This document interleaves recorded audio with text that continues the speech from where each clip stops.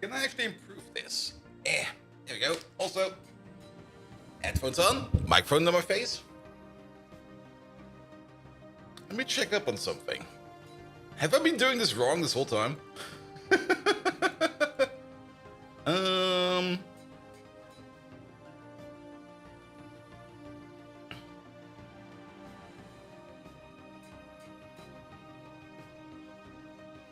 I think I have. Let's try this word change.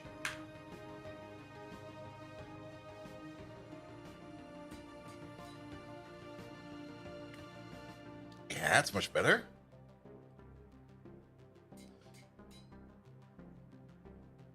Is Teams off? I already destroyed it. There you go. Is Megatron in remote mode? Yes, he is. Of course he is. There we go.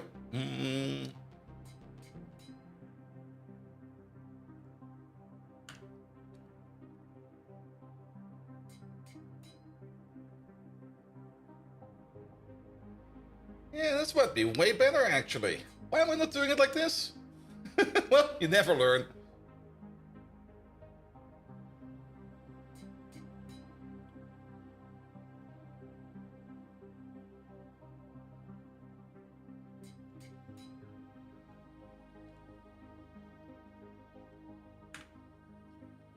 Good. Alright, Beard. Get that under control. Let's also sit properly in the chair, not be super slouching. Here we go.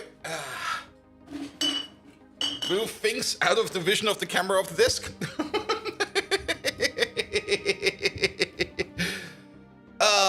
Very important. Check if the camera's rolling. Bum bum bum bum bum bum. No, it's not. Here you go. That's way better. Good.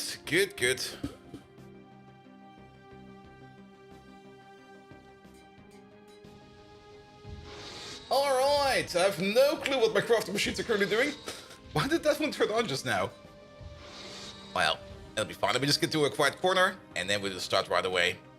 Let's actually go to the roof.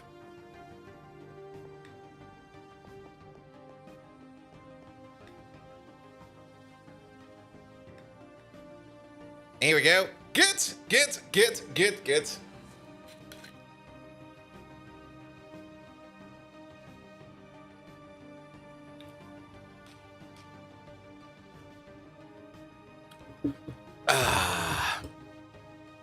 Rocket launch should finish already. That thing I think is prepped, but we should have everything available. Here we go. Also, Solaris, I do like your music. Okay, that's not enough. At most this. It should be there, but it should not be overwhelming. Off we go! And it's already fucking Friday. What the hell, man? Good evening, Twitch, and welcome back to GregTech New Horizons. I have no clue where the entire week went. Like, I mean, I was 2 days sick. That probably explains it, but still, I feel like I've done nothing productive at all this week. Like nothing at all. Nevertheless, somehow we did do Pi Science 3 in Factorio, and today we are definitely going to be using our Tier 3 rocket to go to different places. Good. I've been busy. You might already see it on the minimap, but I've definitely been busy. It's also the reason why I'm not turning around. Because I've finally done a thing that was on our not really imaginary to-do list. Well, it is definitely an imaginary to-do list because we don't write stuff down. But I've finally done a thing that we've been talking about for a while, and I think we're gonna be requiring it. Because if we look at the quest book real quick, we will notice that, well, for the... For completing Ivy over here, we do need to go to like 4 different planets, and then there's another 3 different planets over here with a tier 4 rocket. So going to multiple planets will become even more common. So it's definitely a thing that we need now, something like a rocket launch pad. It's not really that impressive yet. It's basically just a big concrete slab with 12 different launch pads on it, but there's a little bit more to this than you might think, because I have been spending at least some time over here making sure that each launch pad over here is in its own chunk, because keep in mind, every rocket launch does shoot off like a whole bunch of pollution, and we do need to take care of the pollution. I wonder if your competitors went bust, but the thing they released, and we've been reporting ever since. Ooh, nice. It's off by 5? What do you mean off by 5? It's fine. It's perfectly fine. The thing that's off is actually this building over here, but I'm not moving this building over here. Good, good, good, good. Now, every rocket pad is on, like, its own little chunk. And there's, of course, a little bit of an issue with these chunks. Chunks are 16 by 16, was an even number, and rocket pads are 3 by 3. So you have to make, like, some kind of consideration over here. Also, I've been fucking around over here with these energy conduits over here. There seems to be covers available for them, but I just can't get them to work. Like, there is a really, really nice cover for these, and I want to put it on them, and it just goes like, nah. The tooltip says, the tooltip says just press like shift right click or shift, or is it just right click, shift right click? I don't even remember what the tooltip was, and that just didn't work. Well, doesn't matter. Good, but you might be all thinking like, wait a minute, pollution? And how do we get input-output over here done? Well, you might already see that there's a tunnel over there. Also, maybe at some point in time, we'll make a door over there. Speaking of door, wait a minute. Door. There's a new door over here. A way better door. A way easier door. It's an airlock door. Which just opens and closes like that. No more leaving the door open. We got an airlock door now. And these airlock doors are really, really nice, actually. They're meant to keep the air in and stuff like that. And they will probably not work in this building. Doesn't matter. It's still a door. Now, sadly, it's not as nice as like a sliding door. But, I mean, this is something. This is something. Good. Let's go downstairs real quick. There you go. Until the Enderman walks off of it, I don't think they can do that. Alright, yeah, we do got a bit of an underground layer over here. And it's just one ginormous room, which I've been digging away by hand while I was being sick, because I needed to do something, and I was just like, what are we going to do while we're being sick over here? Might as well start digging out something, and, well, I just dug this entire thing out. And we do have, like, electric air filters, 12 of these, 1 per rocket pad. They're exactly underneath the rocket pad. But not only that, these over here are also machine controller controlled, which means these will only turn on if the pollution detector over here is emitting a signal. So if there's pollution in the chunk, then these pollution filters over here will start working. Now, I haven't really tested that yet because I'm not quite sure how the redstone signal over here will be going out, and if it's enough, if I have to got the cover right underneath this thing or not. It could be enough, it could not be enough. That's definitely something we're going to be testing maybe later today. But we have enough space down here for any kind of cable, for any kind of connection to the rocket launch pads, to make sure that this thing over here can work as intended. Also, we're just like getting a little bit of power from over there, and this is kind of nice actually. I do really dislike how these covers look, but somehow it kind of works. Because now you got like this actual caution tape going along over here with like caution. There's a power wire over here. Please do not disturb, which I do kind of like. This is kind of nice. It's really, really nice. Now, the power wire over here will not be able to run all of these 12 at the same time. But most of the time, I'm pretty sure that these 12 over here will not be running at the same time. Like, they will be running for a bit, and then at some point in time, they will stop. So I think we're going to be fine over there as well. Good. Then, in other news, there's still a mining operation going on. I was kind of hoping it would be done by today, but it kind of turns out mining in the nether really does give you like a hecking load of ores. And the main reason why we're currently mining in the nether is, well, at some point in time, I kind of noticed that we were out of sulfur. We now got 175,000 sulfur back in storage, which I hope will be enough. Lucifer Senpai, hello there. Which I hope will be enough for a while. But yes, the sulfur over here, it is part of Superfuel. It's part of the Superfuel binder, I think, as well. And it's also a big part of sulfuric acid, which we do require to make nitrobenzene. And speaking of nitrobenzene, let's go over there real quick. Here we go. Yeah, we still need some better roads and stuff over here, but yeah, we got a jetpack. Like the moment you get the jetpack, roads are just becoming like nothing you really worry about no more. Yeah, nitrobenzene. We've been making a bit of it. Like, we got 27 million nitrobenzene in storage over here. That's 27,000 buckets. That's quite a bit of nitrobenzene just sitting over here, being able to be put into this little power plant over here if we need it. And while we're here, we might as well check up on these real quick. You're good, you're good, you're good, you're good, you're good. There was also a change to these. We're now also running the large Orihakurum turbines over here, which means that these over here do make a bit more power. That's an early flank attack. I was not expecting I'm a flanker over here this minute. I'm a flanker! Welcome, welcome, welcome. Thank you so much for your lovely raid. Megatron. Remember how yesterday I'm a flanker was standing on your right? Well, good news. Today you're paying extra attention to your right, but today he's standing on your left.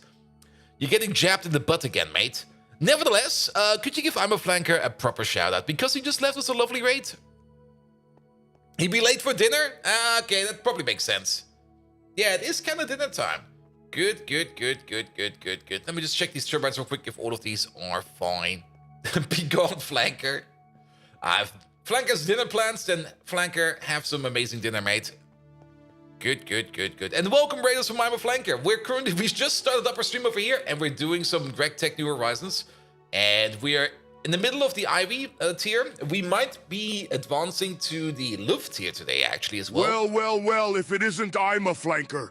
A craftier specimen of protoplasm haven't seethed beneath this universe's sun. Props to you for your recent revolting revolution in our direction. May your CPU fry in the pits of a non-refrigerated server. Ah ha ha ha! A moment to my enjoyers of exploitation. Recall the wretched weasel of a memory, the dastardly Nut War. That was a time when backstabbing was not just expected, it was encouraged.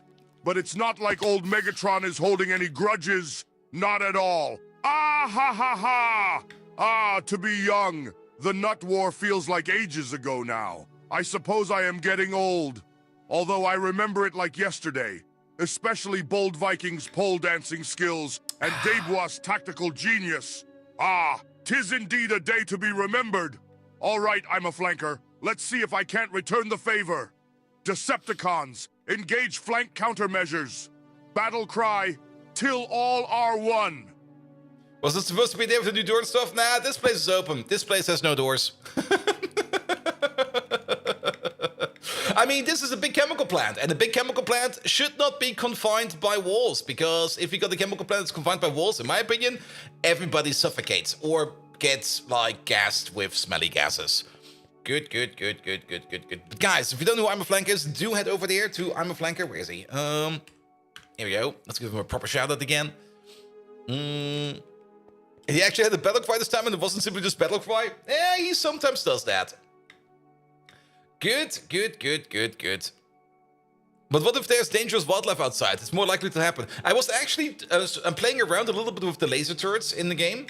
But the laser turrets, well, how to put it? They make these floodlights over here. They used to be turrets, and since everything over here spawns like all the time, especially during nighttime, although now it's gonna be a little bit better because now we got these floodlights over here. Yeah, I don't really want to put anything down over here that actively prevents stuff from spawning. But I do want to light up the place to prevent spawning. But we're not going to use the Magnum Torch or anything like that. We're going to use floodlights. It'll be fine. It'll be fine. Good. Nevertheless, we also do have the second chemical plant over here. Now, there's a quick difference between these two. They're technically built exactly the same. The only difference is that this one over here has like some permanent crafting jobs that's just getting filled up every time. And this one over here is for the on-demand crafting jobs, which is a little bit more complicated. Not really more complicated, but it's a different output setup, because this one over here has a single output hatch where we just put everything into, whereas these over here has reserved output hatches that are reserved, for example, for rocket fuel. Actually, this one does not exist anymore. We also still got the access hatch over here because, yeah, I've been lazy. We do got some extra space down here as well if we need some more space, but it's more of the same. It's just like hook everything up and everything over here is fine. Have I seen the latest Friday Factorio fact? Yes. I expect weird changes coming in for Pi Alien Life, because now that you can actually actively plant, not really actively plant, but you can put down a building now in Factorio that will replant trees for you and will also cut them down. There's this actual farming now in Factorio. Like none of this weird modded stuff, but actual vanilla farming in Factorio. It's gonna be weird, man. It's gonna be weird. I'm so looking forward to it. Here we go, here we go. But yes, that's, I think, more or less the quick recap for things that need to be done. This over here will be our cargo rocket input-output area. And I think 12 cargo rockets over here will probably be enough. I don't think that we will need, like, to keep old bases up all the time. We might just be switching around to, like, newer, more remote places over time. Because, well, how to put it... Usually, the more remote places also have the ores of the previous places. Unless we figure out the space where that's not the case, then we're gonna do something about that. And there was another mod pack that you had the plantation building that sort of worked the same way. Ooh, nice, nice, nice. Alright, but the objective for today is actually to go to... Well, there's a couple of objectives today. Let's maybe check the quest book real quick, because I've also been questing a little bit. Not too much, just a bit. Ah, my legs! They actually ate quite a bit of power from our suit. Let's also give this one a charge. Here we go. But yes, I'm very much looking forward to Factorio 2.0. I mean, I can't I can't just stop saying it. I really want it. But it also kind of means that at some point in time, Pi, or the Pi mods will be even more complicated. And yes, by the way, this over here is just, well, we can get rid of most of these. This is where I put my chests down to put it into my system over here. But these should all be empty. Here we go. I might need to put in some kind of better system than just like having like this wire over here flying around. I will not pick up the wire just now because there's probably more ores we need to pick up. But it'll be fine. It'll be fine. Good. So, quest book. Let's have a look at this one real quick. So, I've already went down the path over here a little bit for the Quantum Star. That's radioactive! What the fuck, man?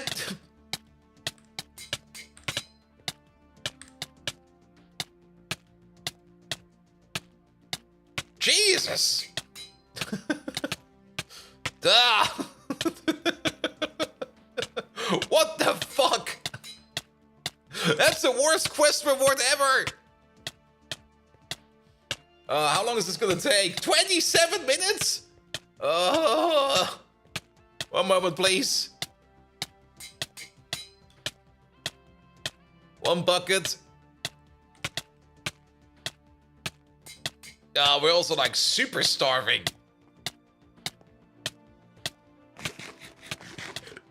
How is this a reward? Drink a bucket of milk? Yeah, I'm going for it. I know where the cows are. Oh god. Oh, I can't. I don't have a jetpack on. Oh god. We'll fix that later. This is like the worst hangover trip ever. Ugh. All right, we're here. Ugh. Quake to the cows.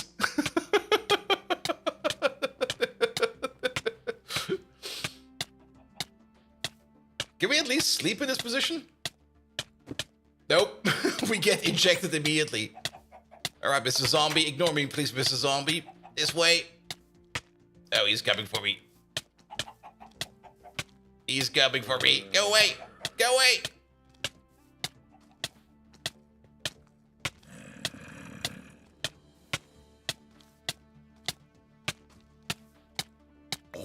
I got him. Press the button, please. There we go. Through the door. Up the stairs. I can hear the cow. Mr. Cow, give me your sweet, sweet milk, please.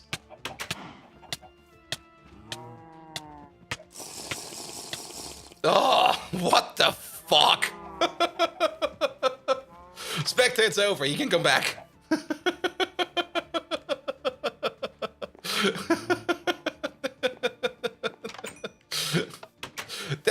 You know what? Let's get another bucket of milk just in case. Oh.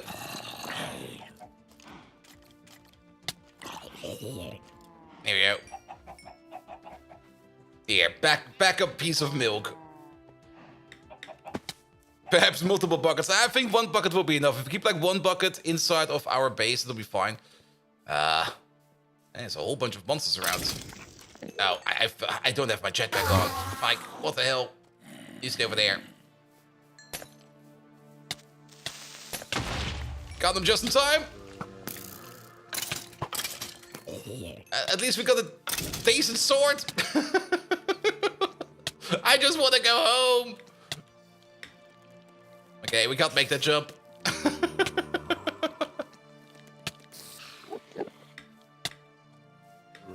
There we go. Bolt, have I been invaded? Yes, we've been invaded by I'm a Flanker. Also, we got the worst reward ever, where we just got nauseous for like 30 minutes. There we go. Oh, oh, that's a start.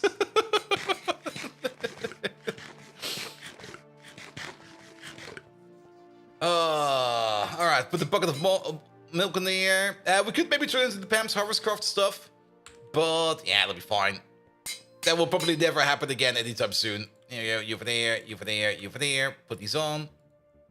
All right, now we're good again. Well, so much for that reward. Like here, get some radium. It's radioactive.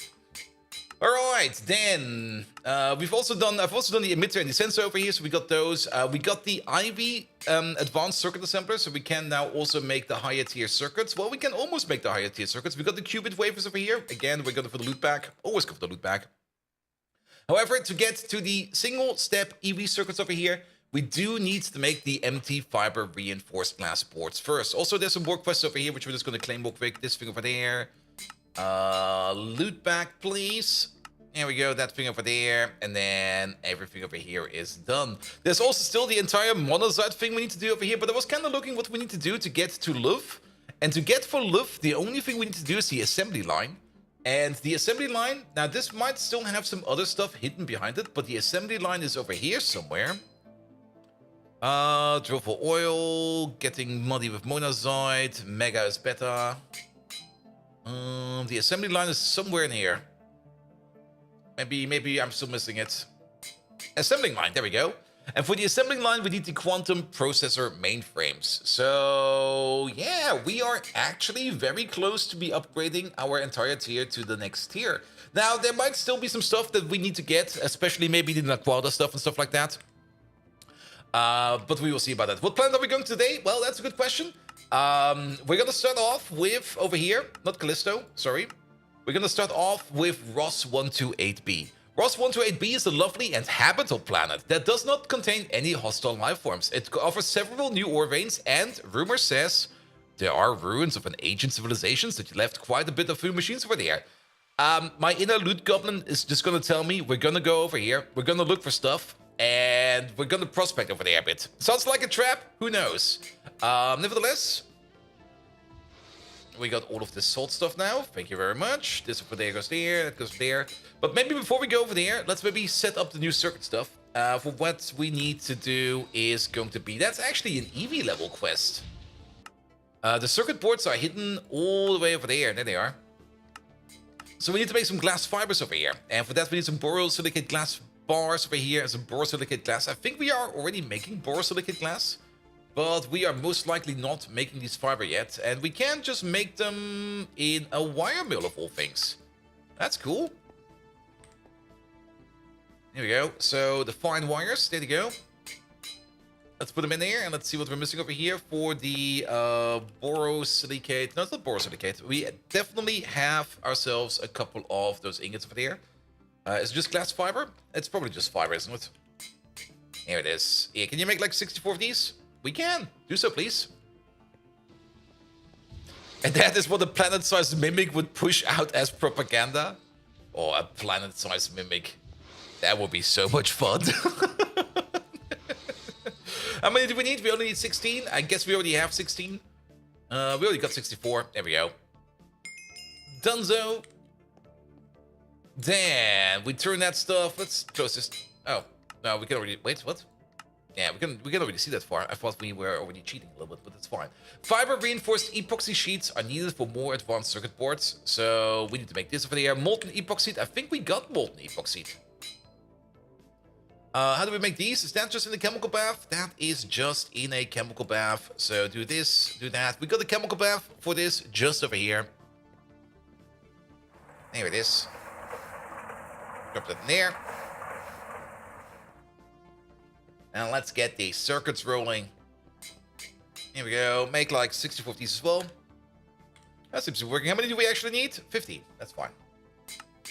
Good. As for you, give me the loot, please. Here we go. Put these in there. Alright, fiber reinforced. Yeah, that seems to be not going super duper fast. Well, it's not going super duper fast because we still need some molten epoxy over here, it seems. Okay. But that is being made as well. Let's have a quick peek over here. How long does it take? A bit. 3 seconds. 3 seconds is actually fine. We don't need to worry too much about that. Alright. But we do need 15 for the quest. And did you see a message in the Greg Tech New Horizons channel Discord? Maybe? Wait a minute. If you mean just now, then no. If you mean, like, this week? Probably.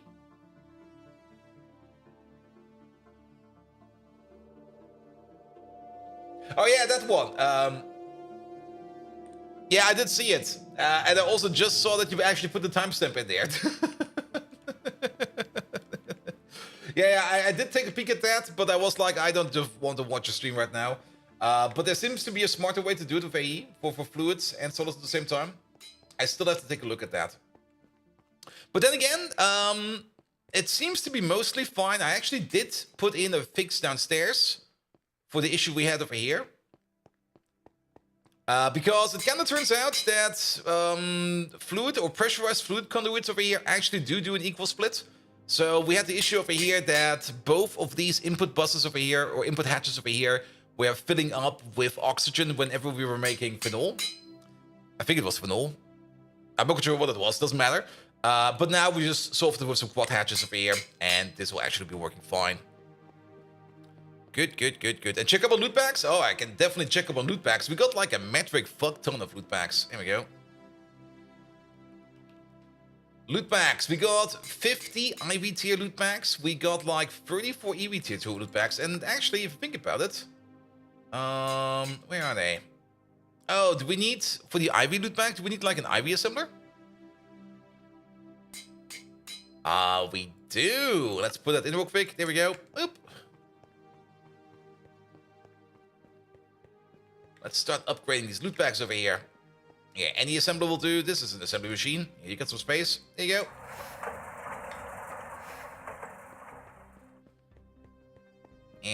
Here we go. Alright, and then make some of these. Can we make like 30 of these? We're missing about 1,496 LV bags. Okay, maybe not 30. How about 20? Getting closer? How about 15? Getting closer? How about 12? Getting close. 10? Is it 10? 10 is fine. Do 10. Here we go.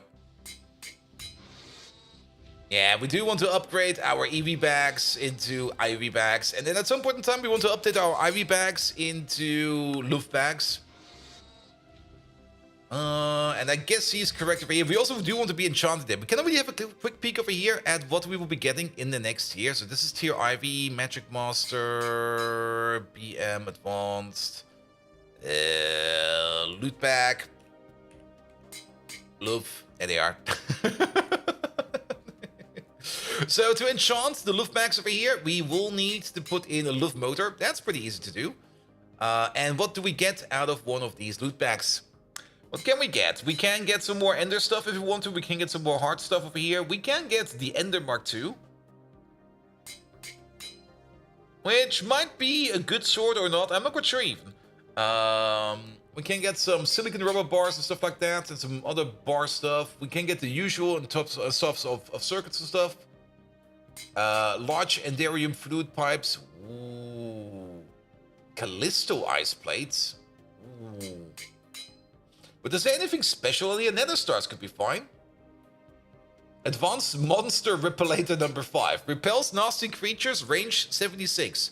Unpowered. 304 powered. Okay. And of course, ender chests and dimensional transceivers and stuff like that are also in there. Yeah, ooh. A prospector scanner over here. That could be fine as well. Alright, speaking of prospector, prospecting, there we go. Give me all of these. I don't think we need all of these, but we're gonna bring all of these. There we go, put them all in there. Because we're gonna be prospecting at some point in time. Alright, alright. And then you're still crafting loot packs together. Is that working? That seems to be working. Alright, alright, alright, alright, alright.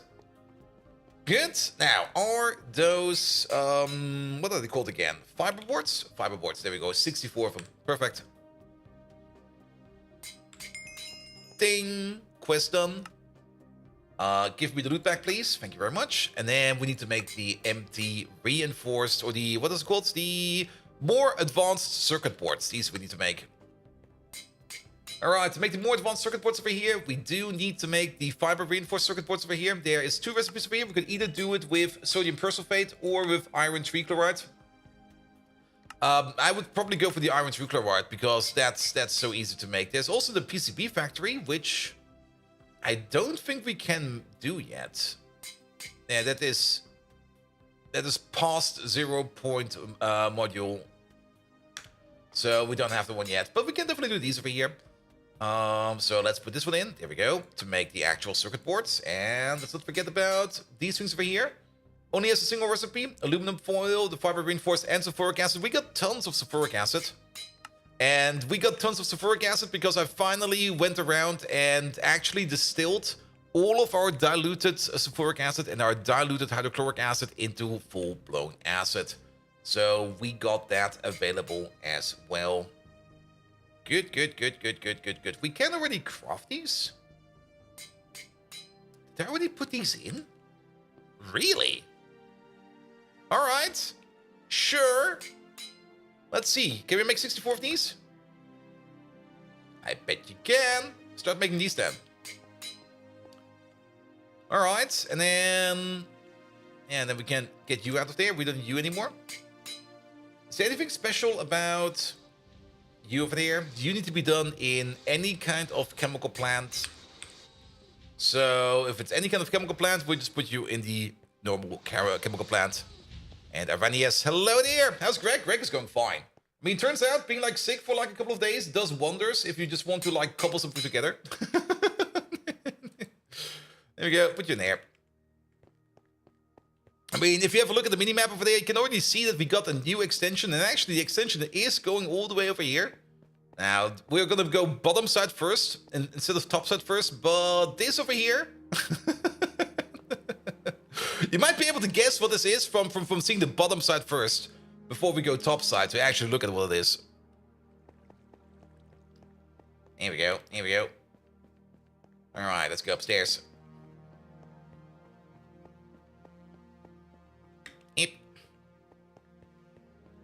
And let's put that stuff in over there as well. So we don't need you anymore. And then we need, what is it called?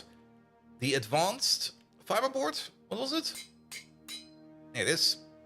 We're probably still crafting these over here. Yes, we are. Did you make a pollution machine? Nah, yes and no. We made a cargo rocket launch pad.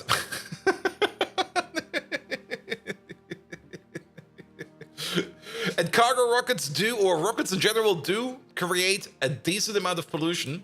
So now we got ourselves like a little nice looking rocket pad over here for where we're going to be doing rocket input output. I'm still not quite sure if cargo rockets... There's still a couple of questions open for cargo rockets, and I've been looking through the wiki a bit.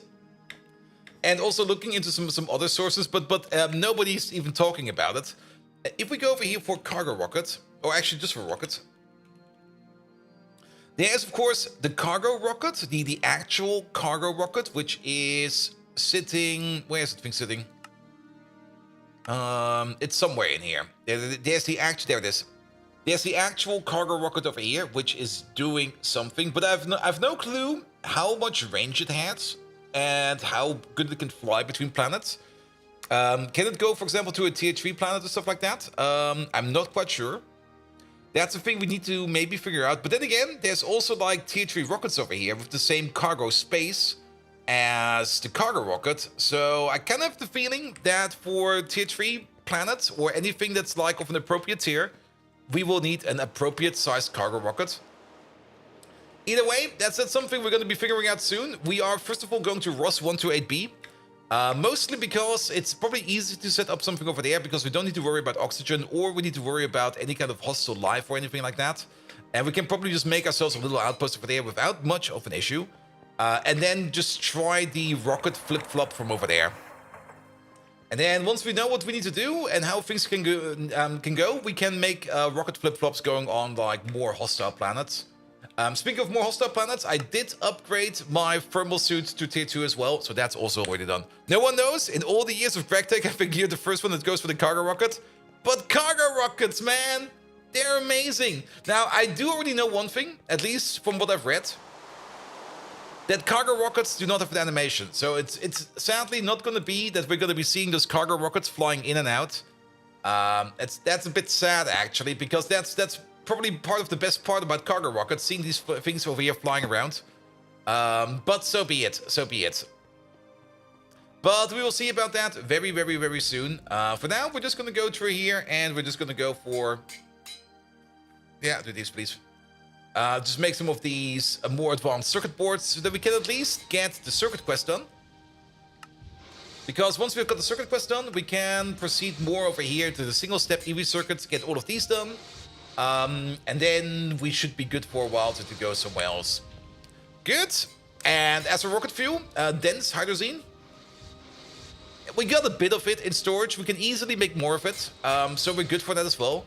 Then again, I was kind of looking at the more advanced rocket fuels as well. It's kind of loud over there. Let's go over here. There we go. For the more advanced rocket fuels, which are, of course, sitting over there.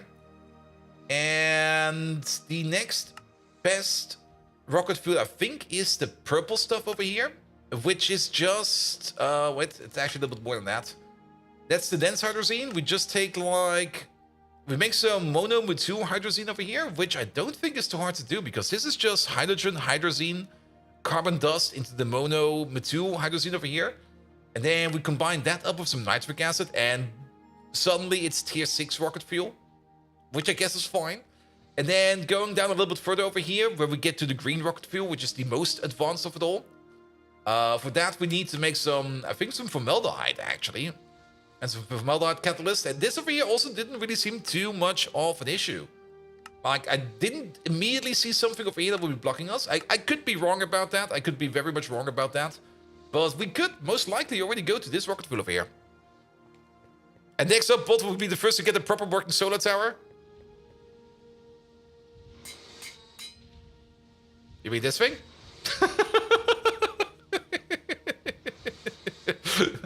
I was thinking about it. And technically we can craft one if we want to.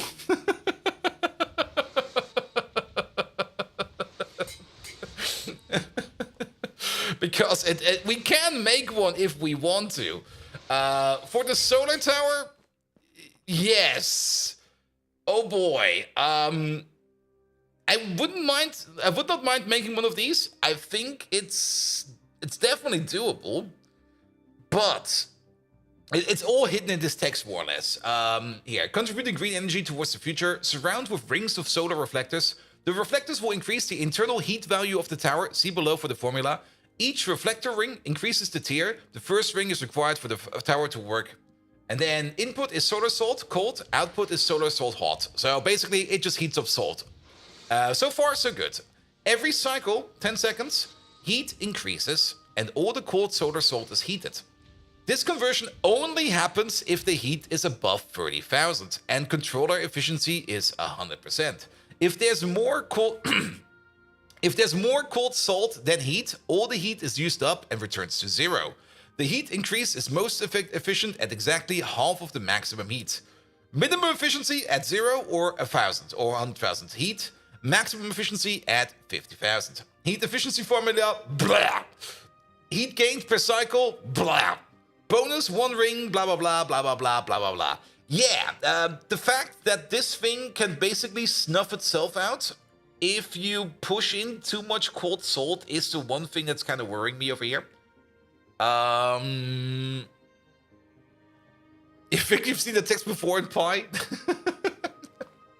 Yeah, the snuff out factor over here is the part where I'm a little bit concerned about. Then again, this entire thing over here is more or less like it's green energy and also does look kind of cool. I mean, you get your solar tower and keep in mind, we have to make some more advanced tiers of it, so we do get some extra rings all the way up to tier 5. So it would be something like this, but I've got a lot of questions about this thing, man. Like, a lot. It's probably worse that there's a finer fluid controls in here. Yeah. And that whole fluid control, that's the one part where I'm also kind of still struggling a bit with Minecraft. I mean, in Factorio, it would just be like, yeah, connect up a pump, connect up a wire, set some number in there, and you're fine. And then you don't need to worry about it. I mean, setting up this logic in Factorio, easy peasy. Setting up this logic in GregTech, in Minecraft, it's just like, all right, maybe a redstone signal, maybe this weird entity or that weird entity. There is a lack of understanding on my side about what entities I can use for this and what will probably be a proper setup for it. Then again, it would be fun. Only one way to answer, right? Yep, we're probably gonna have to make it at some point in time, but maybe not today. But then again, maybe if we go for, I mean, if we do figure it out and we go to maybe places like Ross 128b or maybe any of the planets, or the more fringe planets, where relying on solar might be a good idea. We could do it over there. And no one has an answer for that thing. If you tried to build it and decided it was horrible, I already know it's going to be horrible, but I probably will still do it at some point in time. And that sounds like Bolt? Pretty much. But not today. Definitely not today. But like I said, it's gonna be like on the imaginary list, same as the cargo rocket pad which you now made. At some point in time, we're just gonna start fucking around with that thing. I mean, it should work, right? It has been tested, right? Right? Oh, no, I thought it was a monster, but it was just smoke. Alright. What we do need over here is going to be the things like the circuit boards. Here we go, give me these. Dunzo. Alright, let's maybe also go to these real quick. So we want to make this stuff over here. Where and how do we make this stuff? This stuff is made in a chemical plant, circuit level 3, nitric acid and monomethyl, blah blah blah. Sure, do this. And then the monomethyl hydrazine over here, it's also made in a chemical plant with some carbon dust in it. The carbon dust over here, we're probably just going to be hooking it up via stocking bus, because I don't really think we need this over here to be done with any kind of buffer or something like that. And then we just combine up these two over here.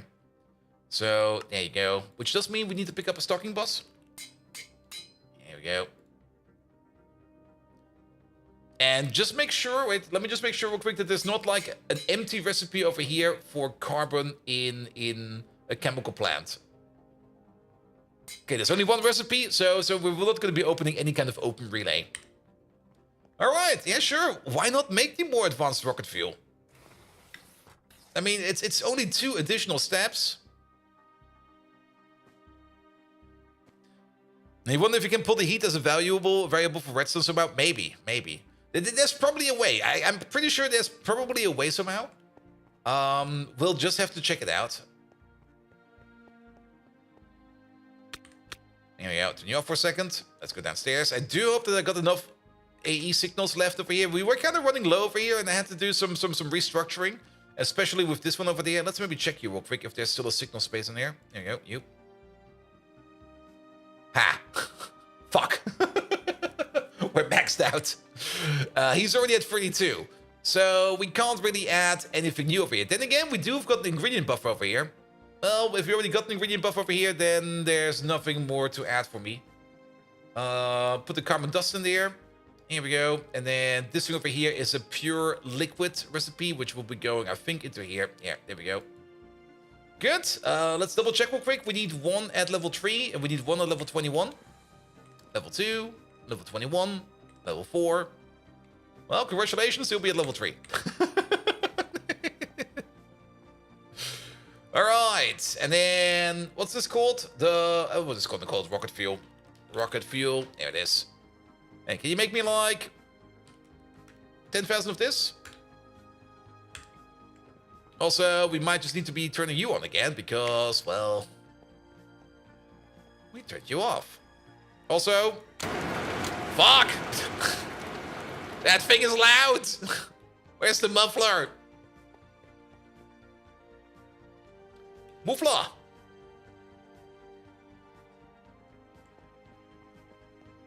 Alright, there we go.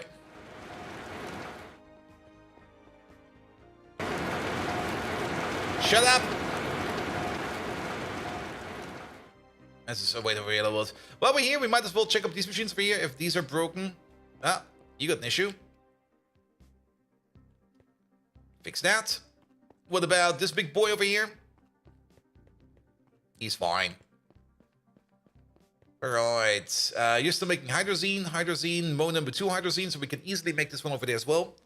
And then this stuff over here, it does say that this stuff over here does require tungsten steel, but we have tungsten steel.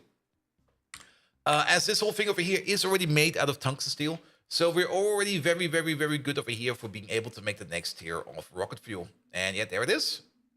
Wait, is it that? No, there it is, there it is. And Guarantee, hello there! Welcome, welcome, welcome. Good. Well then. Tier 6 rocket fuel already done. I mean, the sooner we have it, the better. And I think the higher tier rocket fuel is also like more energetic, so we might even be able to run a power plant of it if we want to. Let's have a look at this real quick. It's over there. Like, we could use it. Yeah, it has like a bucket value of like 6 million.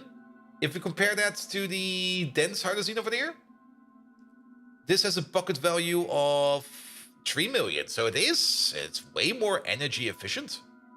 Though I'm not quite sure if we can actually use this for power. I mean, there is the turbo rocket engine over here, which I think we can use for rocket fuels and make some power out of that. They're not really super duper efficient, but they work.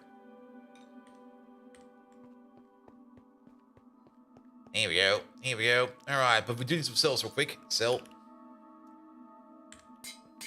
And how much of the rocket fuel do we need to proceed to the quest? Only 2. We got a couple more. Rocket fuel. Yeah, we got like 10,000 over there. Give me that. Well then, quest complete. Well then. The serious upgrade? ZPM. I kind of have the feeling that we might not be able to do this one. Chemical player? Yeah, okay. This one, on the other hand, is sadly out of reach. Laurenium. Is that made of Laurilama? Laurenium? There it is. Laurenium. Vigorous Laurenium machine casing. Laurenium ingots. It's something we can get from, I guess, from freezing. Naquada is required. ZPM power for the furnace if we want to make it like this. But we don't want to make it like this. We will probably want to make it in a ABS. Most likely. There we go. Made out of Eggland steel. Iridium, indium dust. Rhenium dust. Dysprosium dust. And chrome. Yeah, I don't think we are at that point yet. Definitely not. But at least for now we got some even more advanced rocket fuel, which is nice. Which is really, really nice. Speaking of, now that we got that done, well, there's nothing to claim, sadly. Is there nothing to claim? No rewards? Oh, come on. Those are horrible quests if they got no rewards. Good. Quantum processors are your first chance to make EV circuits in a single craft. These over here will be amazing. Let's get these done as well. So for that, we need this recipe, a circuit assembler, an IV level circuit assembler. Let's find ourselves... Let's see, that's molten lead. molten soldering alloy, qubit processors, nano component central processing units. I think we already have all of these. All of these should be available. Let's put that one in. And of course, well, let's go step by step. Because we do need to make like 8 of these. Let's put it in.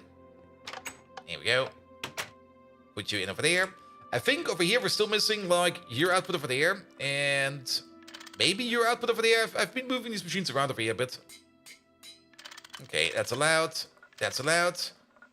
Item output. Item output. There we go. Look at the time and the energy tier. It should be Ivy, right? I mean, that's why we're doing that. Or you mean for the other thing? For the Larenium. I mean, this stuff over here is going to be... There you go. Hey, Chromium, hello there. And it's only 10 seconds over here. But yeah, the Laremium over here, that's going to be like ZPM and for 20 seconds. Oh boy. Oh boy. Yeah, that's going to be for a later date, you know? Quantum. Here we go. Quantum processors, please. 8 of them. Go. 400 odd seconds at ZPM. Yeah, that's a lot of power. That's so much power. All right. All right. You think the processing assembly counts as a clean room? The processing assembly? You mean the building where you can put like 64 other buildings in it? Or machines in it? It could be a clean room, but then again, we got a clean room. This thing is available over here. So nothing to worry about that. And also, do keep in mind that maybe at some point in time, we do get the circuit assembly line over here. And the circuit assembly line over here should count as a clean room. I hope it counts as a clean room.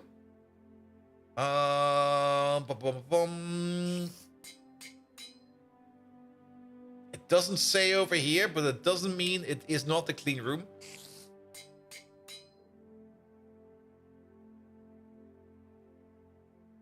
And how does this thing even look? Yeah, that's kind of boring. And circuit assembly has some extra factors on it. Yeah, definitely. I mean, things are going to change up soon. Things are going to change up very, very soon. If we only do one recipe, yeah, that's probably why you need an assembly line. It would be a bit weird if you got like a machine that small that does like everything. Like else, it would only be like a couple more of these multi-blocks and we could technically make everything we want to. But yeah, things have to switch up, of course. Then again, things will also get bigger. So that's the other plus side. And you can put most of it, if not all the machines, in the process assembly. Yeah, I do know it exists, and I do know that it can do all that stuff. But to be perfectly honest, this is fine. This is fine. Here we go. And it does parallel craft. It does. It does. All right. One more nano CPU wafer. And then the nano components over there. And then we get the quantum processors. Where's this being made? Up there. All right. Let's maybe also check real quick if our clean room is fine. Our clean room is fine. Good. Good, good, good, good, good, good, good.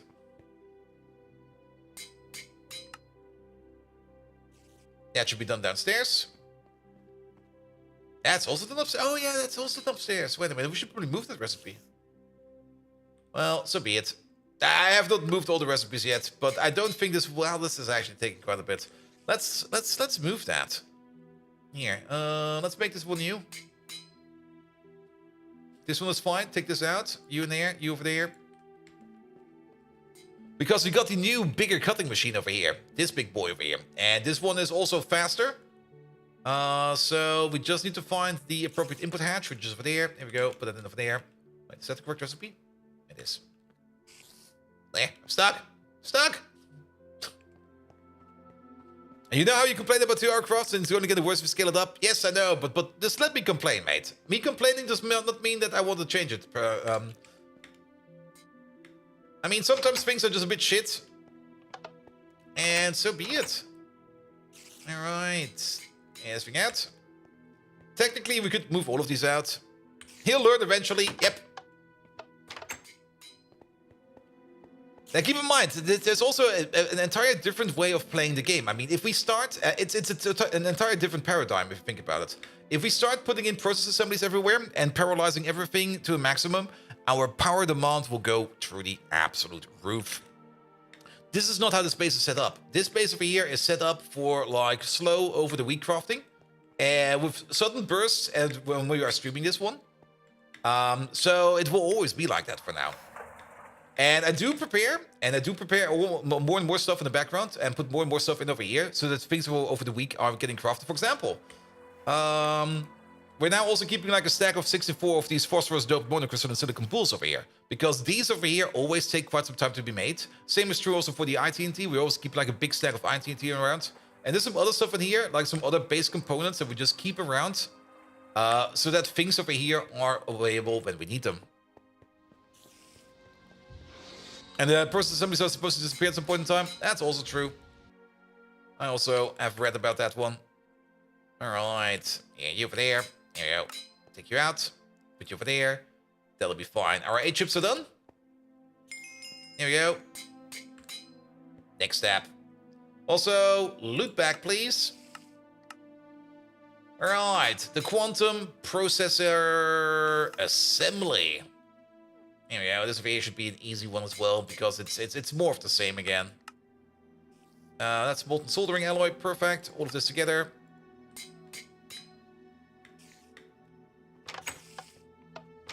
Put you in over there. Make 4 of those. Here we go.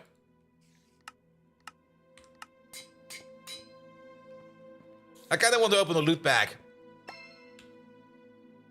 I regret opening a loot bag. Actually, did we get a start? No, we already had one in the pocket. We got some clay bugs. Oh, what the hell, man. And some wooden screws.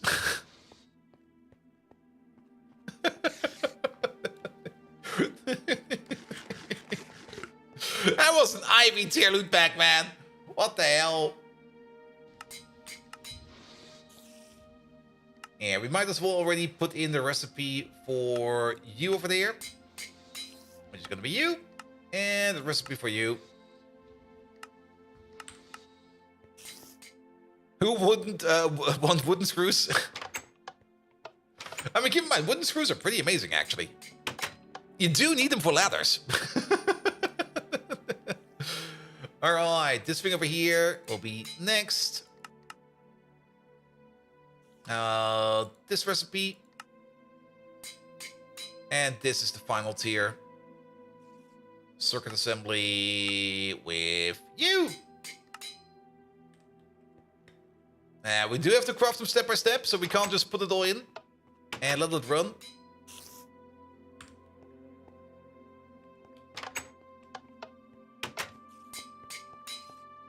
Here we go. Okay, we got 3 of these. We need 4 of these. There we go. Quest complete. Which means we need 2 of these.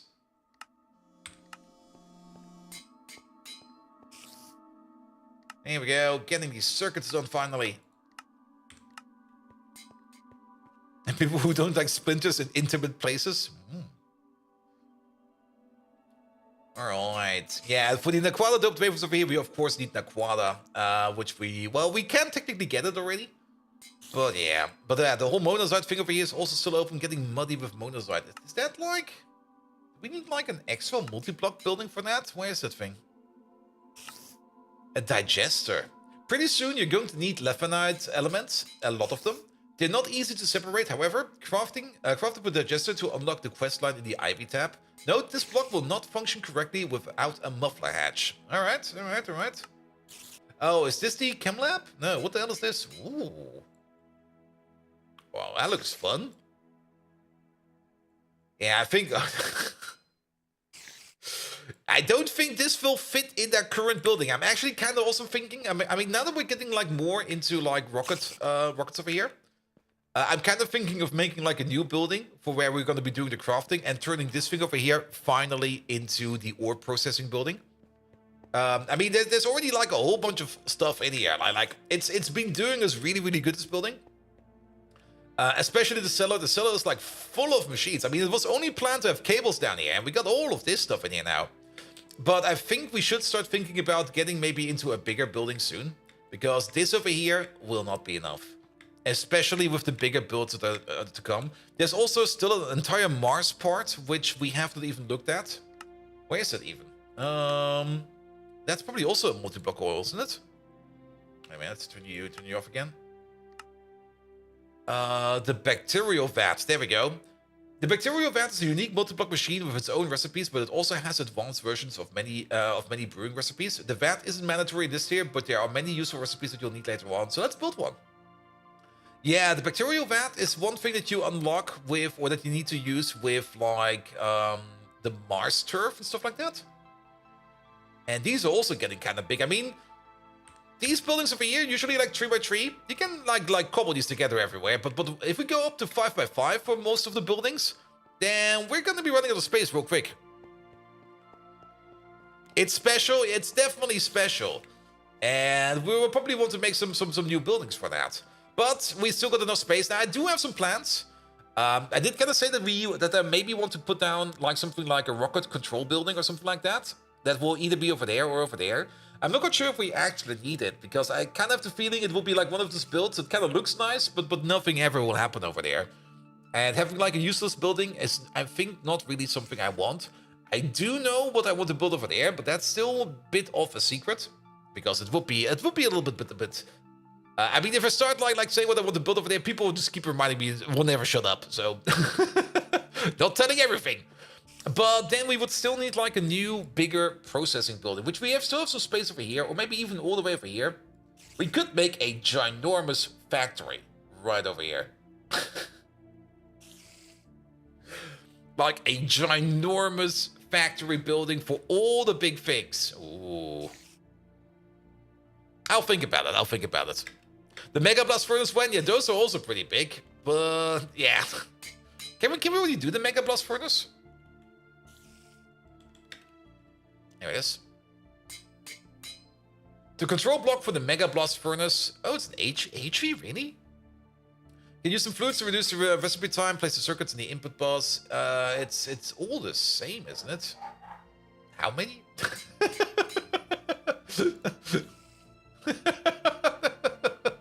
This thing looks so fucking silly, man.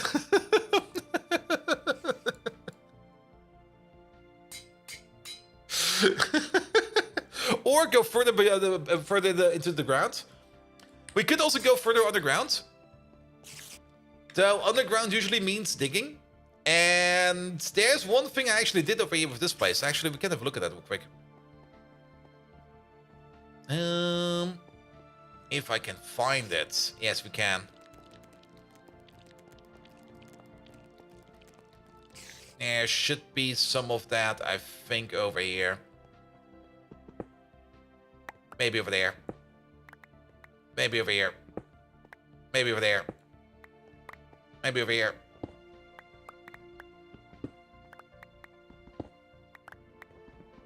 Maybe I'm being stupid. Shit. Maybe over there. There you go. There it is. Yeah, I have been filling up the entire underground layer with light concrete. There's a building for that. There is like the concrete filler, which you can use to fill up like all the caves underneath you. And I've done that to fill up basically the entire caves underneath us. So we're now more or less standing on a solid block of rock. There you go.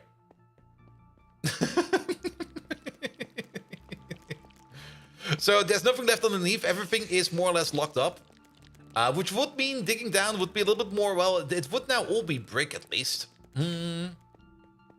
Makes it harder for mobs to spawn and reduce lag. Exactly. That's more or less what I wanted to do. And I thought to myself, like, yeah, over there it's probably a fine idea to do that. Over here, it will probably be maybe a bit more complicated because I'm not quite sure what's underneath us over here. So I kind of skipped on that. But if I already know that there's like nothing, like an underground tunnel going over there or something like that, I will fill it in. Here we go. Here we go. Good. All right. Put these in there. Put those in there. These are done. I've probably already been done for a while. Here we go. And then one of these, please. What if you put the concrete filler above your base and you turn it on? It will fill up the entire base. I mean, the concrete filler it's basically the same building as... Wait a minute. Let's go outside real quick. It's the exact same building as this pump over there. Just different materials. But if you will put it down, it will fill up everything all the way up to this level. In a certain radius. Now, the radius of the concrete filler is rather small. It's only like 16 blocks. So it's basically a 2x2 chunk that it will fill up. But it will fill up the entire thing. And the higher you build it, well, the higher it will go. You do need to supply it with concrete, though. So you do need to supply it with resources. You're not getting the stuff for free. Like encased in resin, preserved forever. Until a random archaeologist comes around and just breaks it apart. Here we go, and there's our quantum processor. It will probably take like... these things usually take like a while, don't they? 80 seconds, alright. What's the new door? It's an airlock.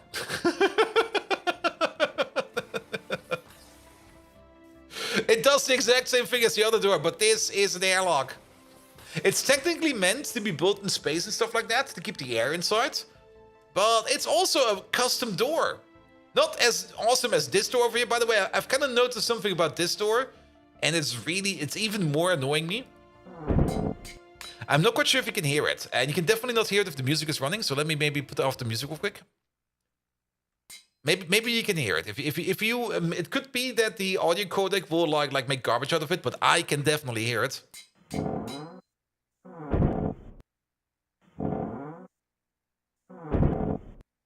You hear it?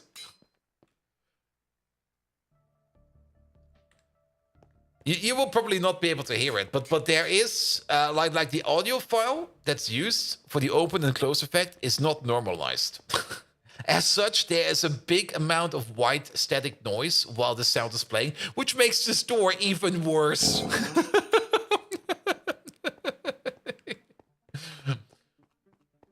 But then again, this thing over here does have some nice things for you. You can even set up the range when it will open when you come along, and stuff like that. Best door ever. It's the most best annoying door ever, definitely. All right, and there it is, the quantum processor.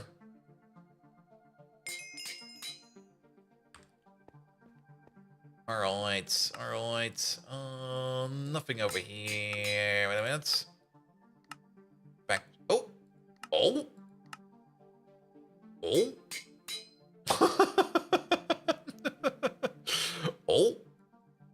We can already see the Luft tiers. Here we go. Claim this one, please. Claim that one, please. Here we go. All right. Do we want to make that thingamabob over here, the assembly line?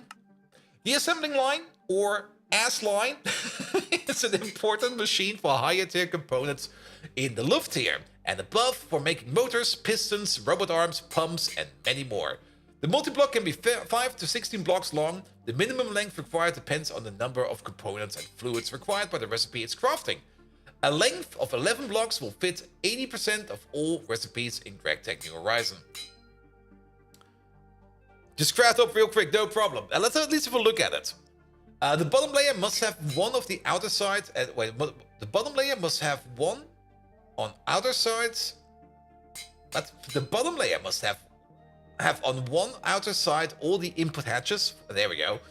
For the fluids, in the bottom middle layer, input buses for the items, and on the other end, one output bus. Also, on the bottom outer layer must be one maintenance hatch, the rest is solid steel machine casings. The second layer, on the outer sides, left and right, are reinforced glass, and in the middle center, assembly line casings. The third layer has on the left and on the right, great machine casings. As in the middle, assembly blah blah blah blah blah blah blah blah blah. Automate the ass line is a difficult challenge. You can use advanced tools like SFM or Open Computers, but you can figure out how to do it with Ender.io or just AE2. For more details, click this link. By the way, the input buses are ULV to help with your automating. If you don't want to automate it, you can use higher tier ones, unlike the CAL. The CAL. Yes, that thing. What? You can have up to 16 input buses. If you use the full 16, you should put the output bus to the side. All right, I think I start to understand how this thing goes. Let me guess. It's like one item per input. Let's maybe have a look at some of these recipes. Maybe can we? There we go. So I guess this thing over here would require like 7 input buses or input hatches, whatever. Actually, 7 input buses and 3 input hatches.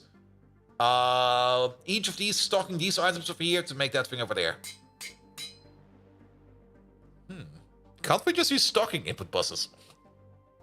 The controller's not output? Okay, I got it. Alright. That's gonna be tricky.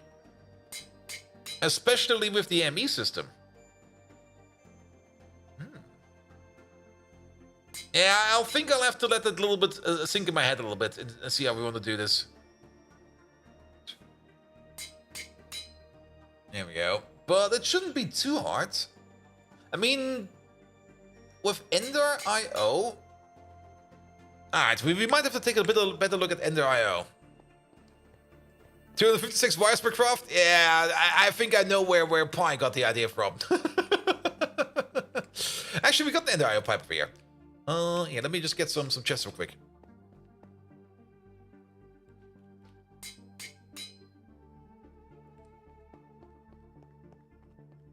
Bum.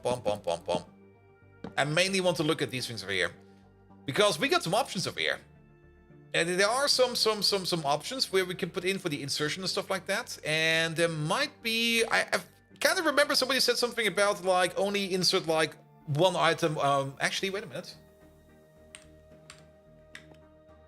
We don't even need that. If you go to any standard input bus... Let's find one real quick. There's one over there. You can limit the insertion over here. So if we just use Ender IO pipes and we set all of them to limit insertion, we can use any kind of buffer. It could even be a chest. Doesn't really matter. Push that stuff into there and let Ender IO handle the rest. You can just encode the pattern with the right terminal. It's gotten a lot easier than Automate these days. Yeah, I mean, it could just be like this. I mean, imagine that all of these are input hatches. And I'll put this thing over there. Then this thing over there will try to push all its items into the first one over here. And if it can't, it will go to the next one. So if we limit the insertion over here, it should be fine. However, we do need to keep in mind that extra insertion could be a thing. It used to be a complete nightmare. Yeah, I can see that. Alright, it doesn't sound too bad. But that more or less proves my point again. The buildings are going to get bigger and bigger and bigger. And we definitely do not have space in here for assembly lines. Definitely not. And yeah, maybe do make like a big machine over here. I mean, we could of course also go underground. Very true. But the thing I kind of dislike about underground is you don't really see the full perspective of the things that you have been making. And being above ground is usually, it shows a bit more of an impact, you know?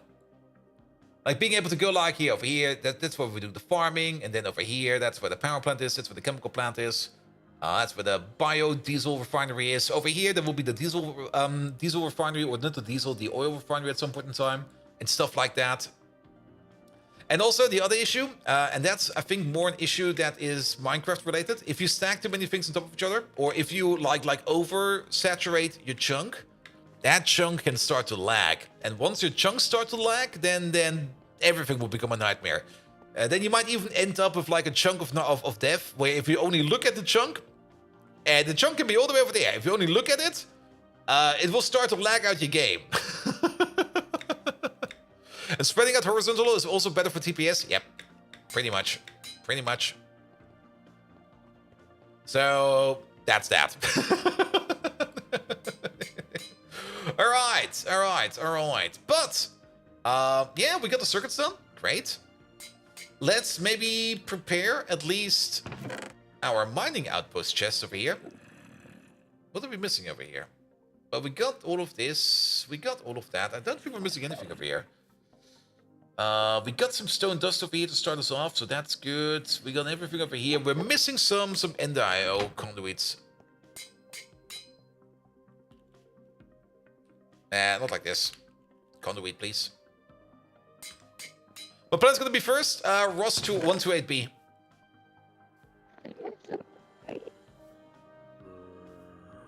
Because for Ross 128B, we don't really need to worry about habitability and stuff like that. We also don't need to worry about enemies. And to be perfectly honest, I'm fucking curious, because he can't just put something like this inside of a description and not tell me I should not check it out. Ross 128B is a lovely and habitable planet, does not have any monsters or hostile forms of it. It offers several new ore veins, and rumors says there is ruins of an ancient civilization that left quite a few machines there. Yeah, we're going here. Don't spoil it. It is most likely gonna be an absolute crap find. I have no clue what's over there, but we're going here. Also, the other reason why we want to go over there, we're kind of out of stone dust. Like, stone dust is something that does not really exist in our base anymore. Broken chests and broken mimic chests. Oh, not that again, mate. It's not bad. I'm gonna wish you had some decent boots, though. I got my paraglider. And as we all know, the boots of the Traveler do not exist in this mod pack. Like, whenever I try to find them or make them, they just don't exist.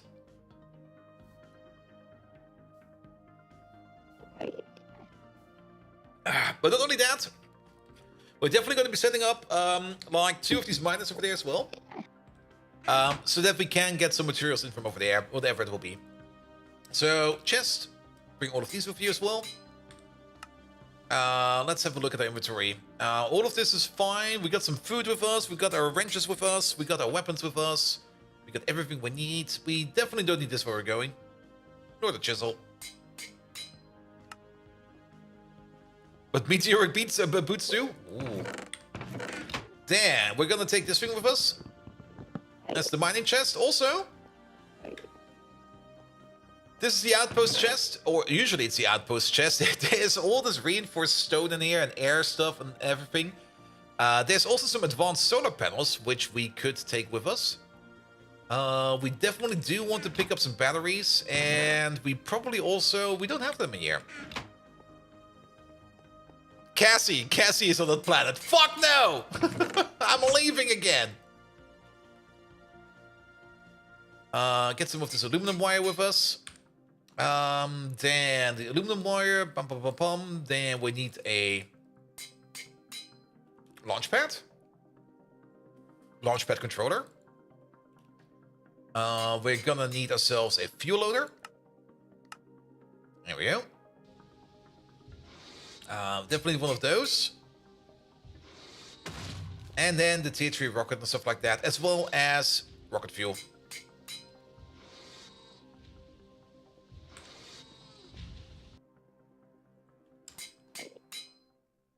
Yeah, get all of this with you.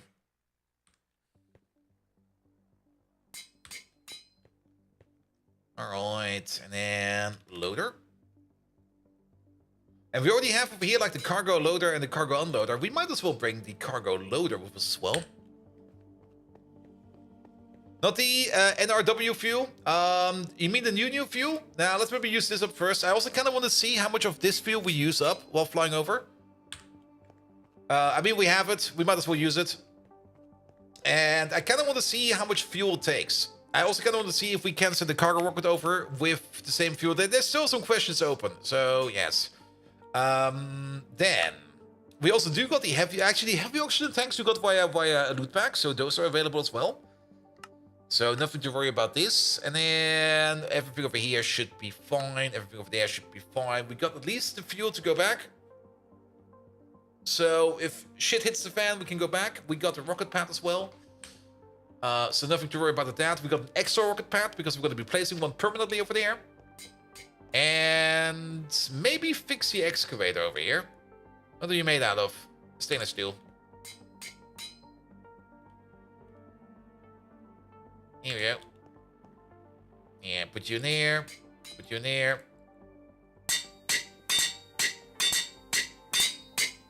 Nah, that pig is hungry. And speaking of tools, hatchet, shovel, hatchet, shovel, pickaxe. Yeah, that's all of them. Prepare for orange. Well, we definitely do want to at least put down a quick save for other reasons.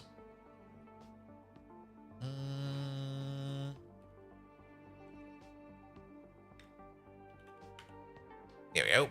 Backup starting. You'll see. All right. And there's also the other thing we need to worry about. And... Yep. Will it fit? Oh, wait. We've got the batteries. The batteries. I mean, we do got some solar panels with us, but definitely bring a battery just in case.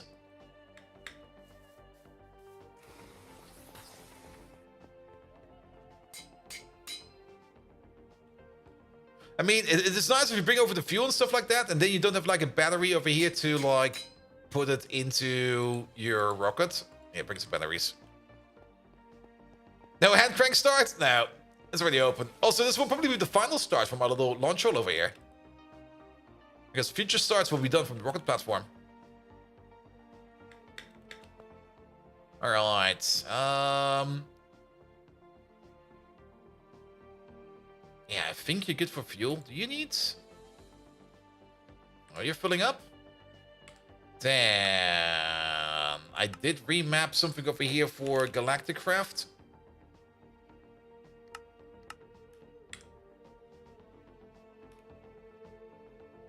Oh, you're still filling up. I see. Good to know.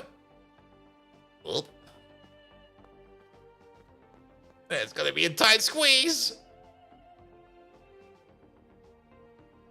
How much will fill? Is it 6? No. No, everything is going in. 7.5 buckets over here.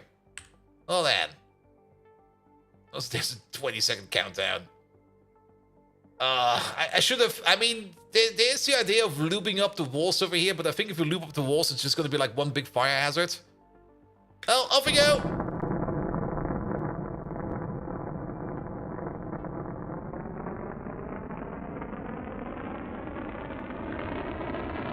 Don't hit the walls, please!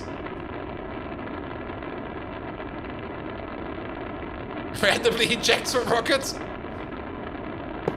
There we go! Stay straight! There we go! Off we go! Man, that thing is fast!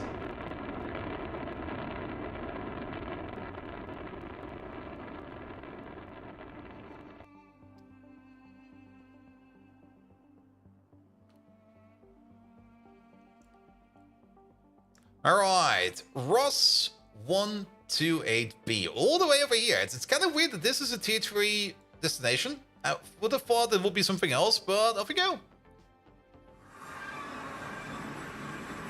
It's definitely orange, alright?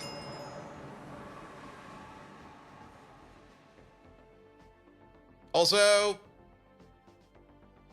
are we still going down? We are still going down. I don't need to press space, so that's good. Is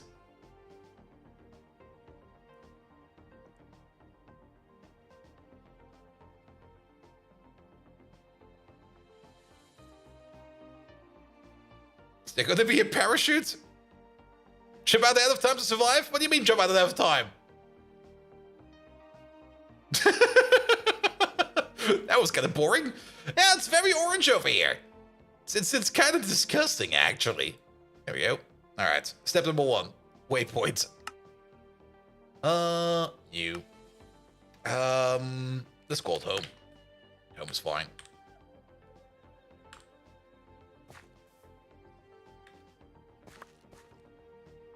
All right. All right. Well then. Is this a place? Let's get the shovel out. Here.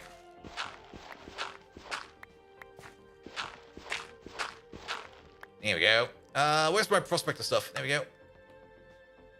So what's around us? Witcher Knight? Forster Knight? There's a whole bunch of stuff around us. Red Zircon, Durlet, Tetrahedrite and Fluorine, Heatenbergite, Chlorine, Potassium, Calcium, Scandium, Red Zircon, ooh, Titanium, Vanadium. Bismuth, we do know, but there seems to be dedicated hydrogen in there. And deuterium. Alright. Argon. Oh. Yeah, some good stuff. Helium-3? Boron? Ooh. Amazing new world, so fresh and interesting. Alright. Well then, let's start having a bit of a walkabout. It's weird ores, it definitely is. There's some bees around. Okay, let's go up to the mountain. And if we can spot swamp, river, stuff like that. Nothing much.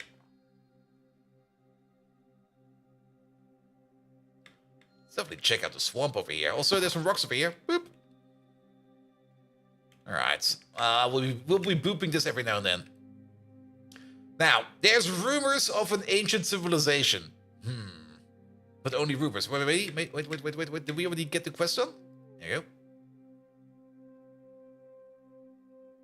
Is there... Oh, it's already claimable. I see. Never mind. Well, then, let's fly around a bit. Let's generate some chunks. Now, there's no monsters over here. That was already something that's been said, but is there like... Are there going to be cows and stuff like that? Well, there's definitely bees. So you can definitely die over here. Oh, this is lovely. Look at this place. More bees.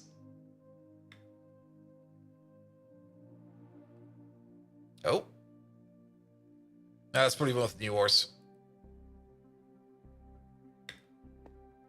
Yeah.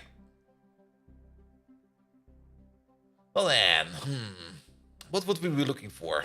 I mean, we are somewhere out there. We're not really at 0-0 starting point. We're somewhere out and about. There's a hut. There's a chest. There's some machines. Alright, there is stuff around. Advanced electric oven Mark II. Turbo steam engine. High voltage battery buffer. Some gold cable. Actually, this gold cable over here, pretty much worth it. Steel chest plates. There's some spaghetti and meatballs. I'll be taking your spaghetti and meatballs, mate. And a miniature heart red thingamabob. I think we already got like tons of these. Alright. Advanced bending machine. These are HV machines. Can we find something more advanced? Oh. There's another hut.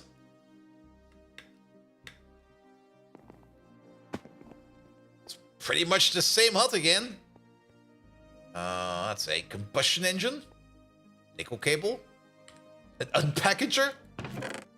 Some division signals. Ooh, beef Wellington. I'll take that. I mean, just finding like the random food over here is already pretty decent, actually. Yeah, put on there, put on there.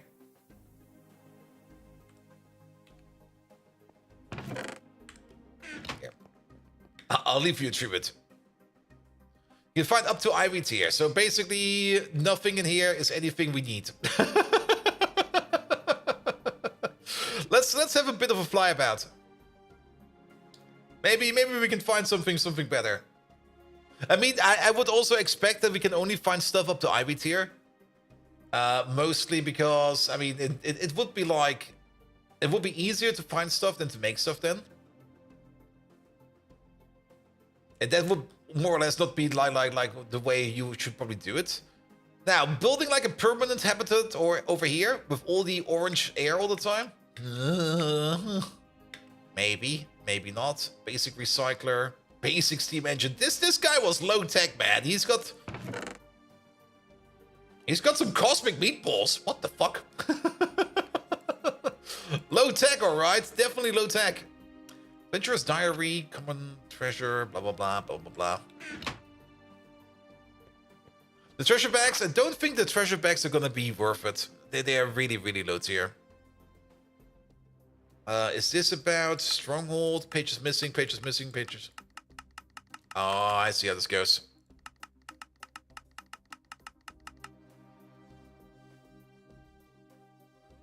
After months of searching, there stood the portal before me, deactivated, but still there. Is this basic stuff? That's hardcore ender expansion. Yes, it is.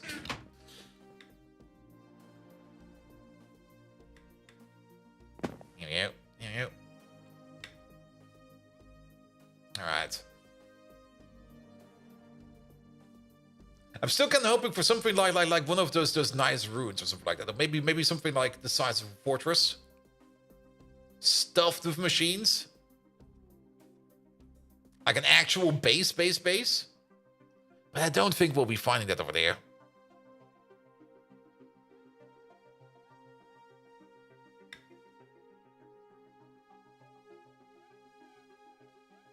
Or maybe a village. A village would be amazing. A village is spawn over here. You've got the gist? No. There would be so much potential over here. And then they just ruin it. Would the nether portal over here do anything? That's a good question. I mean, it would be the same thing as a nether portal on the moon. Then again, you can't do a nether portal on the moon because you can't have fire. You can most likely have fire over here. Or does this thing have its own nether? It could be that this thing has its own nether dimension. So you just get like a different nether. Time to test out? We need some obsidian for that. I don't have any obsidian on me. We also don't really have a bucket on us. And we would need to find some lava or something like that.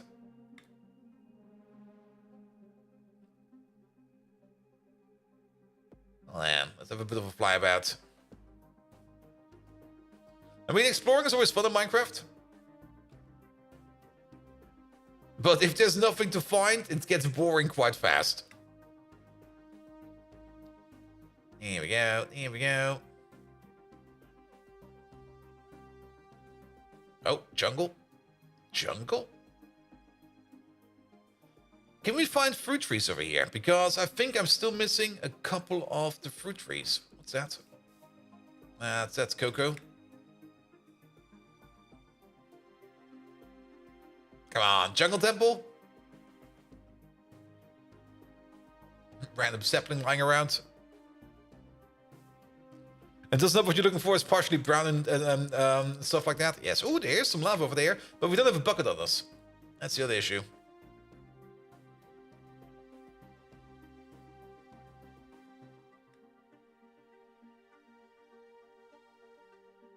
Now in, this way, that way, this way.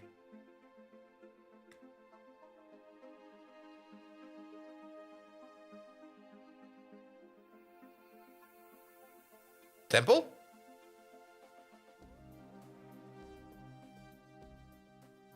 Did I miss one?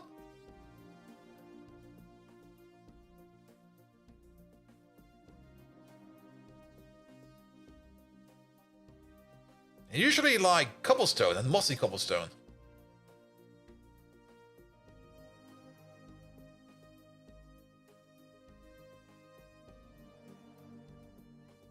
I don't see one.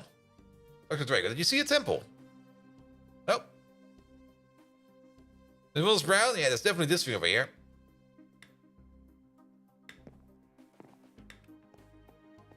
Basic polarizer, basic gas turbine, basic miss.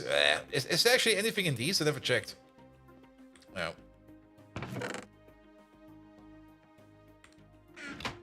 Do we get like a new page? Oh, we do. Yeah. Put away again. Tintin burgers. I'll take some burgers.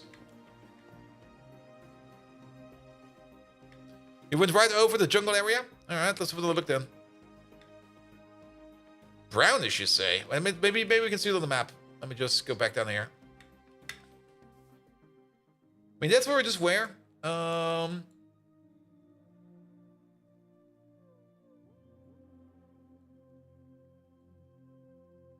You mean this thing over here?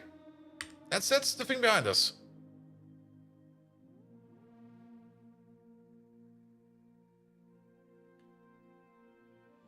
Let's fly back.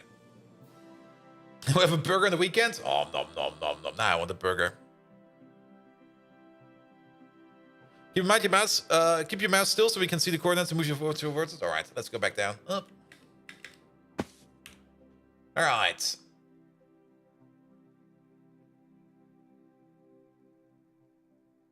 You are at it. What? What do you mean I am at it?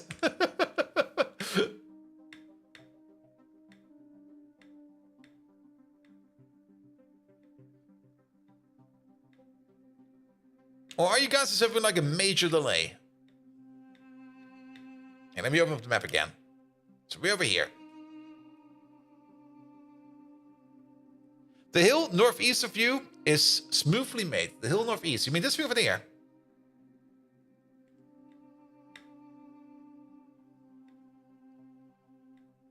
This is nothing, mate. I'm pretty sure this is just a hill.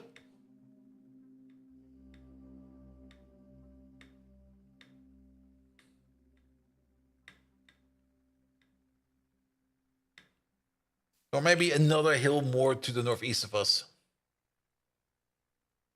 I mean, there might be something over here. There's a bit of red and a bit of yellow. That really looked like it? Really? Oh, let's have another gander.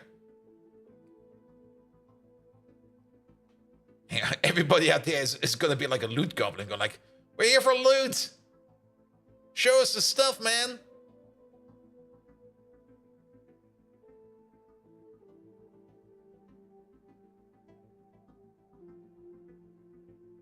Yeah, but there's nothing. Like, at least we can go up really, really high and have like a good bird's eye view. There's nothing. I'm also not quite sure if normal temples are actually in this version of Minecraft. When were they introduced? Like the jungle temples. Then again, the map generation does have some other things in it, like the burial sites and stuff like that. Those do exist. I've not seen one over here yet.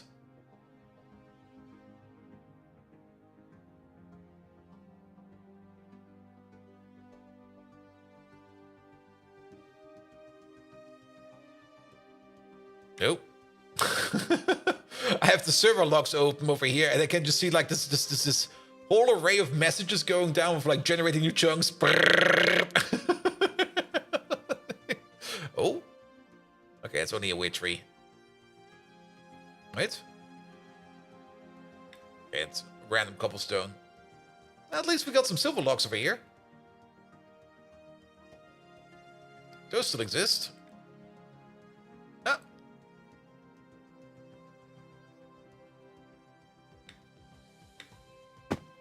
Oh, this guy's running steam powered. It's getting worse and worse.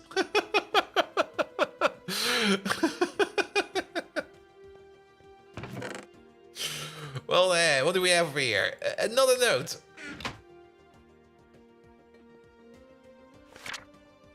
Nope. Well, that note's gone. All right. At least I want to find somebody who's running Ivy Power at least. Come on, there must be somebody out here running Ivy Power. There was knowledge in the journal page. Yeah, I kind of noticed that after we ate it.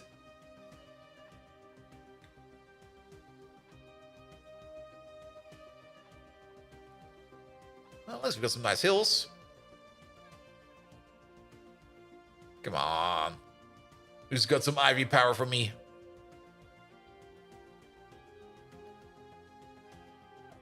And look at him, Philip setting it up of spewing steam and catching fire.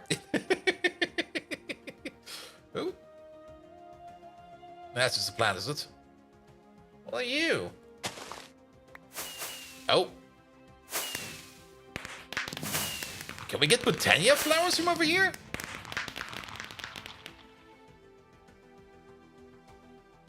Are these the same? Oh, we can get Botania flowers from over here. Ooh. Are these... No, these are microflowers. Plus side, if you forgot your crafting bench, you're pretty, they are pretty dead. Yes. I mean, if you actually do get stranded over here... That's a chasm. Yeah, we're gonna cheese it if we can. If we can cheese it, we will cheese it. Come on, server. Please keep lagging. Oh. Okay, maybe we're going too far into the bizarre world.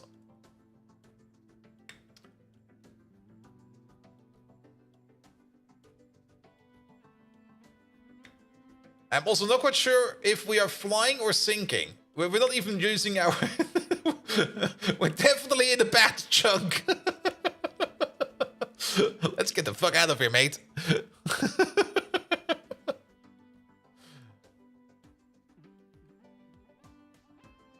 Hey, that chunk does not exist. Oh! Look at this guy!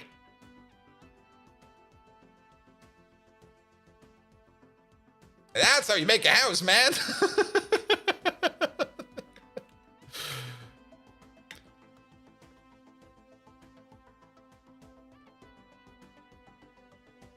Yeah, we might need the server to catch up a little bit. It is like, ooh, hearty breakfast? Fuck yeah. What is this? Ancient gold coins? This could be worth it.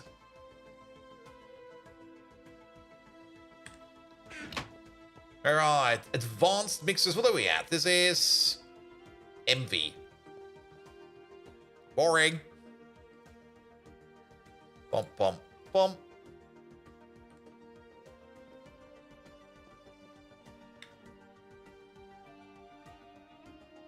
Alright, let's give it like where's home? Home is all the way over there. Okay, we gave it like a good spin. Let's go a little bit over here, and then we go back, and then we're just gonna do some kind of mining operation or something like that. You know you have enough chests for loot? I do know. But then again, I don't really want all that random other stuff over there. I mean, it's really much crap tier stuff we really do not care about. Does prospect somewhere? Yeah. But I kind of at least want to keep the prospecting grid at least somewhat together. Oh. Alright, laddie. What are you at? Advanced brewery. Actually, you know what? An advanced brewery? Pretty good. Because I think we still do not know how to make a brewing station. Adept magic energy absorber. Was this guy a wizard? Advanced microwave? What? Microwave? Take the magic absorber. I was kind of thinking about it. We will, don't worry. Mundane belt. Knowledge fragments, tin ingots. Okay, and now we need to... Here, we got some space in here. Put the rocket in there. Put all of this stuff in there. What do we need for this? Wrench. Here we go. Just slap a dragon egg out on top of it and let it go. Alright, the microwave I don't really care about. And then... Alright, at least we got something out of it. Let's have a quick look. What is this thing? Not the advanced brewery, but... Wait. Where is it? Where is it? Where is it? There it is. Perfect. We need arcane... We need a runic matrix for that. I don't even know how to do this. Perfect. I'll take it. Same for you, brewing stand? Okay, we do know how to make a brewing stand. I'm just being lazy, it seems.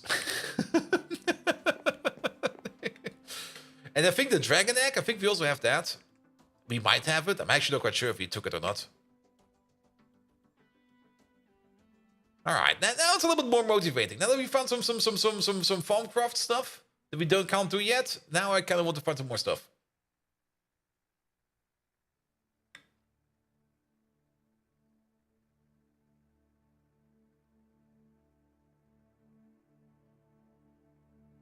Here we go.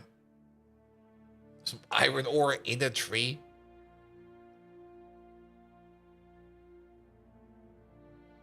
Hmm? Wait. The trees are sus? Did you notice the bot? What do you mean the trees are sus?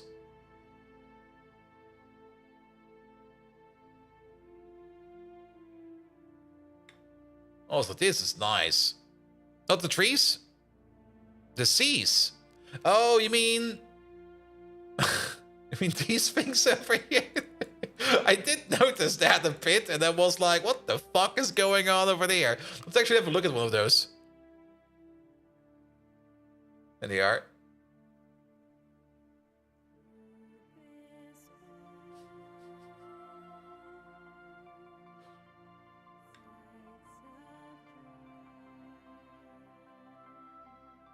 They're definitely very similar to each other.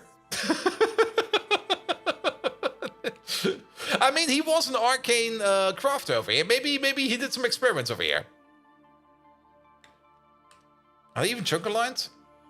No, these are not even chunker lined. These are just sitting over here because they are.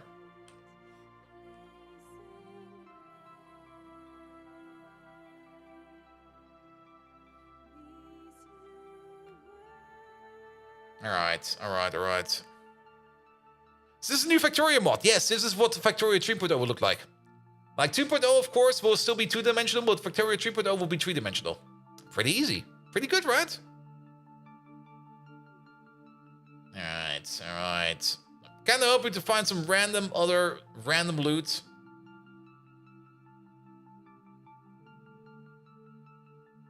Factorio 4 and 4D? Yes. Though you will probably also need to move to the 4D dimension to be able to play it. I mean, you can't play 2D games well, you can play 2D games in the 3D dimension, you can play 3D games in the 3D dimension, but to play 4D games, you have to be in the 4D dimension, because you can't play 3D games in the 2D dimension, so you can't play 4D dimension games in the 3D dimension. So you will have to move if you want to play Factorio 4.0. I'm sorry to say. You need the 3D screen? Nah, you need the 4D screen, man. Technically, we're 4D beings. No. We're 4 double D beings. Yes. And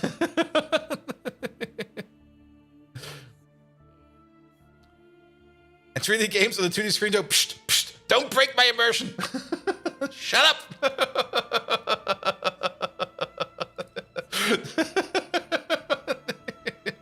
There's another hut. Here you go. Ah, my legs. What's this guy? Low voltage battery buffer, basic cutting machine, basic chemical reactor. Well, you had some fun over there. Oh.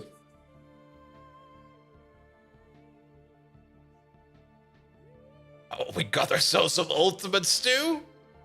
Fuck yes. Rainbow curry is also eaten. We already eaten that. And more rainbow curry. Uncommon treasure. Even uncommon treasure is not really worth it. The food has been better than any loot so far. The food loot is good, especially the ultimate stew. You know how hard it is to make ultimate stool? Not stool. Ultimate stool. No. Ultimate stew. Where is it? It's over there. To make ultimate stew, you need to make this thing. Then again, ultimate stew will most likely also make ultimate stool.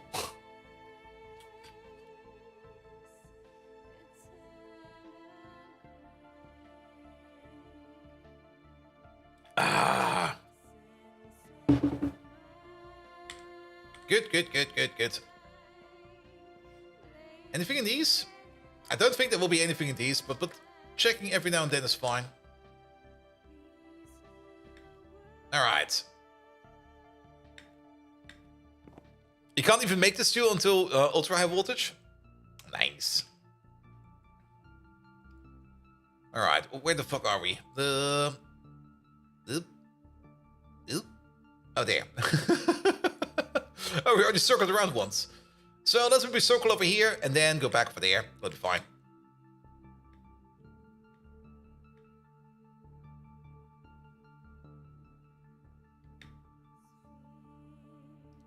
I kind of... What the fuck? There's a river in the sea. You see it?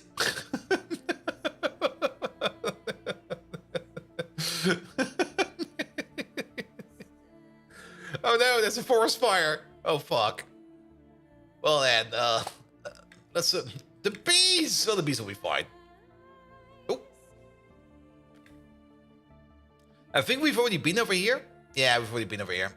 Those are the two together. But just in case we missed, that also looks a bit weird. Like the solid edge over here. Great, you show up, the planet starts burning. Sorry.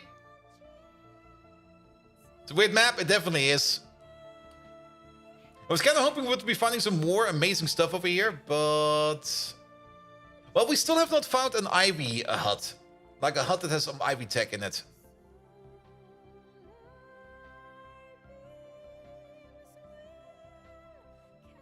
There we go. But yeah, overall, it's a bit of a lackluster. Then again, got some new ores to play around with, and we're definitely going to be setting up. We're going to be using this place over here for the ore cargo rocket setup, because since this place is completely habitable, and we don't need to worry about things like oxygen or monsters or I think even daylight. It seems it's always daytime over here. We can easily use this place over here to make sure that we can perfect. Ooh, that's hot. That we can perfect our ore cargo rocket input-output setup. All right, what are you? Electrum cable, HV, nice. Turbo combustion engine. The turbo combustion engine is actually pretty decent. And also those battery buffers, nothing to sneeze at. An emerald. A single emerald? Yeah, put this in there for a second.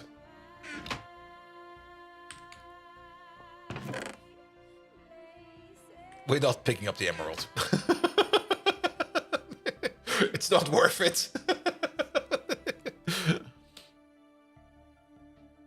Alright, where are we? Where did we go?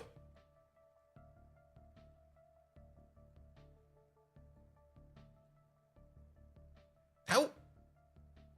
Yes, that's correct. We want to go further this way.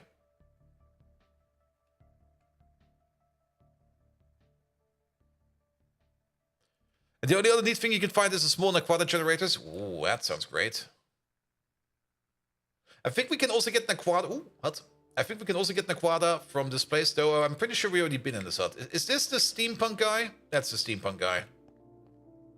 Yeah, we've been here.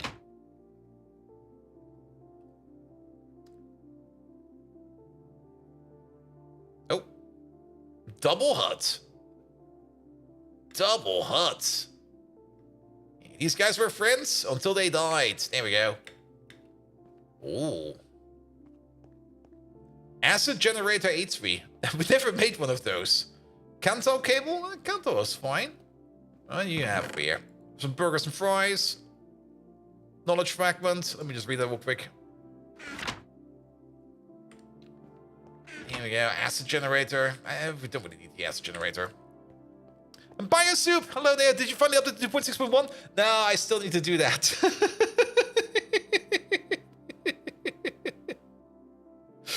It fixes that exact crash? Okay, then I should probably update. But then again, most of the time it's stable, but every now and then you get like these weird parts where it's just really, really unstable all the time. A novice... Wait, is there a difference between this thing? Oh. This is an Adapt Magic Energy Absorber. Feast on magic close to it. A dragon egg on top is 512 EU per ender crystal in range. That's a whole bunch of text again. It's an MV generator. I see. This is probably an LV generator. Yes, it is. It's a problem with AE2 null values, and you're fine away from AE2. Okay, I see. Is that more ultimates too? Nice. Yeah, some more knowledge fragments. Let's get these in there. All right, then I will update soon. But yeah, the update process is always a little bit annoying because I always seem to like be forgetting something. Okay, I don't think we need a novice generator. We got an adept one. And we only got one dragon egg, so... But yeah, whenever I update, like then usually like on the client side, the map is missing again, and then the server configuration is weird again, and stuff like that. Every time I update, there's always so many issues. Alright, let's fly back home. I might do some more exploring later on, but yeah, we got more or less the gist of it. It's a bit of a letdown actually. I was kind of hoping for an ancient village or something like that. Like maybe like a villager village with some more advanced machines in it and stuff like that. But these random huts everywhere, eh.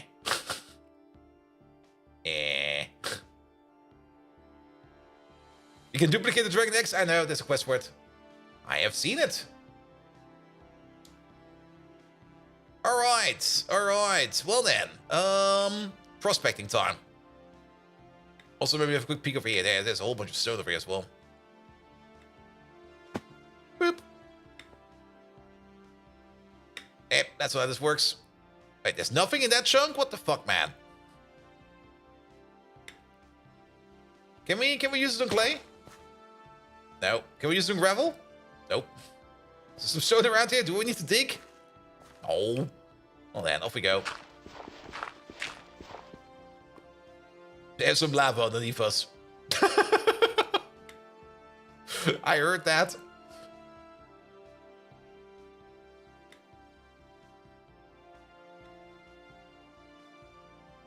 You always carry a stack of stone for you for prospecting. Oh yeah, that could also be done. You are correct about that. Just place a piece of stone and then just click that.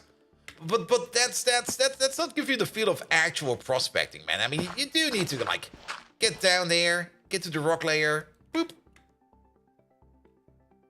Do some proper prospecting here. All right, somewhere over here.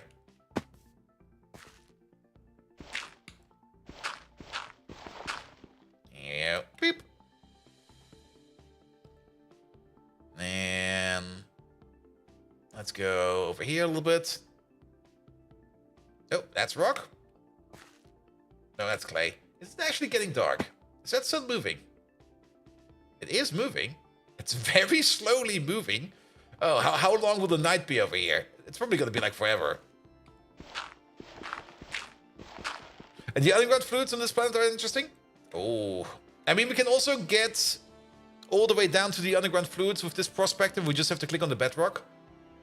You can just dig down and get them, but it's such a pain in the arse to do.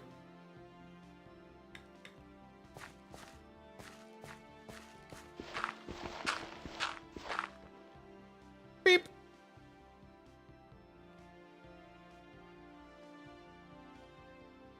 Here we go. Alright, there's some mountains over here. Let's check out the mountains. And it's lava and good salt water. Yeah, it's definitely lava over here. Yeah, let's just use these rocks over here. We can definitely use Ross 128B over here to get like a decent amount of lava from the underground. Oh, forgot where you put your bed and you're playing on hardcore. Have fun, mate. Oh, those poor villagers. Here we go. Boop. Kind of reminded me when I was playing, what was it again? ZevTech Through the Ages with a couple of my friends. And in ZevTech, you don't really get access to a map anytime soon until you like reach a certain tech level. And he went just out exploring and just got entirely, absolutely fucking lost. So I had to build like a giant lighthouse for him to find his way back, because he just couldn't find his way back anymore. He was just going all the way around. It's like, where the fuck am I? All right. Anything left over there? There's a whole bunch of green over there.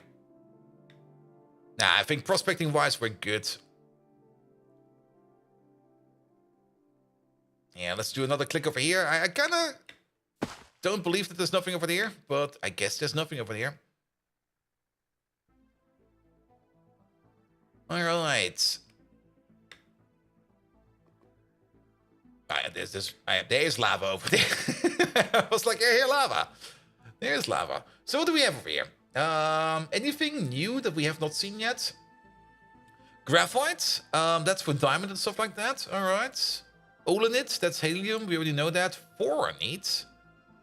Magnesium. Uranite. Could be good. Requisite.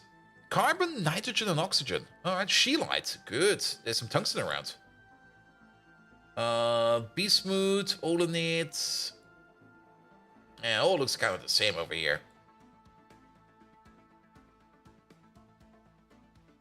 Click them with a color in my hand? With a color in my hand? Get Zircon. Yeah, that sounds like a plan. I mean, we're gonna be putting down like a big mining drill, so it will be fine. And lots of waters can be used for the planting processing first step. I see, I see. Hey, wait a minute. I see you. There's a house over there. Right over there.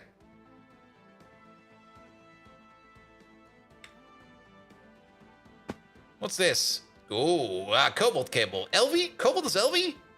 Ah, okay. This is a bathhouse. Is there? There. Oh, you got some epic bacon in here at least. Epic bacon is also pretty darn good, but we really do not have any inventory space right now. Oh, sorry, mate. Alright, alright, alright. But yeah, let's get some zircon then. Quick peek over there.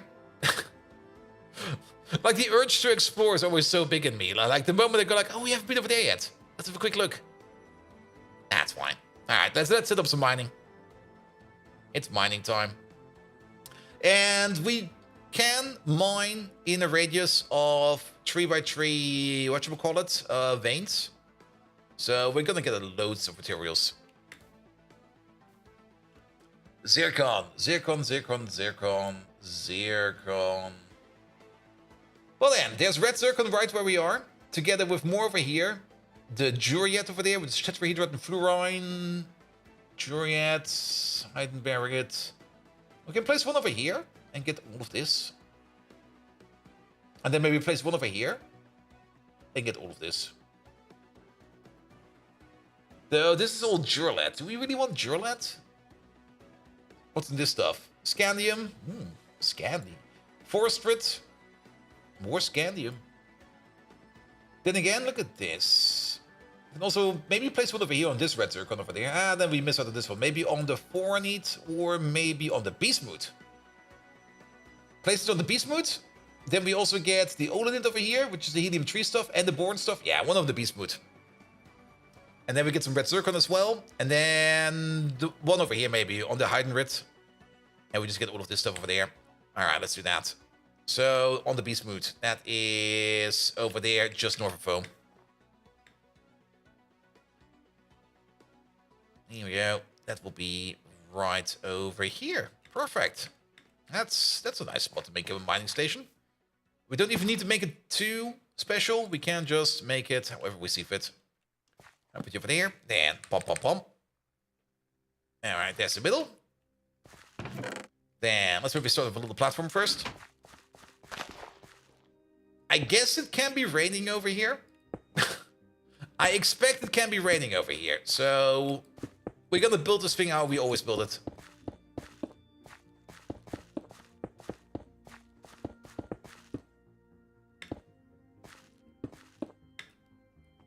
There we go. Little platform. Pum, pum, pum. Pum, pum, pum. There's rain here. Perfect.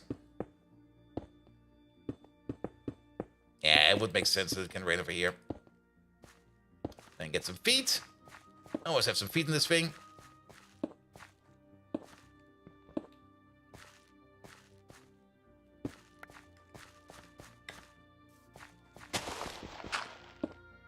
What the hell? Okay, the server is definitely lagging. I might just give the server a bit of a restart because this guy over here is still generating or... Oh, you know what it is? That world hole over there? That's called... Let's give the server a quick restart. So let's have a quick bathroom break. I'll be right back. There you go. Alright, server's rebooting. Quick bathroom break. I'll be right back. And then we shall continue.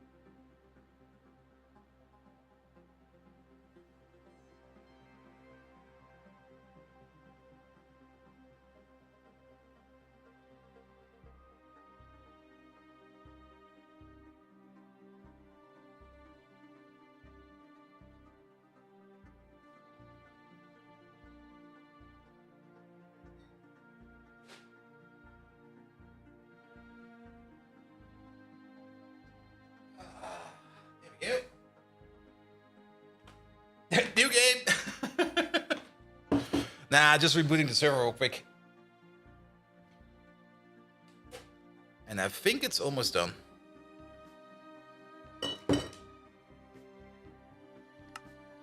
Ah, still booting. We crashed. Nah, the server was in some kind of generation loop, and it was spewing errors non-stop. And it started to become a little bit laggy, so we just restarted the server.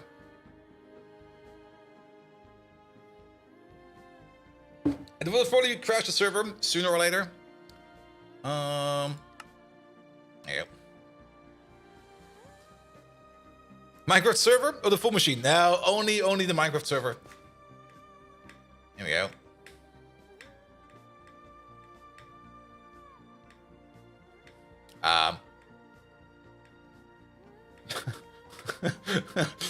I think it was a good idea.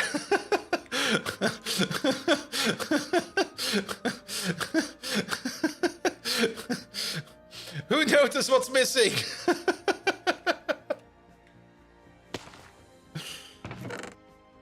I definitely stole my blocks, alright.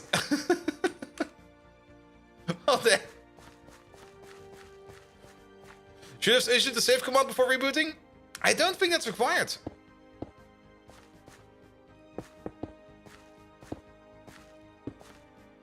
Because I mean, it was not a hard reboot, it was a soft reboot. It was just like, server, please reboot yourself. And that should save the game. Which I think it also did, more or less. Well. Yeah.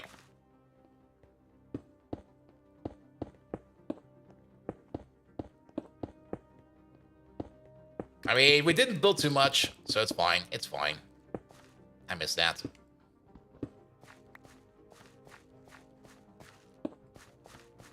But then again, it could also be in the server already like running into weird loops. It was probably for the best for us to restart the server. There we go.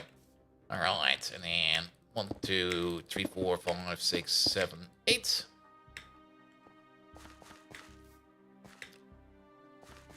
I would rather lose that little platform over there than lose something more of a larger structure. 8. 8. And another 8. Pom pom pom. Here we go. Now we're gonna build 2 of these. And then we're just gonna let them sit for a while. Nope.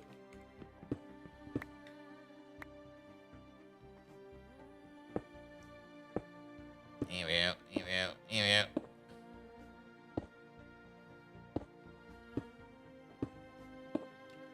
go. Alright, get the roof. Yeah, usually the roof over here is more or less there to protect from meteorites, but I guess there will be no meteorites over here. How about blueprinting this thing? I do have it as a blueprint. And you can only partially put it down as a blueprint. As the machines and the wires and stuff like that, that will not work. I mean, it's already done. Yeah, and then we start. Okay, let's maybe put some stuff in there. Stuff that we really do not need. Yeah, there's sadly not such a thing as like a perfect blueprint. A perfect blueprint would be amazing for this. Just like here. Put all of this in there.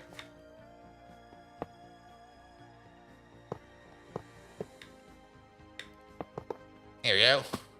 That's a mining drill, alright?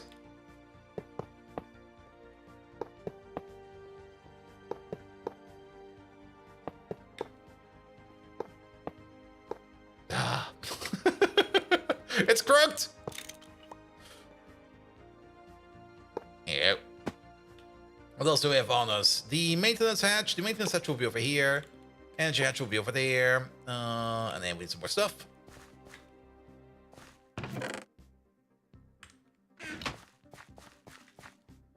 Here we go. What is this one that we have? That's the input bus. Input bus will be over here. Liquid input hatch will be over there. Output bus over there. And that's the structure more or less complete. Fluid can over there. You over there. Then sure, pick up whatever we can. We can actually pick up a little more than that. Also get the fuel canisters. Power will be over there. Fuel will be over here. Lubricant will be over there. Then, pressure vessel over there, and the pressure vessel over there. Also, you would still need to adjust things like the conduit and stuff like that. Yeah. Requirement includes a 55-gallon drum of lube. Yes. We're gonna need a lot of lube for this one. Doc Spano! Hello there! Welcome, welcome, welcome. Alright, and then you over there. You over there. Bum, bum, bum, bum.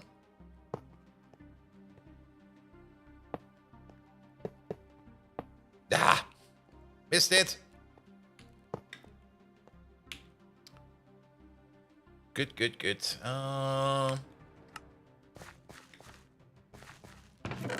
Then all of this, and that's it.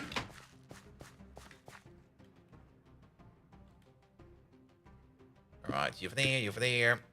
Build you like this. 1, 2. Put you in over there. Actually, no. Nah. Right, put you in over there, and put you in over there. Then move you around. Up, down, down, down, up. Get the power wire out. Get the wire cutters out. Here we go.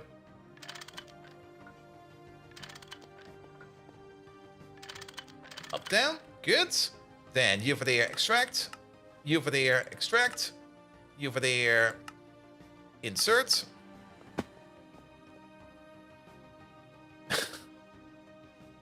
Then this thing over here, you will be extracting over here on level blue. No insertion over there.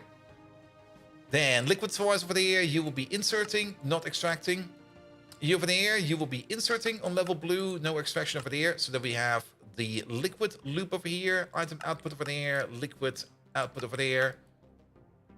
This can now spin. It should already be spinning, right? Wait a minute. Did we do something wrong? No, we did not do anything wrong. Everything is fine. What we can already put in over here is going to be this.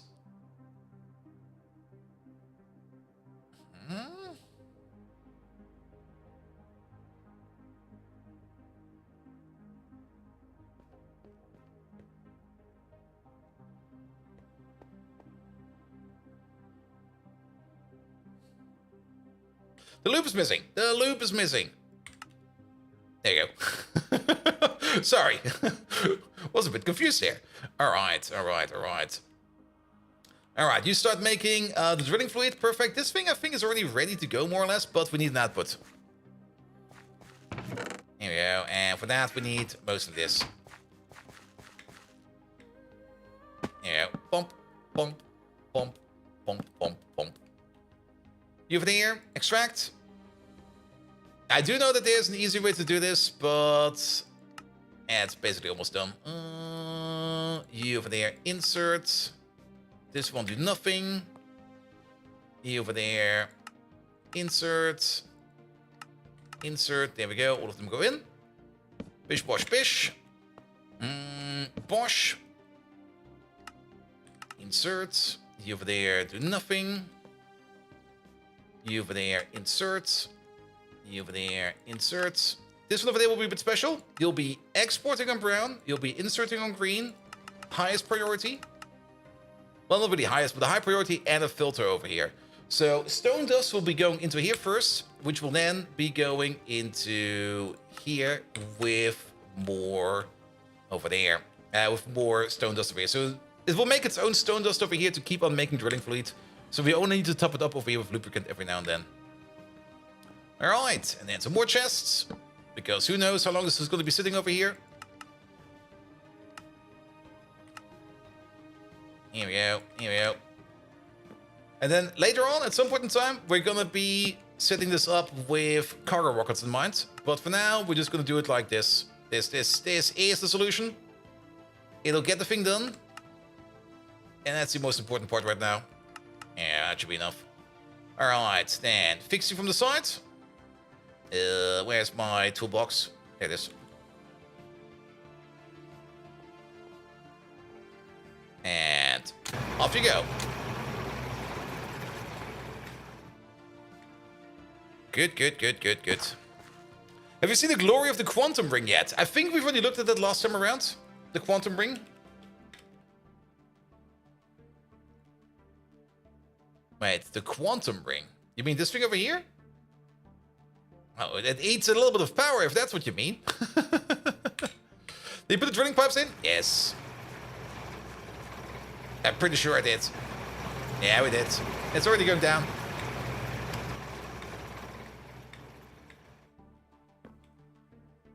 No, the ME quantum ring. Let's have the ME quantum ring. Not yet. What does this thing do? Is that like the multi-block? Is that the multi-block for like loading in blocks and unloading blocks?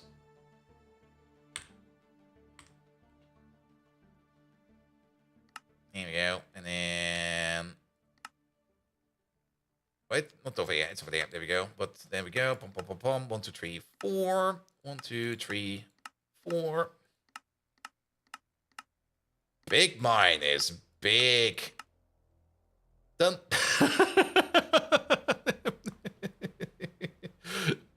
A trans-dimensional wireless link for the ME? I'm still on the fence about that one. I mean, yes, I do understand that it is going to be super useful. I like rockets. Maybe at some point in time we'll have to make it. And at some point in time we will probably have to do it because for other reasons. But if we can do rockets, rockets. If I go to another planet and I forgot something, well, fuck me, I forgot something.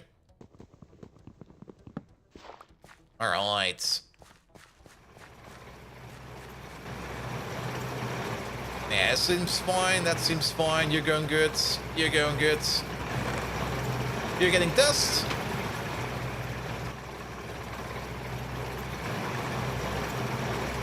And you're getting dust. You can still use your rockets, but empowered and loop through it. Yeah, but this setup is fine. I mean, one drum of loop over here is probably going to be enough for this entire thing. Unless the ore fields are really, really dense, then we could still just bring a second barrel of loop. And the same is true for the fuel over here. Like 3 drums of fuel over there is usually enough to keep this thing going. Until we, of course, we switch up to the next bigger driller. But for the next bigger driller, we're gonna have to do some other solutions. Also very important, since we're doing the beast mode over here, you can already mark these as depleted. Here we go. That's one of the miners. Second miner, where will we put the second miner? What do we have over here? More beast mode. Argon, calcium, scandium. Chlorine, potassium. What's scandium? Also, what is the one thing that we do need from this place? I mean, the quest book does tell us that we need to bring in, like, X. And X is gonna be... Oh. Never mind. We've already did it. There's nothing important in ROS 128B, it seems. No. We could also only put down 1 miner. Let's maybe just put down 1 miner. Go back to our home planet. And maybe go to another planet. Because we're not really gonna do anything much over here. And then one of these miners over here will be fine. And you're just going to sit over here and you're going to be happy. Which also kind of means we need to figure out a place over here somewhere where, well, there is not going to be such a thing as... Where actually we... With the controller, we should be able to control where we land. I think. So let's maybe try it over here. Also, is that a piece of grass? It's a piece of grass. So, where's the thing? And Zircon is pretty much the only thing that's difficult to get elsewhere. I see, I see, I see.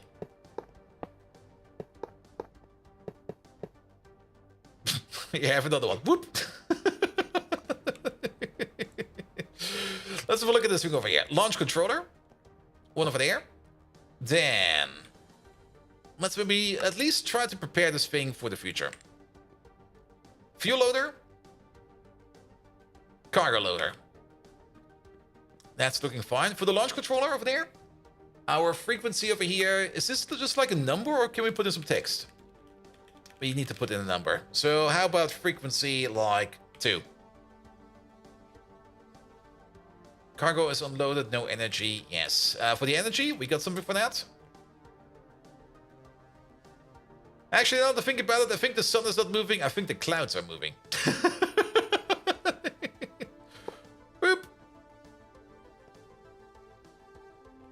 one of you. We got some cable around here somewhere. Oh, is that cable still in the chest? We put it in the chest, didn't we? Yeah, it is.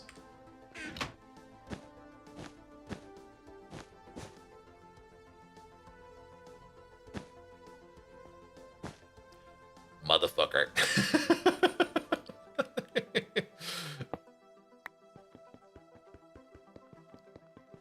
Alright, it seems we're already learning something about this, that we need to be a little bit more careful how we place these things. Alright, how about we place the launch controller, say, over there? That.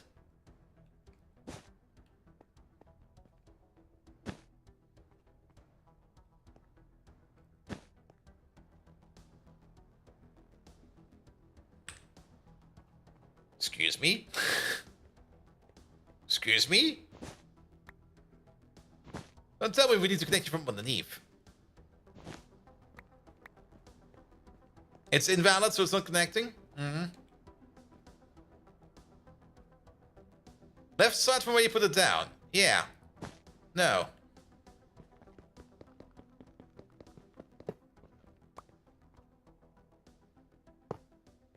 Oh. What?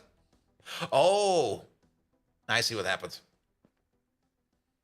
Let me try this again. We have to have the proper orientation of ourselves when we place this thing down. It's one of those. There you go. All right. We're learning. We're learning. All right. You getting some power?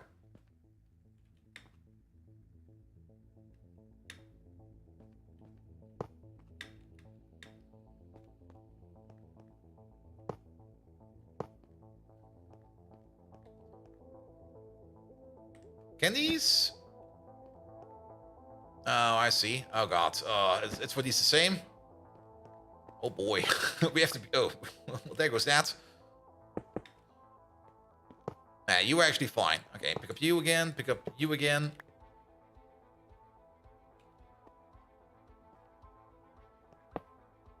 Okay, I see. So you over there, you over there, you over there, you over there. Good.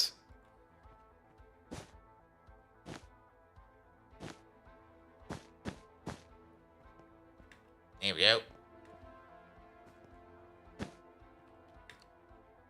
Now you're getting at least a somewhat power. It should be more than enough power for you to keep on rolling. Then the fuel loader. Okay, the fuel loader also has another input over here. So let's place you over there for now. You get some power like this. And then I guess on this side, we're going to have the cargo loader. Yeah. Can we switch this around? We can. All right. All right. And if you kind of think about it.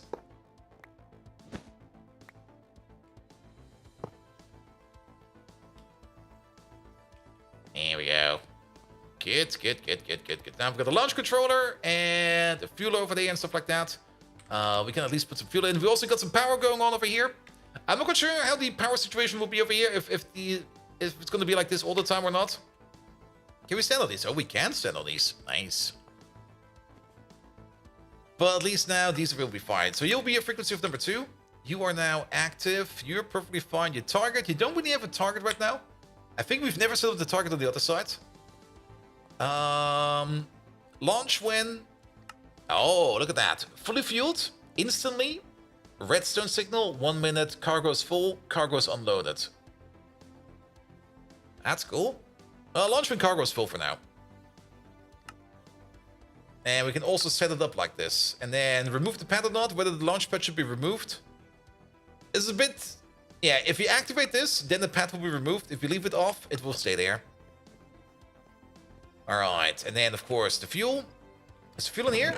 The fuel is near. Now, there's this one tiny annoying thing over here.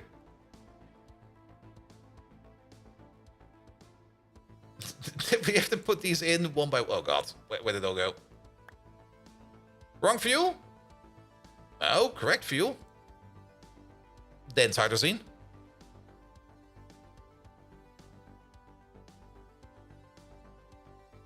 Oh, wrong fuel. You are correct. It does say it says wrong fuel. You are correct about that. But we should be loading it with dense hydrazine. That what goes in here, right? Maybe it always said that?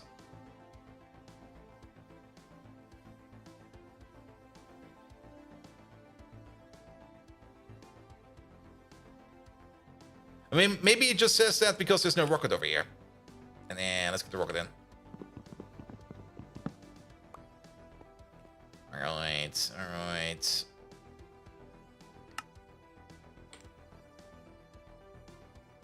Plonk.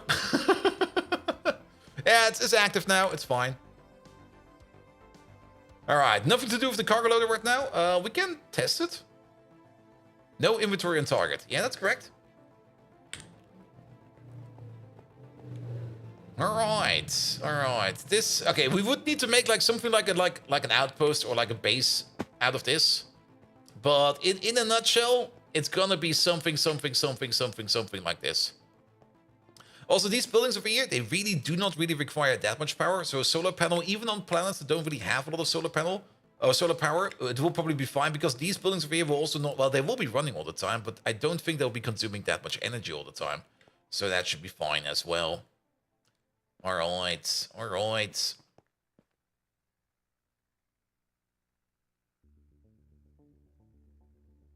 Anything else we need over here? Not really. So what happens if we... Let's do a quick save before that. What happens if we go all the way over here and tell you to go off when you're fully fueled? We're putting in the save so I don't get stranded, you know? Though it could just be that it does not know where to go. Yeah, that's probably going to be the issue. Without the target, it will not know where it's going to be going. So, and actually, if this is going to be frequency, how about this one will be 128 for Rust 128. Alright, it'll be fine then. Anything we forgot over here? We still got some inventory space. We could pick up something real quick. We could have a quick peek over here one more time. Maybe we're lucky. Maybe we found something else incredible. So let's have one quick peek. And then we're going to leave for Ceres. Because on Ceres, we're going to find another dungeon. And on Ceres, we're going to be finding some other stuff that we need. It isn't activated, the big red button is there, so yeah, I have to be careful about that.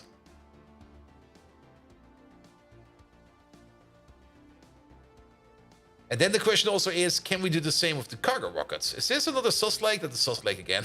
Alright, I don't think there's anything over here.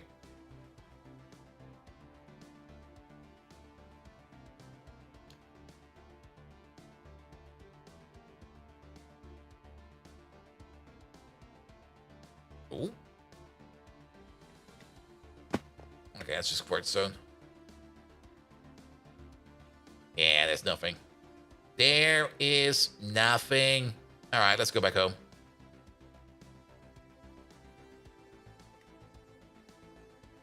Now, if we go to Ceres, we definitely do want to build ourselves a better outpost. Or at least a better base. So we do have to prepare a little bit better for that. Where's the rocket? Oh, there.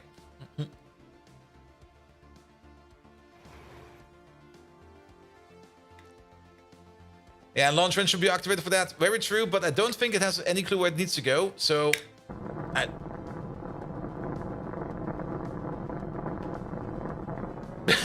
let's maybe not use the rocket with the with the glider out. Wally, hello there.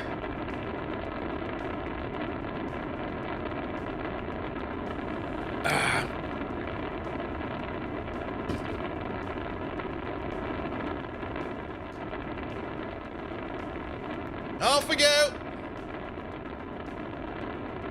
Oh, that's a good smoke effect down there as well. Look at that!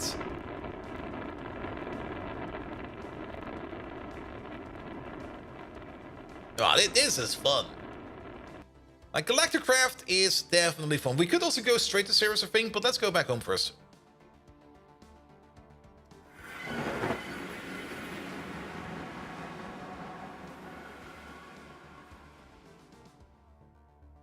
And we actually were very close to our rocket pad over here. Kind of surprised about that. Oh, it's raining. What the fuck, man? Wait. Nah.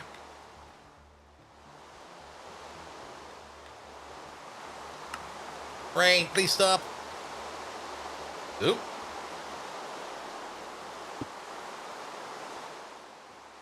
Alright, where's this rocket? Nope, there it is. One rocket, please. Now, we left the launch pads behind, which is fine. Alright, alright. Now, technically,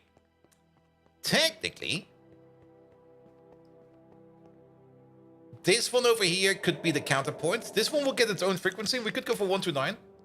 And then your target over here is going to be 128. There we go. So we could use this to flip-flop rockets around. Though we still need a little bit more infrastructure over here in terms of power and stuff like that. So, and maybe also cargo loading and unloading. That's definitely something we want to be taking a look at soon. But I kind of want to get to Cirrus next. Ooh! Alright, that's personal. From up top! All the way! Okay, he's moving. I missed him!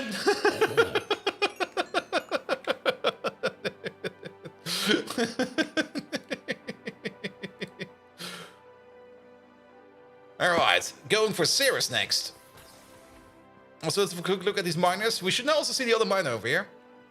There we go, Ross 128B. Still drilling downwards over here. This drill is offline. It's only offline. It ran out of power. Damn it. That's fine, that's fine. And this one over there is still mining, but he should probably also be out of power soon. Okay, but let's maybe also empty out this inventory real quick. Things we currently do not need. We're gonna keep that food and stuff. Actually, we do need kind of all of this. We don't need the chest or this.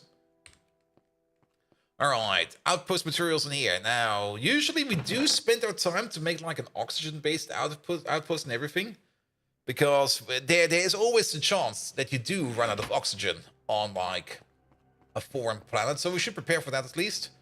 And for that we do need things like the oxygen collector. Another one. We already have one behind us, but let's make another one just in case. Oxygen compressor. The oxygen sealer. For which we're missing the oxygen detector. Which we made a while back. There we go. Put that in there. That's fine. One oxygen detector, please. Or sealer in this case. And of course, if you want to seal in some oxygen, you do need yourself some airlocks. Airlock controllers too, please. We're missing a cactus. I'll be right back. There's some cacti over here.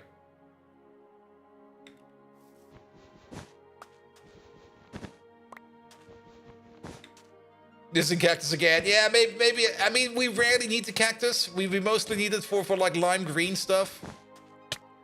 This will probably get us for like going for quite some time. The better way would probably be to just switch the recipe for lime green to something else. And again, it's lime green. I'm not quite sure if we can get lime green for anything else. There we go. Yeah, have some cacti. 2 of these, please. Yeah, we need that. We need 1 cactus green for the computer covers. That's where we need them for. And then some airlock frames. We already got some airlock frames over here, but let's make some more. That should be fine. Alright. Then, if we do set up air, we do need some leaves.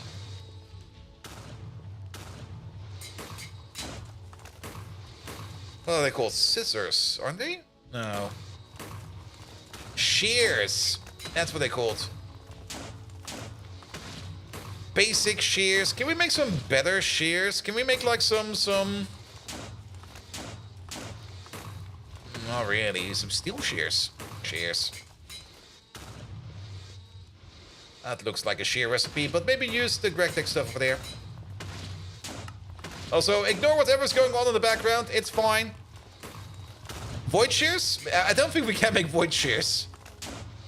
It's Farmcraft. Fucking Farmcraft. Nah, some basic shears will be fine.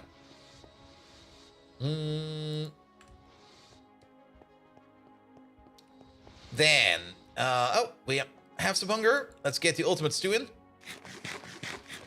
Oh, it didn't give me a heart? Damn.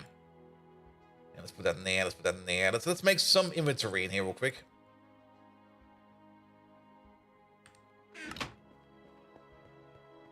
Boo! Cheers! Make 4 of them. I can hear you don't want to do Farmcraft. Have you looked at the bees? Alright, here. Let's give the bees a swing. Nope. Where are they? All the way over there. Oi. What do we have in here? You. Have fun with this guy. You. Oh, we got the cultivated one. But I think we need the cultivated princess or something like that. So you have fun with this one. I'll be back for more.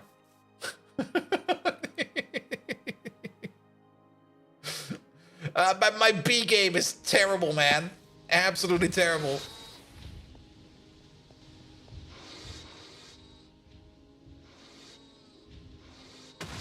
Good. Put that thing in there. Alright, we need the leaves, we need the oxygen stuff. That's all true. Do we need some more building blocks over here for this thing? How many are in there? It's quite a bit in there. We do need our dome making machine. Because we're definitely going to make another dome. What was it called again? Actually, I think I got it in my deep pocket. I do not have it in my deep pocket. It was, I think, the builder? No. The construction? No. What was it called? The guide? The building guide. There we go. Here it is.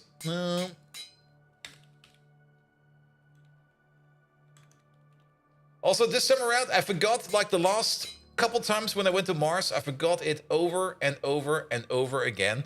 This time, we're not gonna forget any kind of glowstone torch. What do we need? The carbon rods? Can we just do anything else over here? Sodium, glowstone, and electric incandescent. That actually is making 32 of them. This is fine.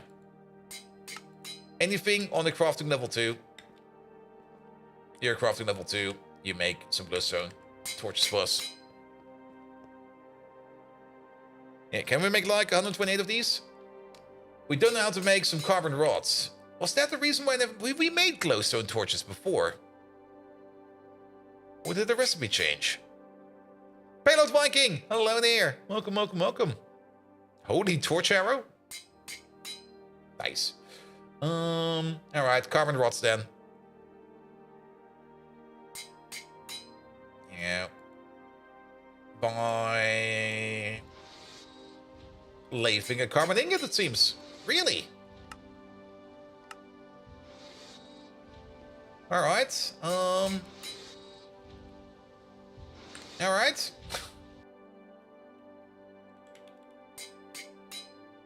Capacity card, please. There we go. Oop. That's this machine over there. One of these. One of those.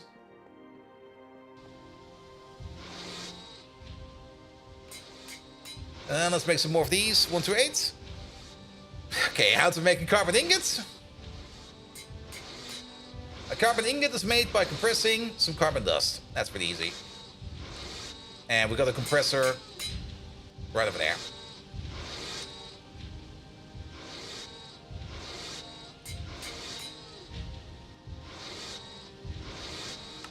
Make these, please. Alright, this time we're not forgetting. Dan, we can already set you up. I'm not quite sure what current... Oh, I know what you have. You are still set to this thing, yeah. There you go. Not this one, not this one, not this one. That's the dome mode. That is correct. But maybe, wait a minute. Let's maybe go for the cuboid first, and then we can set it up correctly, because we need to make this a little bit smaller.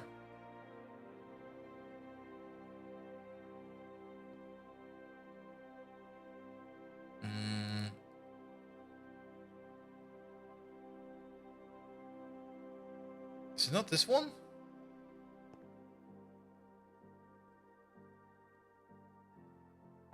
It's 4 by 0, -4. It should be -4, -4, -4 for all of these. Then again, I think this is fine. So let's maybe start expanding. So let's go at least like 6. I don't really remember what the previous sizes were. Here we go. Why make torches when night vision exists? So that less monsters spawn around our little outpost. It's not like we need the torches for night vision. We need the torches to make the monsters not spawn. Especially inside of our little dome. Because it will be super dark in there. Unless, of course, we put a floor in there that does not spawn anything. We should probably do that. Alright. And let's go back to... Let's see, what is this? Pentagon, hexagon, octagon, axis, plane, sphere, cylinder, cuboid, full cuboid, dome. Yeah, that's not good. Is it a plus over here that we need to press? We do need to press the plus over here.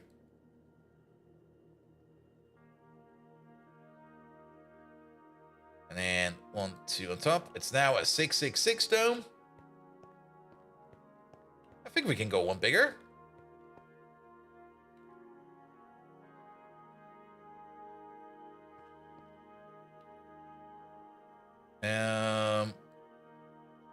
Nope.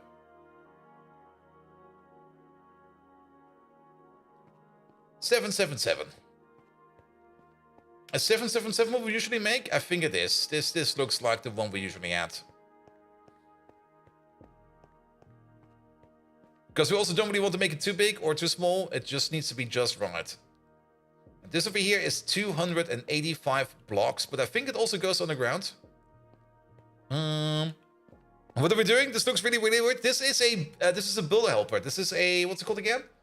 An enhanced building guide. The enhanced building guide allows you to like place blocks in like a pattern without having to worry about it. And we're going to use this to make our dome. And it's more or less just like a pattern helper. You can also like rotate it around. So if you want to like build more of an area, you just move it. Building an egg on the top of an asteroid. Pretty much. It's our egg maker. Alright, I'm happy with this. And then, what did it say? 285. I think we need only half that amount. 1, 2... Let's just press this one real quick. Yeah, we should have enough blocks in there. And that are loads of blocks. Absolute metric fuck tons. We also got some spruce wood in there. But to have a breathable atmosphere inside of our little dome, we do need all the torches as well. But also the shears. Where did shear number 5 come from? I'm pretty sure I only ordered up 4. Or did I fumble a key and ordered up like 45? No, it's fine, it's fine. Alright, let's have a quick rest.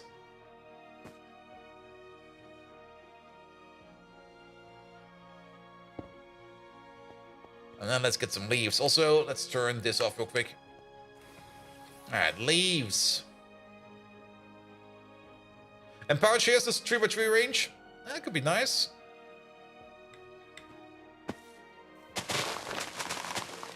I mean, it's already going pretty fast.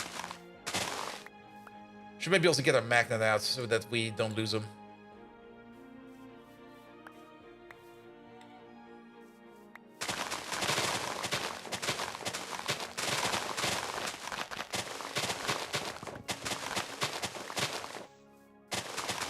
Right? I didn't get my magnet out.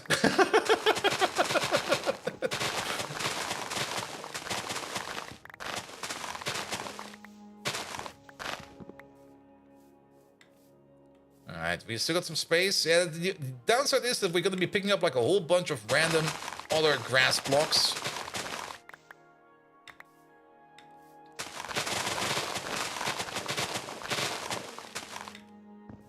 Here we go. Here we go. Drop these.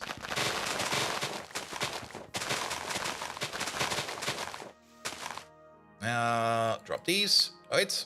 No sapling, please. There we go. Also, my shear's gone. We already used... No, we didn't. No.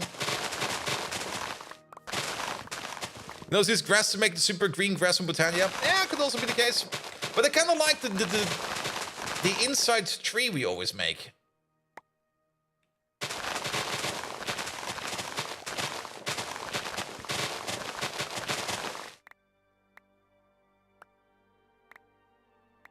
No leaves?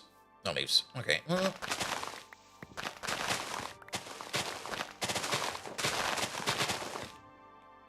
Alright. That's birch leaves. Do we want birch leaves? We want oak leaves. Anything else flying around? That's all fine. Alright, we got some leaves. Verdant grass? Yeah, there's probably other ways to do it. But having that little inside tree is always really, really nice.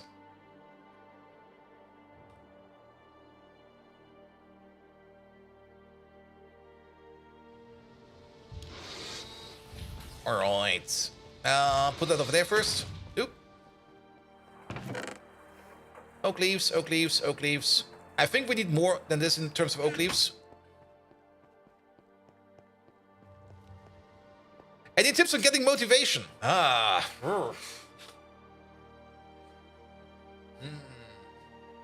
of depends for what. I mean... I mean, usually... Motivation, you can easily get motivation if you really want to do something, and then, well, that's the worst advice ever, because that's how motivation works. If you're not feeling motivated to do a specific task, then the best thing I think you can do is just, like, put a priority on it, like how important is the task, and if it's really important, well, then force yourself. If it's not important, then don't do it. If I don't want to sit down and fix your damn mods so you can focus on Final Fantasy XIV, the problem is Final Fantasy XIV will always be there.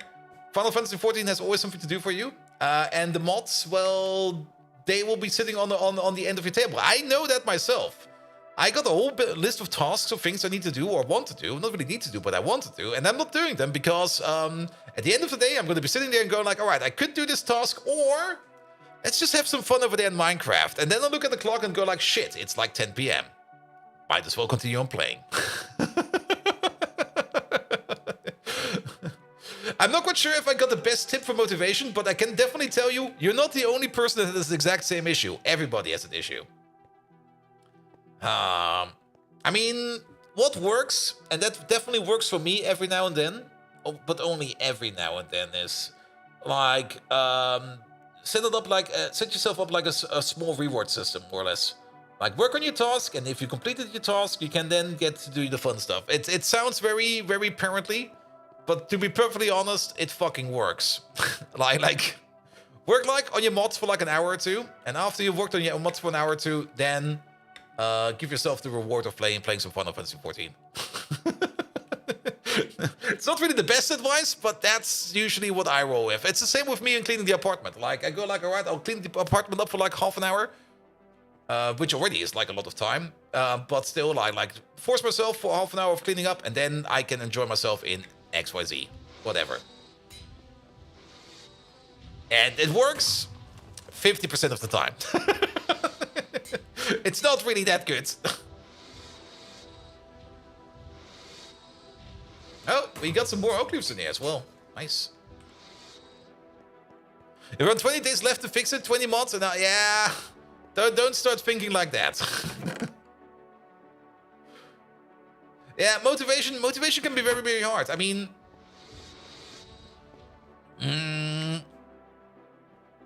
both tasks seem to be on the equal level. I mean, both are more or less just there for you to have fun. Even fixing stuff can be fun. But then it's like what's giving you more fun out of those two? And well, it's quite obviously one of them is Final Fantasy. And for work stuff, you've started rapid logging thing. At the start of the day, you'll check out what you actually want to finish for that day, and then what's done is for the fun stuff. Yeah, it's pretty much the same what I do, or similar to what I do. Like, for me, it's more like for work. Like on Monday, I usually spend the entire Monday on planning my entire week, what I need to do, when and where. And then I make sure that I get the tasks done I really need to do first. And then the optional task comes, and then you kind of notice that optional will be very, very, very much optional. Like, optional is like, yeah, we're not gonna do it.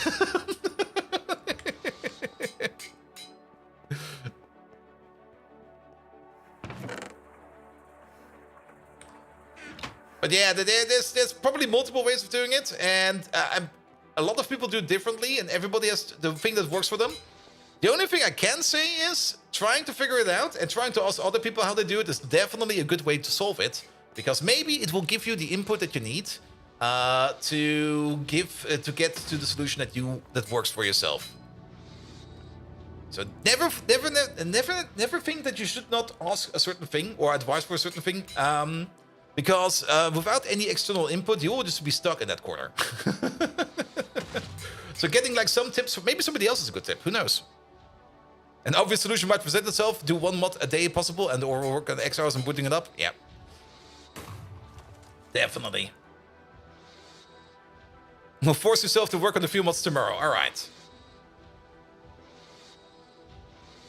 Here we go. And break the tasks down into smaller subtasks and start working on one of those. Yep. I mean, that's basically how we play Pyanodots. We need to do all of this. All right, let's start over there. That's also usually how I clean up my apartment, especially the big spring clean I had like a couple weeks ago. It was just like, shit, this place is filthy. I'm gonna start over there and work my way all the way over there. Now it's nice. Now it's nice. Still has some scruffy marks, but I don't care about those. Still need to do the kitchen. All right, I think we got enough leaves. What we still need is things like all the oxygen stuff.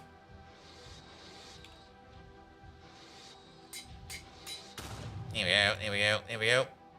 And then the lock stuff.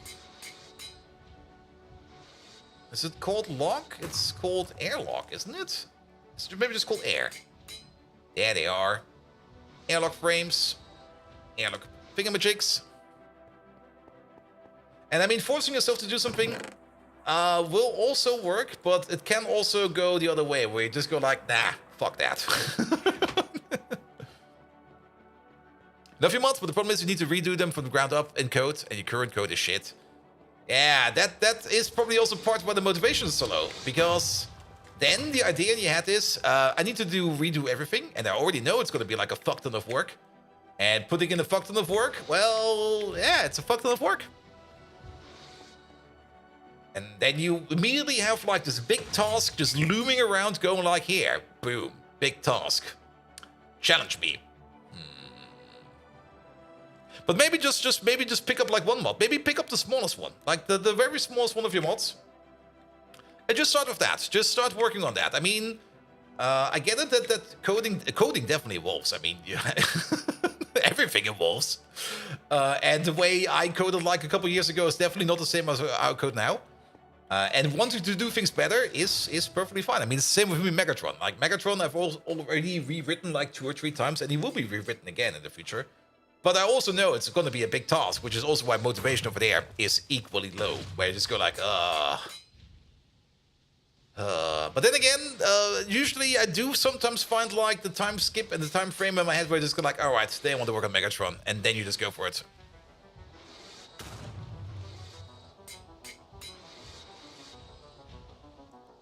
Good. All right.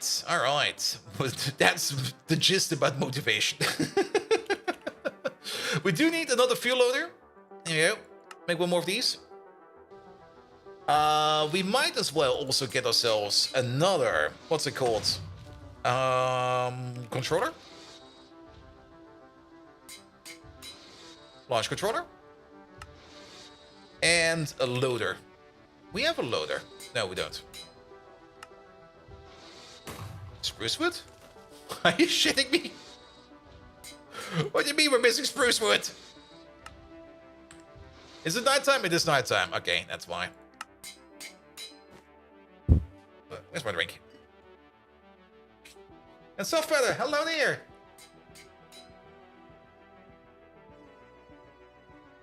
How's the Pyron going? You have to abandon mine? Considering Victoria 2.0 is coming around the corner, my mind was melting with it, but you can't wait to get back into the pack. Also, what's the plan for the rockets? The plan for the rockets, we've already been to... Where is it? We've already been to Ross 128B. And, well, it wasn't as spectacular as I thought it would be, but we set up a miner over there that's currently mining. Where is he? There we go. There, Ross 128B. He's already drilling some stuff up. There's already a whole bunch of ores over there that he needs to be eating. So it's fine. We also got like 2 mines in the nether. We're gonna make another one on Ceres next, because that's where we're going. But the plan for the rockets over here... Zip. We do now have a rocket launch pad over here, a bigger one. A couple of rocket launch pads over here. And these will be used for the cargo rockets. Now, the cargo rockets we still need to figure out. For now, we're probably just going to use them as like launch points. And we're slowly going to move our way over there.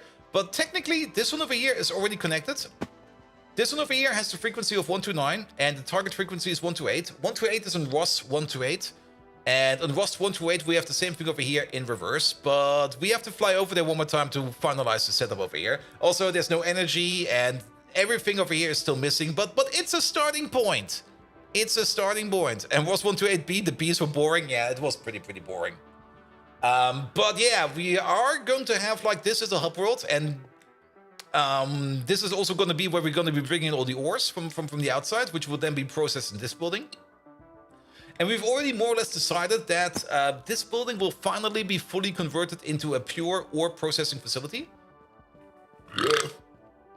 And a burping facility. Sorry about that.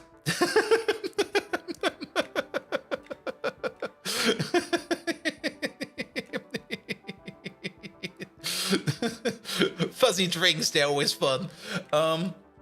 And we are going to be making a bigger factory, most likely over here. But because this is also like a pretty even area. I'm not quite sure if it's going to be over here, maybe it will be somewhere else, but we definitely do need the bigger factory and the bigger factory floor as well, because the machines we're going to be moving into are just going to get bigger and bigger and bigger. And we're kind of running out of fuel. Not fuel, out of space, because, well, there's really not that much space left in here. It's full. Also, this ME system over here is just completely and utterly maxed out. Well, it's not really super maxed out. We can still make this bigger. But every side over here is the peer-to-peer tunnel. And most of these peer-to-peer tunnels over here are absolutely full. Obvious answer, move to Ross. It's too orange over there. It's annoying. I don't want to be there. And I do like to have the creepers around. The creepers are fun. Alright. Oxygen-wise, we got the cargo unloader. What are we still waiting on? Wait, do we already have everything in our pocket? We got a fuel loader. Did we not order up? No, we didn't. We were about to. And then it was telling us we're out of trees. Which we are not. We definitely do have trees. But they're also being turned into biofuel. So we have to be lucky over here. Unless something broke. Did something break?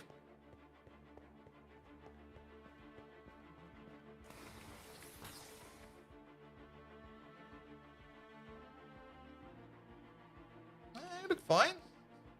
You look fine. You look fine. Terraforming installed stained glass dome. And also, Lucifer Senpai, what do you think about Final Fantasy? The Friday, not Final Fantasy, sorry. I saw the 2 apps and was like, it's Final Fantasy. No, the Friday Factorio Effect. The Friday Factorio Effect was amazing. I'm very much looking forward for having like a very lush green planet with a whole fucking ton of trees and then setting them all on fire. Alright. Yeah, we're kind of backed up on saplings. Alright.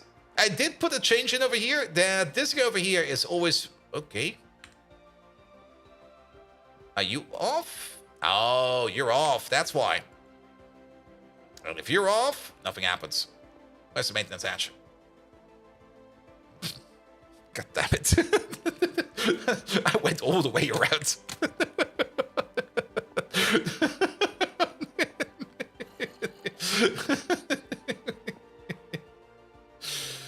Well, that's your problem. All right, turn them into plant balls. Here we go. Here we go. Turn it all into plant mass again. Spin that into biochaff. Here we go. And then here's the trees. I totally forgot the Friday Factory effect. The Friday Factory effect for today is amazing. It's short and sweet. It'll give you more information about one of the new planets. And oh, it's gonna be so much fun. There's also a new mechanic in there. But I'll let you read it for now. But there is a new mechanic in there where I immediately just go like, oh, that's gonna be so fucking annoying. And I can already see like how some people in the Pi mods will probably be sitting around and going like, oh, we can abuse the shit out of this. And new mechanic scares you for Pi spatial exploration? Yep. Yep. I'm also kind of curious to see how that mechanic will be affecting UPS. Because technically it's a check for every item. Is it not? Or maybe it feels a bit... It feels a bit like if we got a lot of those things going around, and we'll probably just talk a little bit more about it like in a second or two. Can you already confirm there will be abuse of spoilage? Oof. Alright, you know what? We don't need the loader right now. We can skip the loader for now. It can be set to tick, and if you can make it a gift with, yeah. But keep in mind, you sometimes just have like, I mean, it still needs to be something that will be updated every tick. And if you got like, okay, you will probably have like 10,000 of those like sitting around somewhere. They will all be updated on a tick. That's a lot of ticks, man. It's an attribute in every item, but it's still the same item, and it's getting passed one-to-one through any crafting. But it's an attribute on every item, but it's still the same item. Yeah, we'll have to see. I mean, we will see. We will see. No impact even when all the items were set for spoilage. I don't believe that. I mean, it's still going to be a status update somewhere. It doesn't. It just needs a creation timestamp and the duration. Yes. That's true. But you still need to check that, don't you? Or what happens at spoilage 0?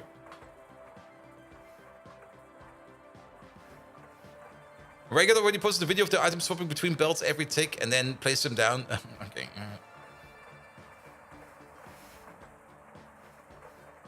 It's like set timeout in JavaScript. Mm-hmm.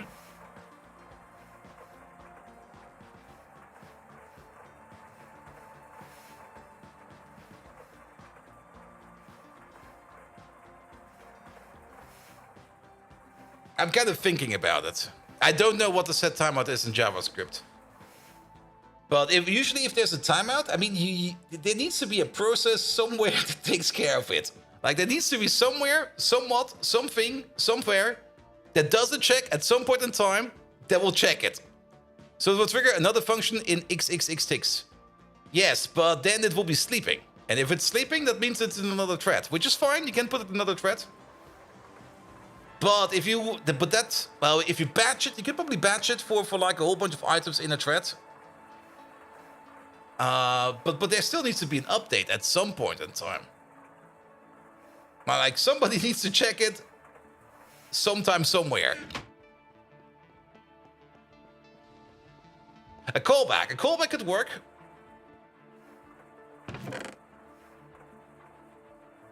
But then, if it's a callback, it's part of, like, another thread running... Random element flying through.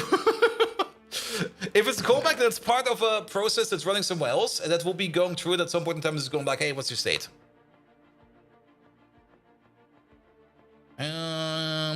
Alright, we got the torches, we got most of the oxygen set up over there, we got some trees, we got all of this. Batteries, let's pick up some more batteries.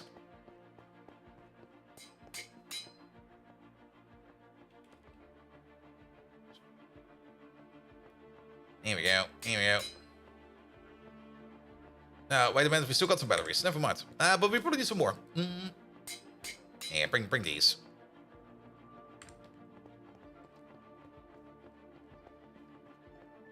But yeah, I'm pretty sure that they at least thought about when they will be doing the checks, when and where. So I'm not too worried about it, but I am kind of worried about at least a little bit that it might just be like a massive performance hit.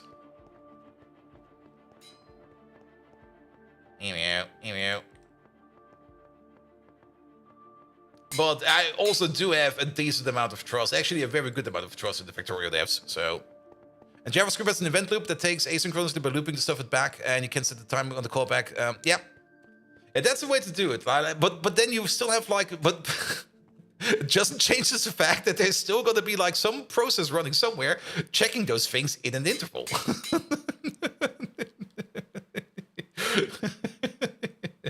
And my question is, how high-low will that interval be, and how does that scale across like a big base?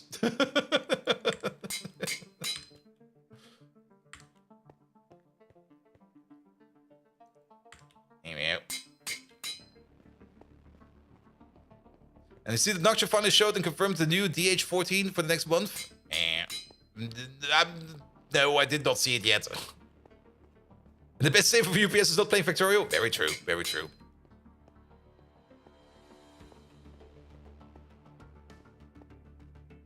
Well, it can be worked around with once per tick check. Yeah, but that's... a once per tick check for every item?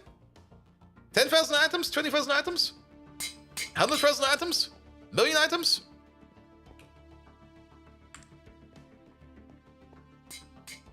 Well, we can rant and rave about this as much as we want.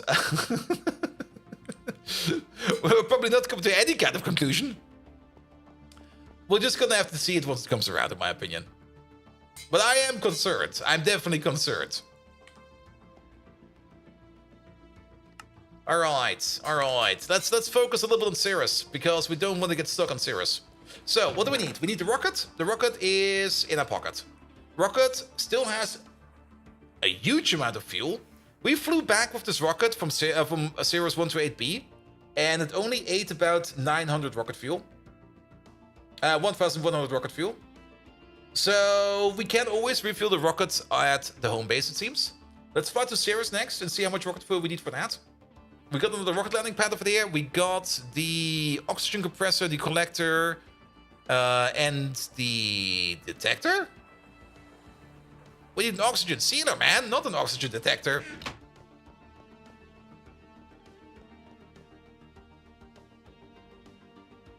Oxygen. The oxygen sealer. Here we go. Good. So that we can at least seal our little oxygen base out there. There, we got everything we need for like one more miner, which is fine. There's also a little bit more stone dust and water cells in here if we need a little bit more. We also got some random food in here, more rocket fuel, everything we need to build our base, plus some glowstone torches, which will be great. Pum. Then our pocket oxygen is full entirely. Then our backpack oxygen, we got all the other oxygen tanks we got over the time in here. So we're good for those as well. That's the oxygen sealer next. There's also some more oxygen pipe in there, which I'm just going to steal real quick, because we're probably going to need that.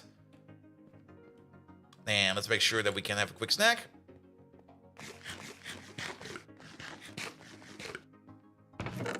Here we go. Do we got the launch controller in here? I don't think we have it. So let's get the launch controller as well, so that we can put that thing down as well. The controller. Here it is. So we have got you as well. And then we go all the way off to Cirrus. I think we got everything. I don't think we need anything more. And then, very important, do not forget this chest. Alright, we got one chest over here for the base building and one chest over here for the mining outpost building. Oxygen is all fine, temperature's fine, everything is fine. Let's wait for daytime.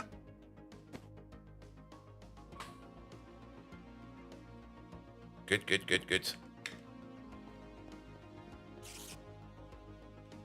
And the new all-in-one solution without a pump. Oh, you mean for liquid cooling? I'm not the biggest fan of liquid cooling, to be perfectly honest. I've been running air coolers all this time, and I've never had an issue with them. Like, never, ever. I ran liquid pumps or liquid cooling systems like twice. In two completely different systems, actually 3 times. In 3 different systems. 2 systems would work, and one, which was the previous system of this one. And all 3 at the same, they broke. They all broke. They broke after 2 years. And the air cooler over here, that thing is just spinning and is having all the fun. There you go. Put you over there.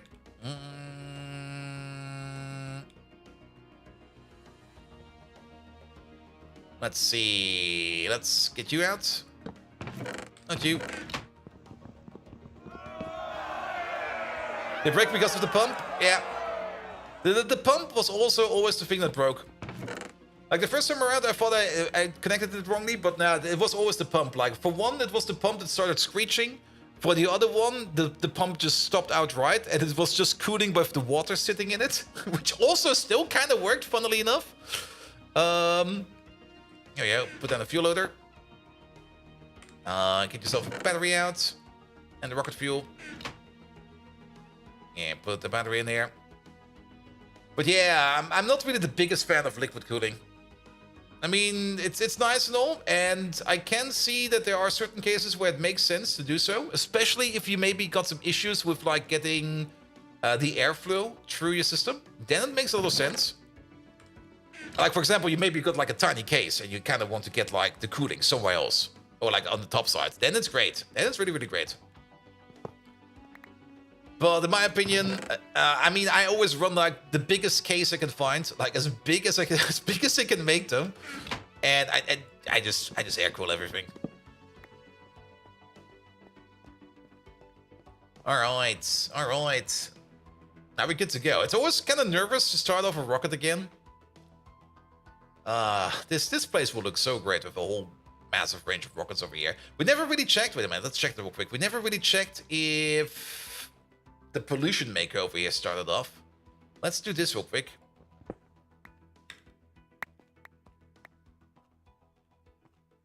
Right, that might actually explode the machine.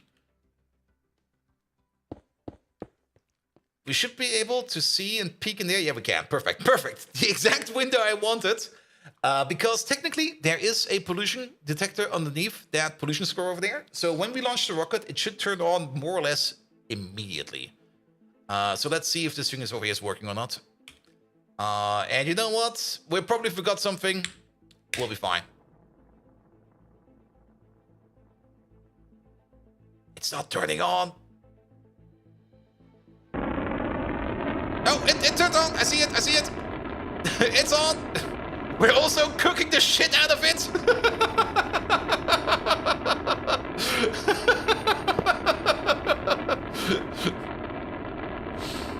There we go.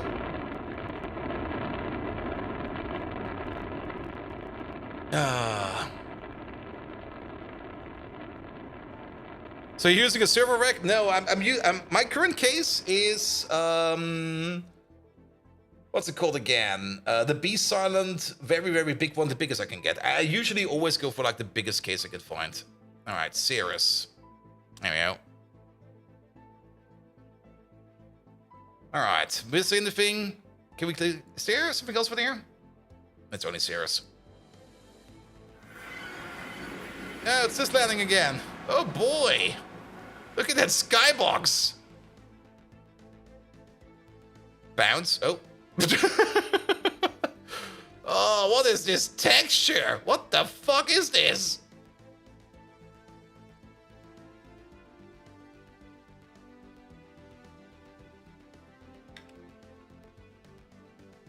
Also, yeah, no sound again, but that's fine. Cirrus subsurface block. Oh, there's some copper.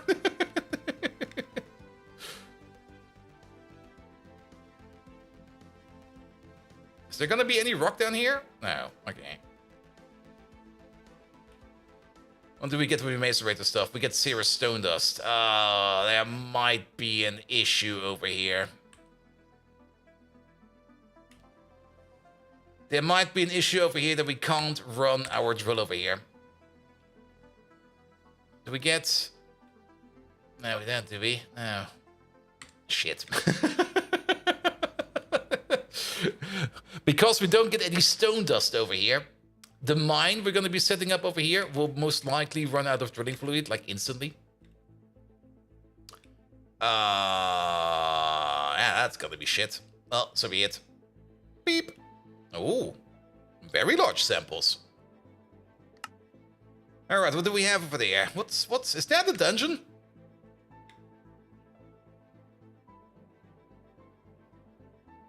Well, it is a dungeon, isn't it? It looks very much like a dungeon.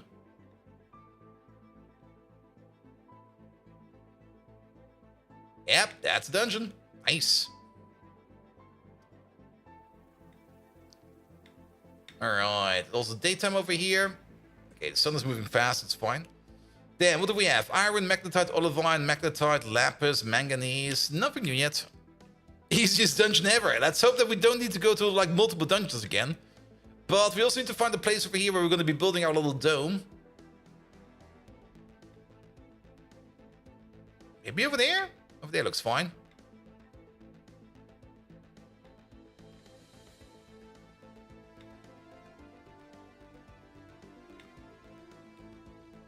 Here we go. Here we go.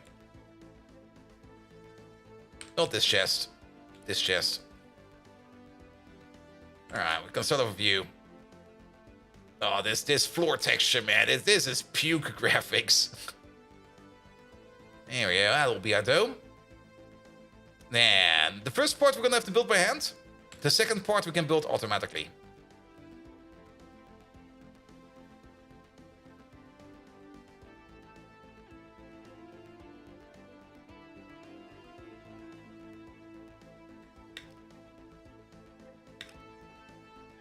There we go. Let's also get some serious substructure in there. Boop.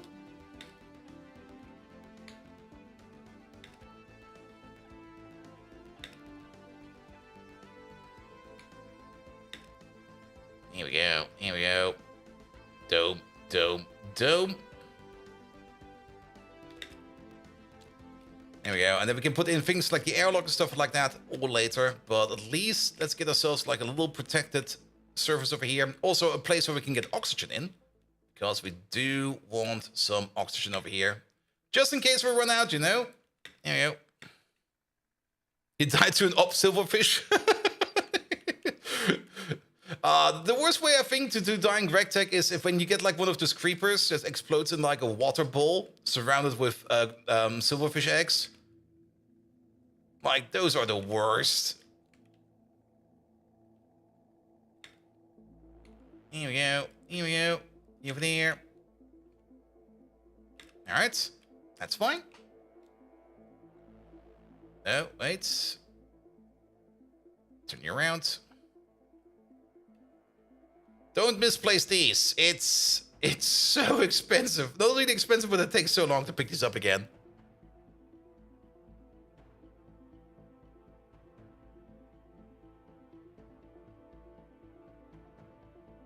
Yeah. Also, we should maybe pick up these two chests real quick. And maybe get your battery, and not your battery, your magnet out again. Is it just me, or is this dome smaller than the ones we used to make? Well, so be it. Chest over there. Chest over there. Then get some more reinforced stone out.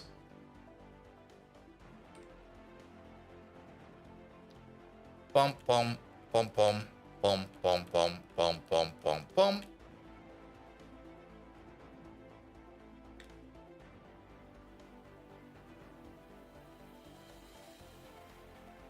Here we go. Nope. There you go. There we go.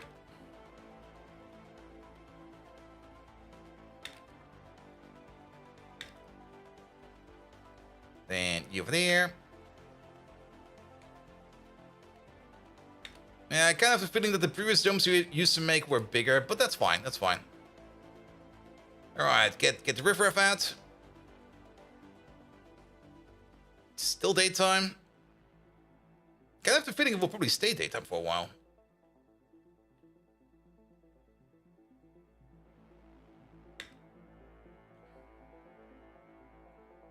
And then comes the magic why we use this thing over there. Bring me these. Yeah, put these back. I need these.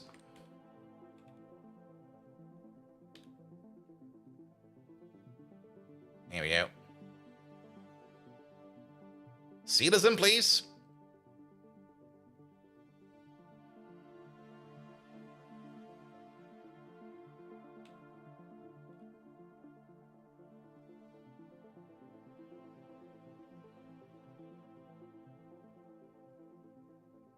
And we're done.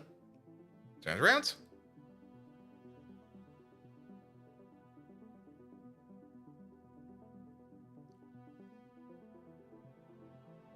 That's a nice feature. It is a real nice feature. Oh.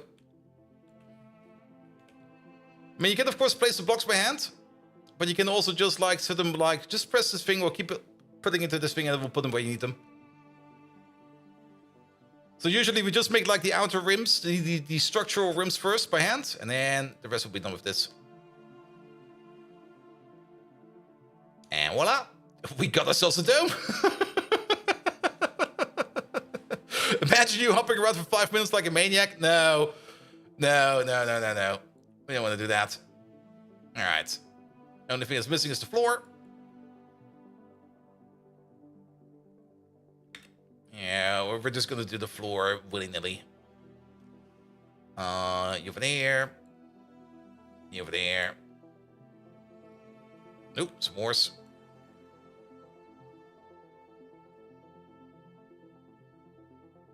Yeah, the floor does not need to be super duper accurate, but we do kind of want to have a bit of a floor over here. Here we go. Here we go.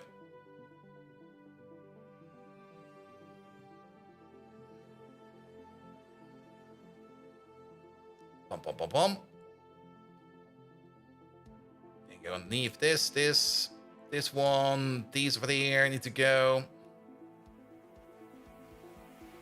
If you're wondering about the sound, yeah, the sound is always muffled when you're like on the asteroids over here, or when you're just in space in general, which is fine. But it also feels a bit weird every now and then when you just sit there and you're like, I'm not hearing anything. Like, what the hell? All right, floor time.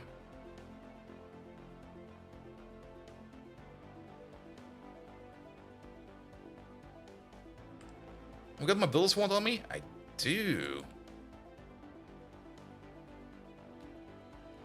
But I don't think we can actually use it because it will probably... Yeah.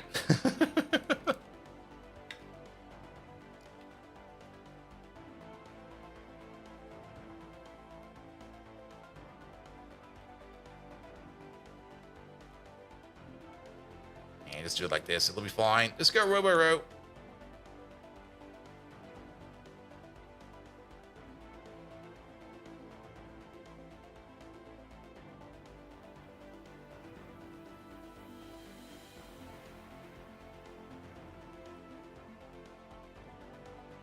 Here we go. Here we go.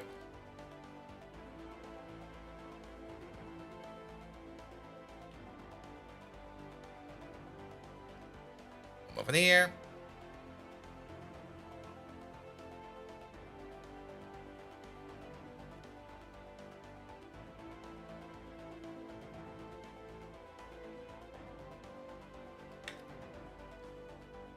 And we got ourselves a little base. All right, we need the door and stuff like that. Where's the sun? The sun's over there. Let's put the door over here. We got some space over here. All right, we have to wreck it again. Sorry. Oh, it's gonna take a bit. Why these blocks are sturdy?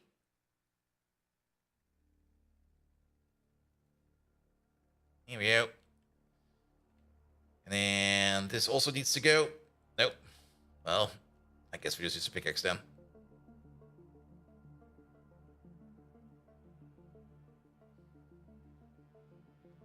It does need to be a bit of a restructure over here. We do need that airlock door in here.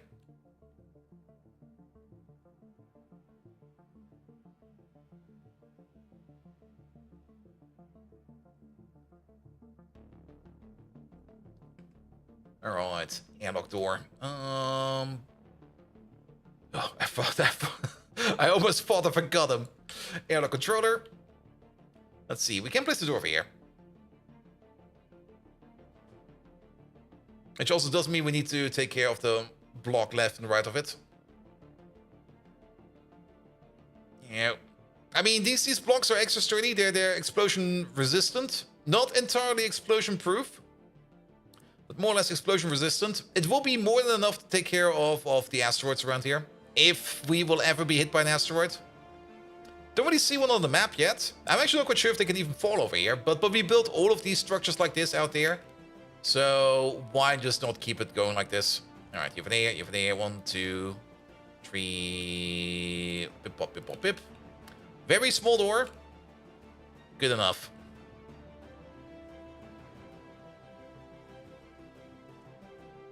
Then let's get a window.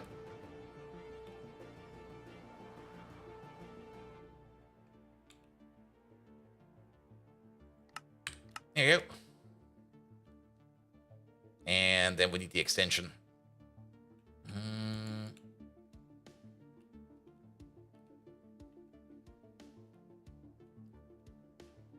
Here we go. And then this one over here, at least we can do a little bit easier. Oh. Alright.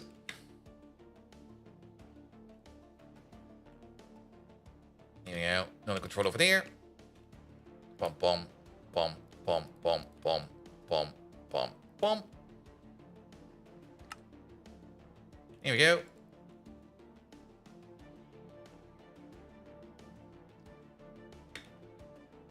And now we got ourselves a little classical igloo. Perfect. We can probably set this up a little bit better in timings and stuff like that. But then again, it'll be fine. It'll be fine. All right, next order of business, oxygen. For that, we need... Well, probably need a little bit more than that. The tree parts.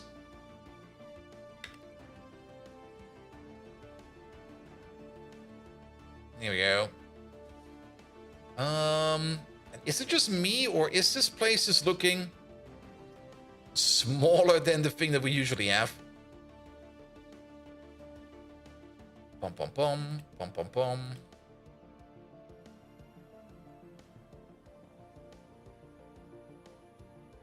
Here we go. And again, I always thought the other one was a little bit big, so I think it's fine.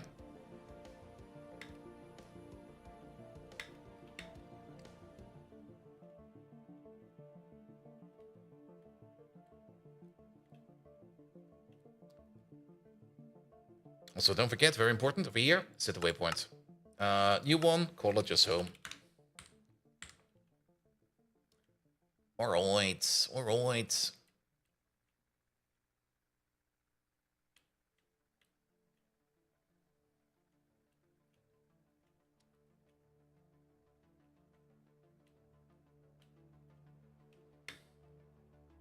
Yeah, it's definitely smaller. It's definitely smaller.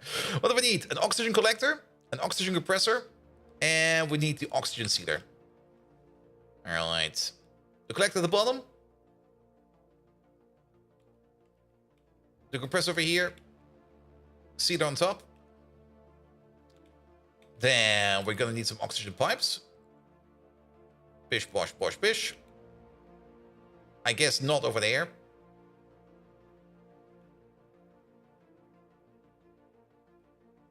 Bish, bosh, bosh, bish. Then we're gonna need some of the batteries. 1, 2, 3. We can also give this some actual power later on, but for now, yeah, you get the battery, you get the battery, and you get the battery.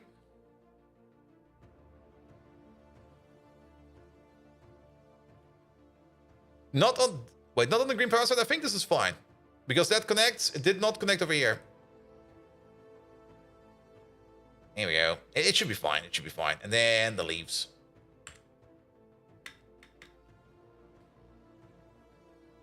I actually never checked. Can we do the leaves with... Oh, we can.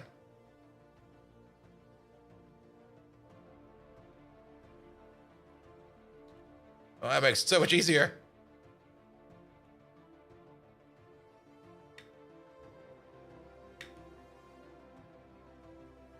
Here we go. It was always so finicky putting the leaves in by hand. This is so much better.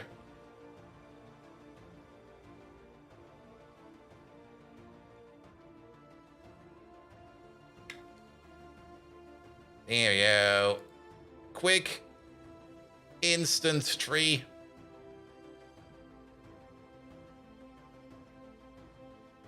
Yeah, it definitely feels smaller in here. Also, there are some gaps. There are gaps everywhere. Oh. Okay, maybe this was not the best choice, but it's fine, it's fine. If we find some more gaps, we just fill them. Alright, alright. Alright, you're making 378 oxygen per second. You only need this to put it up. Oxygen use, output vent is blocked. What? What do you mean your output vent is blocked?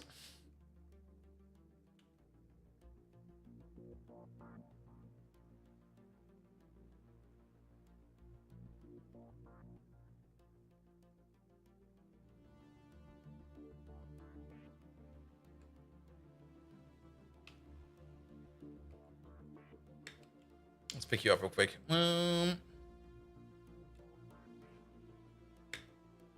Output vent.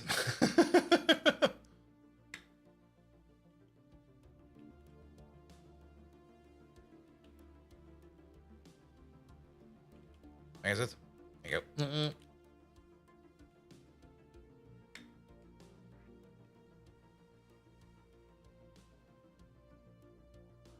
Nah, put the power back in. So you need for the oxygen seal. I kind of have the feeling, is it sealing over here? Are we still using oxygen? Yes.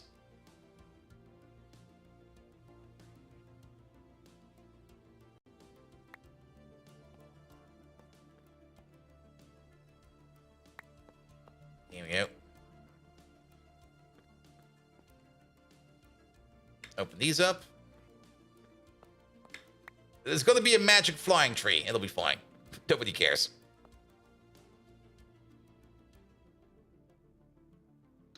Alright. We should now be fully sealed. Yeah, we're no longer using oxygen. Alright, alright. Now, sadly, we did not bring a shears with us, and I do kind of dislike this flying tree over here. Oh. Now that we got oxygen in here, we also got sound in here. That's so nice.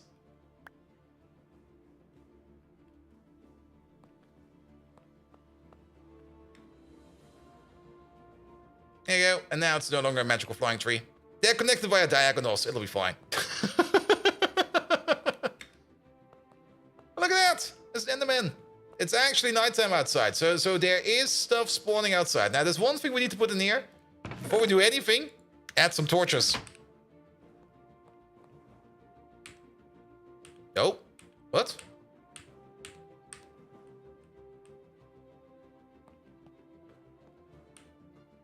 F7 is not showing up anything. That's kind of weird. Wait, let me put the... Is it always bright out here? Don't tell me it's always bright out here.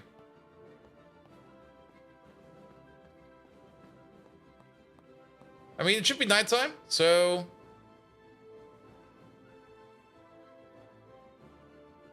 Yeah, it's definitely dark outside. I'm not quite sure why my F7 is not showing anything.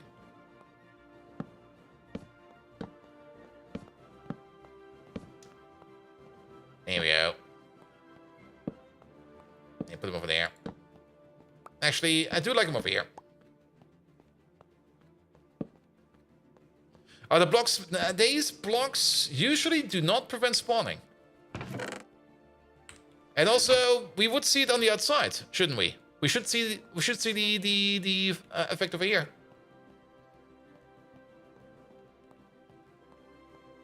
Also, we do see something out there.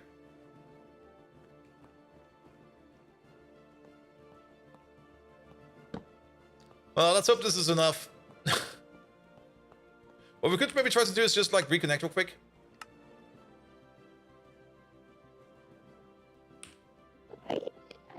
Now we'll see the end, man. Well, whatever it is, it should be fine. Put the helmet back on. There we go. Good. Good, good, good, good. Alright, what we can do now real quick is take you out. Punch you in.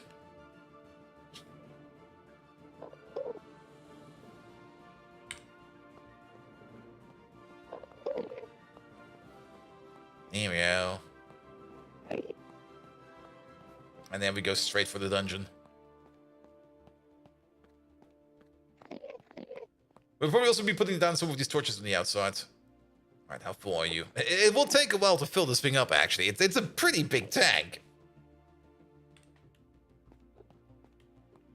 And yeah, if we actually also get some power connected up over here, then, I mean, we don't really need a lot of solar panels. Like, maybe 4 solar panels will be enough. We can place them, like, on this spot over here, and then run the cable along the tree splines over here. And there's also special... there's the special Galactic Craft blocks over here that allow cable pass-through, as well as sealing this entire thing in over here. So we can definitely use those. Then again, we also could connect them topside, and then only run the cable over here, which probably makes the most sense. Alright, you're full? Perfect. Let's go exploring. Let's also put that back in there. We don't need you. Let's get some more torches out, but not all of them. We also don't really need all the torches. Let's definitely put a rocket in here because we don't need it right now. Let's put everything in here that we don't need, which is basically this. Take you out. Reset and sort our inventory. Oop. There you go. Yeah, F7 is definitely not working, but so be it.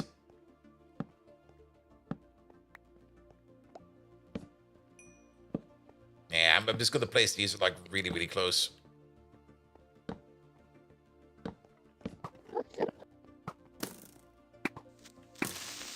Hello there, Creeper. How you doing, Mr. Creeper?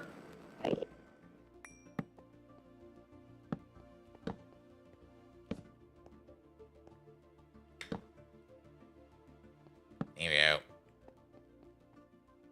And then something like this. That should be bright enough, right? Is it symmetrical? Yeah, it is. Lovely. Alright, where's the dungeon? Right over there. Off we go.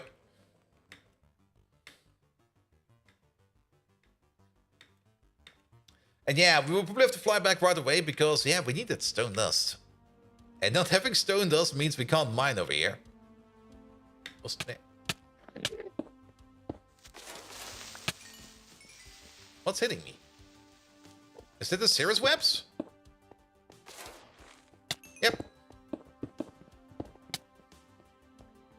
Alright, off we go.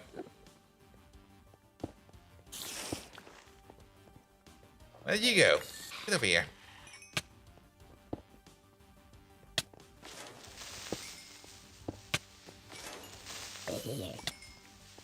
Just keep on moving, it'll be fine.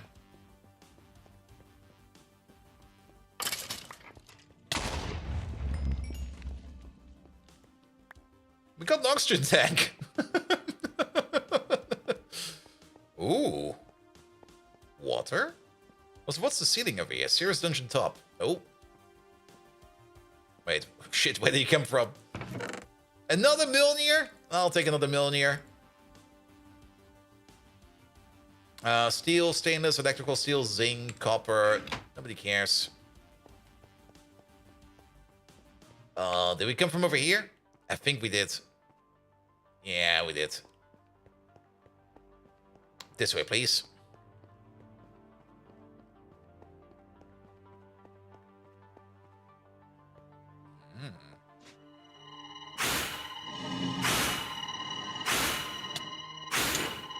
Can I just bash you? I can.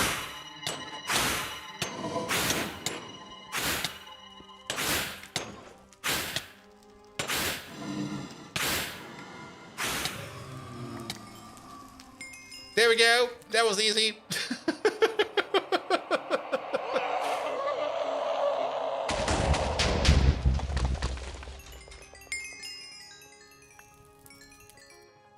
close the dungeon. What's this?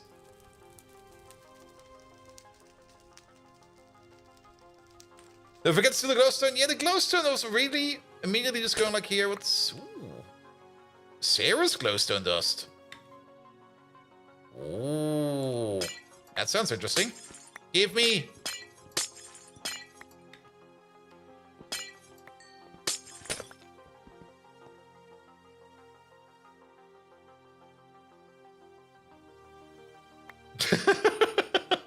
I'm not gonna question that.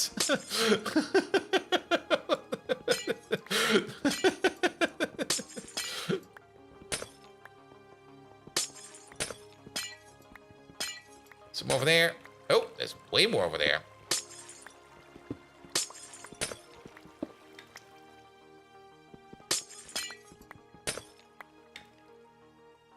Totally normal floating water. Yeah, I mean, could be just a gravity anomaly or something like that. You never know. You never know. Alright. There might be a little bit more hidden underneath the walls. That's fine.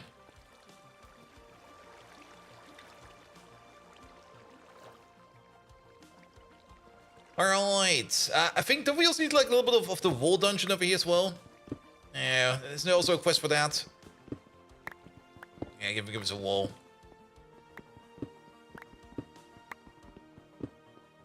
That chest looks spooky. Also, are we already full? We are full.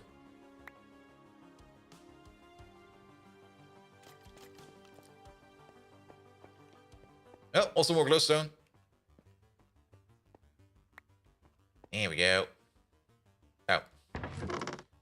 Alright, what do we get? The NASA rocket tier 4. I'll take that. You can have these bones, these iron boots and stuff like that. The play stuff. I'll take the thingamabob over there. You can have the piston as well. I don't really care about this piston. What else do we have? Nickel, magnesium, garnet, sapphires, antimony, silver. I'll take the burgers. Damascus steel ingot? Wait a minute. I don't think we can make that yet. Because Damascus steel ingot over here. How's that made? How is that made? Is that made out of... No, it's not. Oh. I guess we just cook the... You've been able to make it for a long time? Okay, okay, never mind then. It sounded like something we don't know about yet, but... Coal dust, raw silicon, vanadium, chrome, magnesium... Okay, I guess we can already do that. It's actually... Are you sure? It's Eevee. Well, definitely a long time. I mean, we've been in Eevee for a while.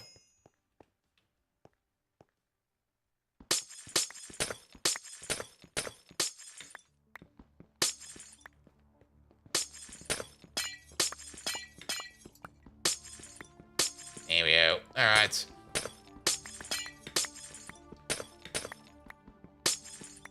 Get you in there. So what can we use this glowstone for then? Let's have a look. Where is it over there? Usage. So we can compress it back into a block. We can centrifuge it into Sarah's stone dust and glowstone. Nice. And we can turn it into Sonarium. Ooh, with the molecular transformer. But that's a... What the fuck, man? How many circuits? In this thingamabob. Yeah, we're definitely gonna need some bigger place to build, man. Look at the full block. All right. So we compress that. The full block over here. It's required for the mana lens, which is required for something. The glimmering dreamwood, which I don't know about. The sea lanterns, or not the sea lanterns, and the arc lamp. Oh yeah, the arc lamp. I've heard stuff about the arc lamp. That's actually a quest we need to do. But there was something in there about the arc lamp. What was it again? Was it just like lighting up an entire area and preventing spawns or something like that? That's kind of what I remember about it. Then, also quest-wise, Sarah's trip. For that, we need to get some Naquata. There is some Naquata around here somewhere. We have to find it. We might just dig it up by hand real quick, because I don't think we can set the mine over here. And then, of course, the other thing we need to take a look at is Space Race over here, the dungeon quest. Okay, we already did the dungeon quest. It should actively turn away hostile mobs. Yeah, that was it. That was it. Yeah, that sounds like fun. Alright, a little bit more prospecting. Let's try to find it in the Quada. Hello there, Mr. Enderman. Goodbye, Mr. Enderman. Oh, or...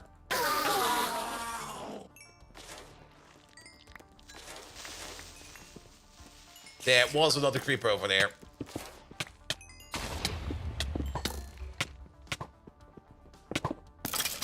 Here you go.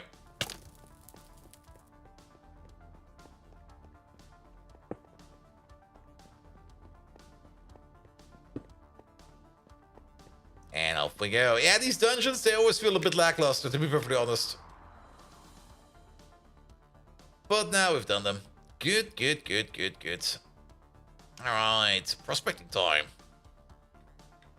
I also have not really seen any villages on any of the other planets. I mean, there was moon villages, but I have not seen a village on any of these other places.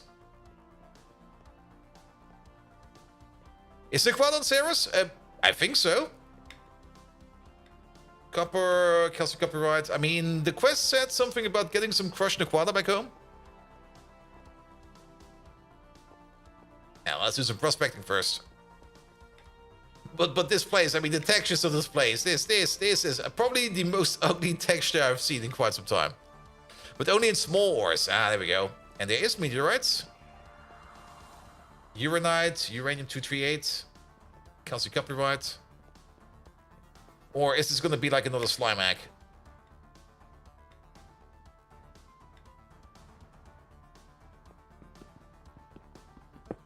Nah, they get stuck with the same.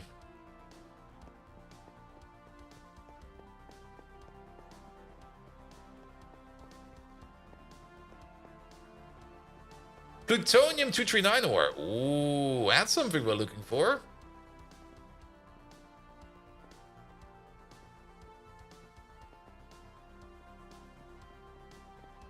Nah, I'm just gonna ignore them. I can run faster than they scoop around. Oh, we hit a creeper.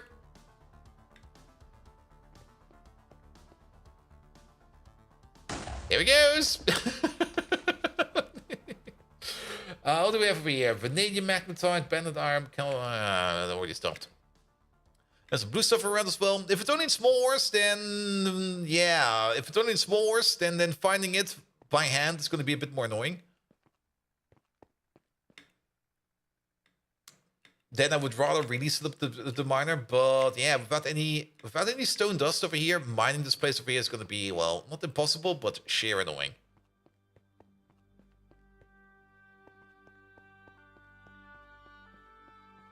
Yeah, keep running, mate.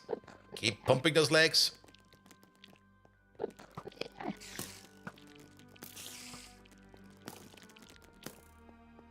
Is the asteroid belt in this rocket here? I think the asteroid belt is like the next one. For the tier 4 rocket. But on the plus side, we did just find the schematics for the tier 4 rocket.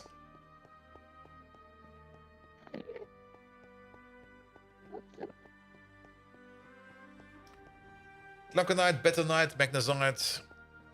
Yeah, let's have a quick tour over here as well.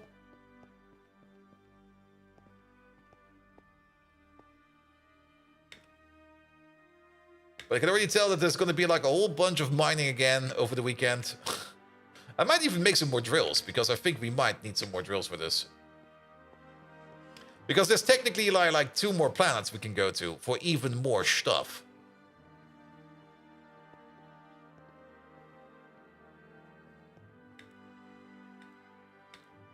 And yeah, those meteorites, they might have... I mean, they only give us more meteoric iron. We're already swimming in that stuff. I mean, meteoric iron at least does give us a little bit of platinum as well, which is great. And actually, it's daytime now, so let's have a quick look. What have we found? Soapstone, iron, lapis, beryllium, plutonium. Plutonium is going to be good.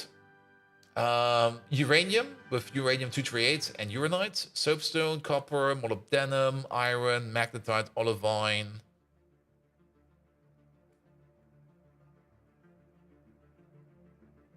Electrotine. A whole bunch of Lapis.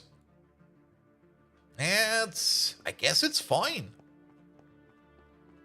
I mean, the plutonium is definitely something we want. The plutonium will help us out tremendously. Especially to set up more of a radon production. But then again, at this moment in time, we got more than enough radon. But I guess once we get more into quantum chips and stuff like that, we're just gonna need even more radon. What burger is this actually? A bacon mushroom burger. Nice. The Electroton has Draconium in it? Really? No, it has diatomite in it. But Draconium, we also got like... I've been mining Draconium quite extensively as well on, I think, on Phobos. Either on Phobos or on Deimos, one of the two. Probably Phobos, because I don't think I went to Deimos ever. And we got some Draconium from over there.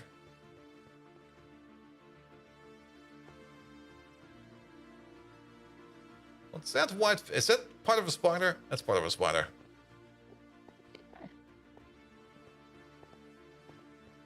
Make some great cable so you can cook it. Nice.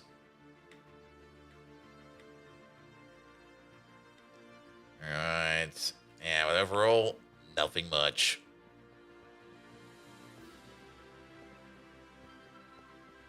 Let's have a quick scan all the way over here. Yeah, just to round this thing off.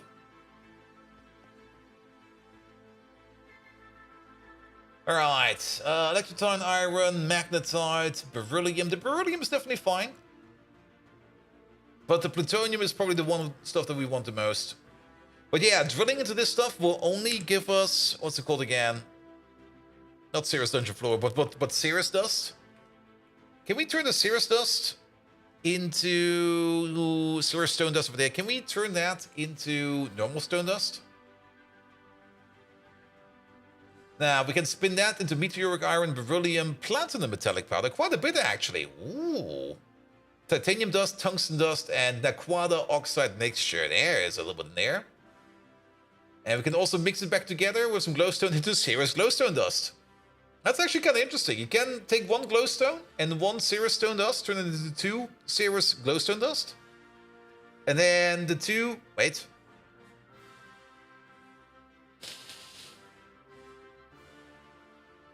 That's a positive loop.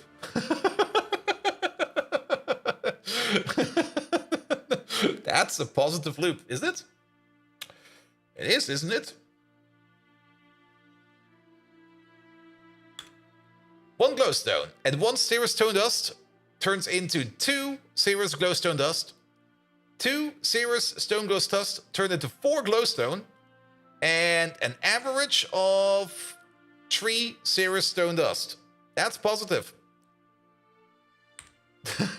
That's fucking positive.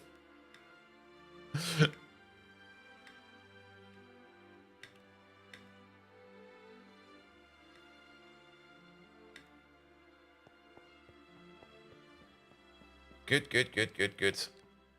Oh no, infinite glowstone. Not only that, also actually, it's not only infinite glowstone, it's more or less the infinite Cirrus Dust that you get out of it as well. Because the Cirrus Dust you could then spin indefinitely into Titanium Dust, Meteoric Iron Dust, Beryllium Dust, Tungsten Dust, Platinum Metallic Powder Dust, and Naquadah Dust. Alright. But yeah, there's not much to do over here, it seems. Fallen Angel! Hello there! Welcome. Well then, welcome to the most boring place ever. Look at the time to spin that. Most of the stuff can get elsewhere. That's true. Usually spinning this stuff over here, well, this stuff is fine, but yeah, usually spinning like the Cirrus Stone and stuff like that, that does take kind of forever. And infinite glowstone, I mean, we already have infinite glowstone. So, alright. Then, the only thing we're missing over here is more or less the rocket launch pad. So let's start building that real quick. We're also going to be building that out of this lovely stone over there.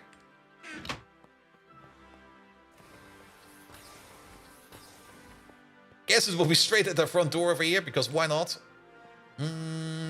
Let's place it over here.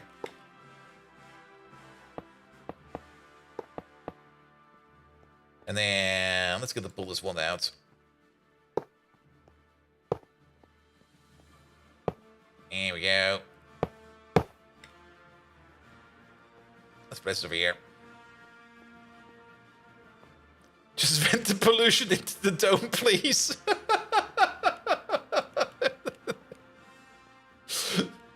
It's just gonna be like the biggest vape ever. Rocket-powered vape, please. Actually, if you're gonna think about it, yeah, it'll be fine. I mean, it's an airlock. It's airtight, so nothing will come inside. So we do need a bit of a staircase. Did we bring our hacksaw with us? No.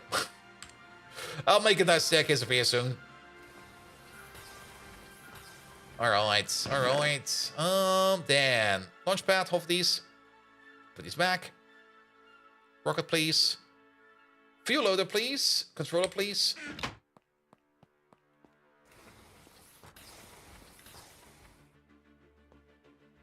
And we're probably going to go straight back because without any...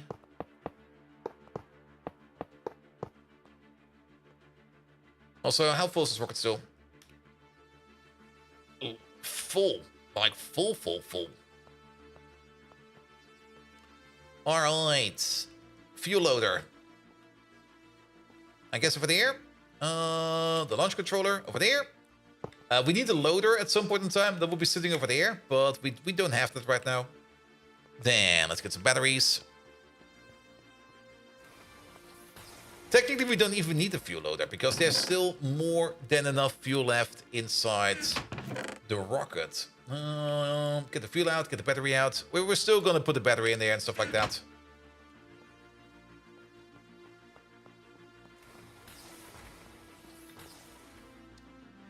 Alright, fuel loader. And one of these. Also... that kind of sucks.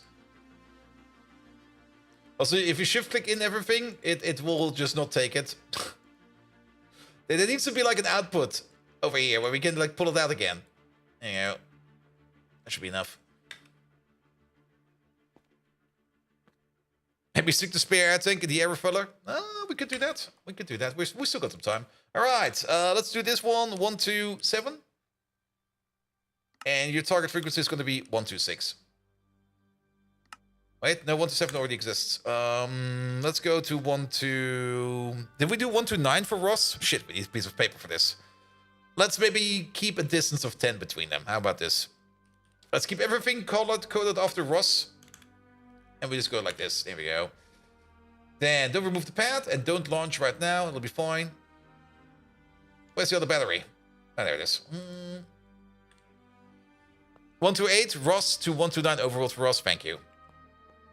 But yeah, we're just gonna keep like a little bit of a distance over here.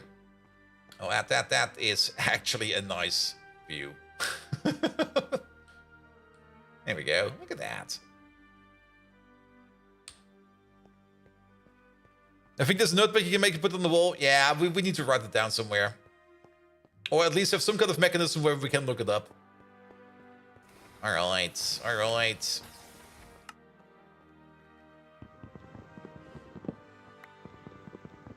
Pick up these again. Then, yes, you're right. We should put this on there real quick. Fill you up. I mean, we can also fill it back up on Earth. That's also fine. Yeah, we got another outpost. While we're in here, we can have a quick look at Cirrus. There you go. Ores and Cirrus. Small ores.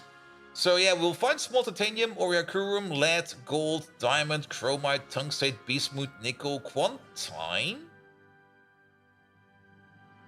Which is one of the things we'll be finding over here. We'll find QT over there. And Naquado ore as well in small parts. Alright. And then for the bigger veins over there, the uranium one, of course, the plutonium that has also a whole bunch of thorium in it. Lapis, molybdenum, olivine, manganese, palladium. Oh. We have to find ourselves some palladium. Beryllium, electrotite, magnetite, uranium. Alright. But like I said, we can't mine it yet automatically because we got a missing stone dust, which is really, really silly if you think about it. But this will be fine. All right, all right. What we can try to do is maybe at least try to set this up automatically. You will be, if cargo is fully loaded, that's when you will be launching. You don't really have a cargo loader yet, but at least we can set this up already. And did we put the launch controller at the bottom? No, we never did. So off we go. They'll take the oxygen tank. We can leave it there for bad times.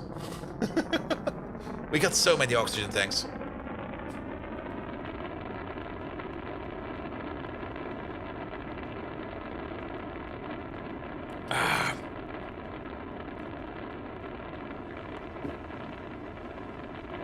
Off we go! Well, that was the trip to Ceres. Kinda. Yeah, kinda lackluster. Alright, let's go back home.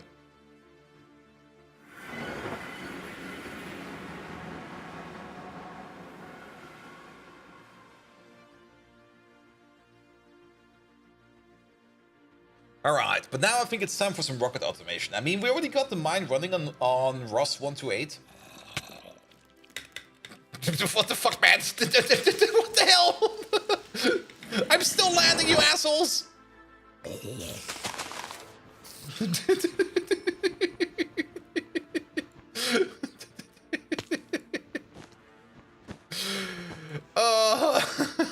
Get the fuck out of here!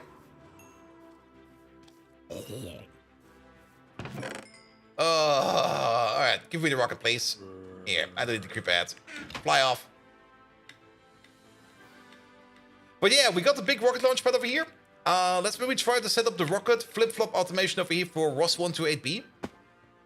And maybe try to get the mining over here automatically done. Also, I'm very happy to see that at least this thing over here worked as expected. I did see this thing over here turn green, and it was taking care of the pollution that was happening because of the rocket. So all of these should be working as intended. There you go. Alright. And then rocket time. How much fuel do you still got left? Yeah, loads. Absolute loads. It will probably be absolutely fine if we just load fuel up over here at more or less the base.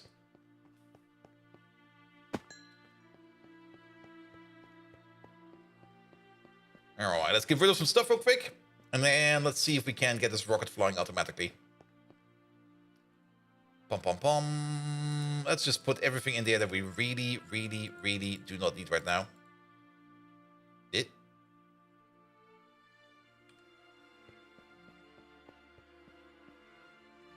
I guess we can't store you in there? There you go. Go. I can't shift click it. Can we just do this then? No. There you go. Be gone. Be gone. Alright, alright, alright. Put these in there. The Damascus steel. Keep these over there. Sort it. Do it. Done. Alright. But yeah, if we do, I mean, the problem with this rocket over there is it does not have any kind of space for cargo.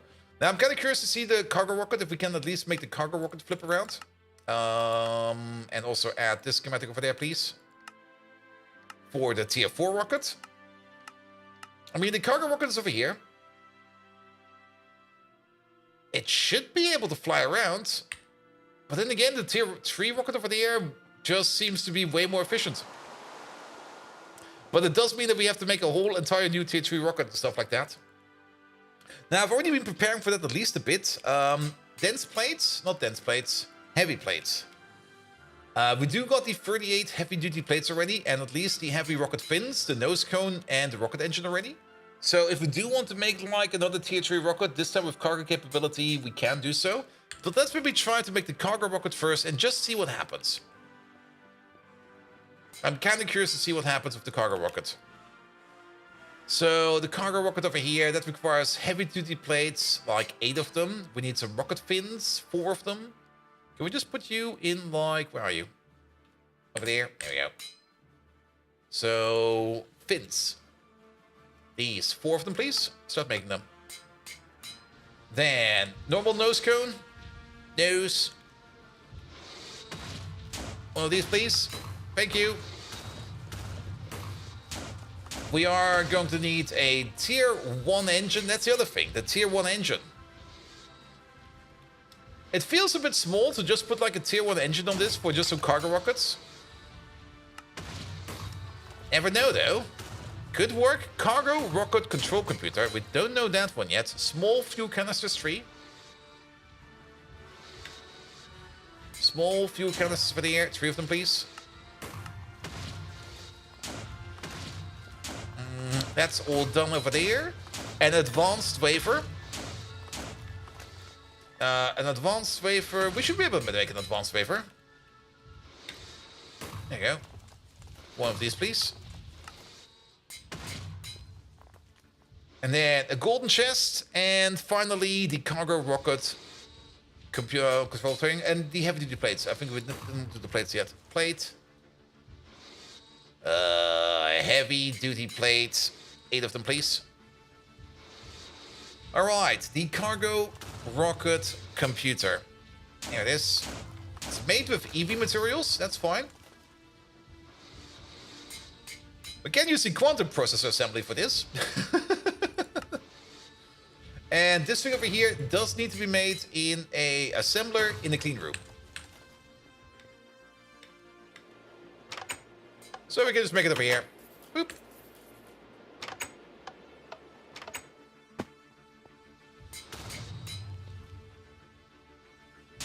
Cargo rocket controller, please.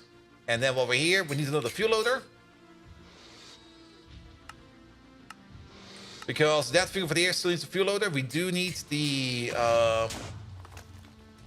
cargo unloader.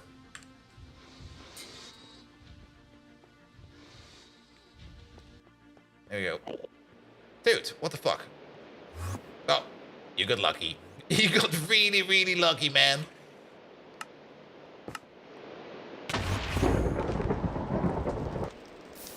I guess he's pissed. Now we can go to bed.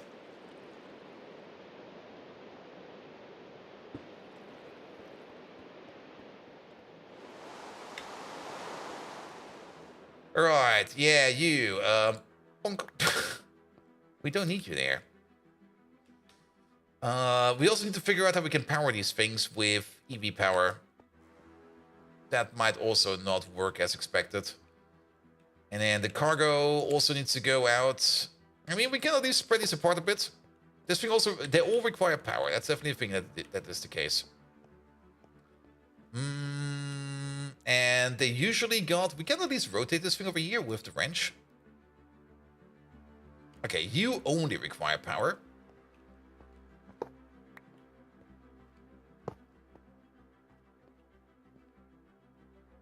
So we can share power over there and then do input-output over there. And if we're already doing input-output, I mean, if we're doing input-output, we're definitely going to be doing it via the ME system or something like that. So we can put the fuel load over here.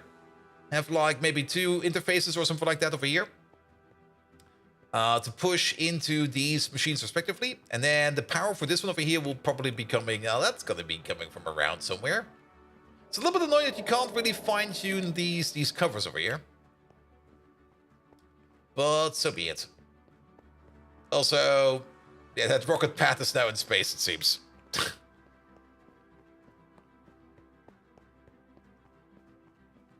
Alright, that'll be fine, that'll be fine.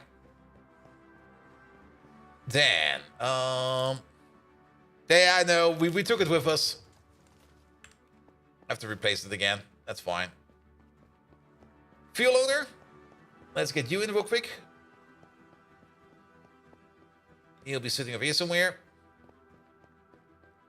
Let's place you right over there. That's power over there. That's input over there. And then that's a bit fighting over there. That looks a little bit... I guess it's fine. Bit of a shame it looks like that. Alright, alright. And then ME cable wise, yeah, we can put the cover over there, something like that. Alright, alright, alright, alright. ME cable-wise, it's going to be the other part over here. We will have to find, hopefully, an open channel. Yeah, we don't have a channel 2 right now. That place over there will probably get its own ME system sooner or later. For now, we're going to be piggybacking on the ME system that we have available over here. Cable. Yeah, bring me like 2 of these. Then we're going to need some export stuff. 1 of these, definitely a crafting card. Then we're going to need import. Not an import, an import. Imu. There we go. Import. For stuff. S. And then we need to figure out power. So how can we power the Galactic Craft things? Can we just hook them up to wire power? Power by ME cables? Maybe. I mean, we got these over here. We can use these for testing. There you go. Let's maybe, if we do connect them to cables over here, let's maybe do it somewhere where things can explode, where I don't really mind. Like, how about over here? It shouldn't explode too big. I hope. So that's a power input over there. Let's get some cable. Usually, the GregTech cables are capable of converting power whenever needed. Usually. Not always.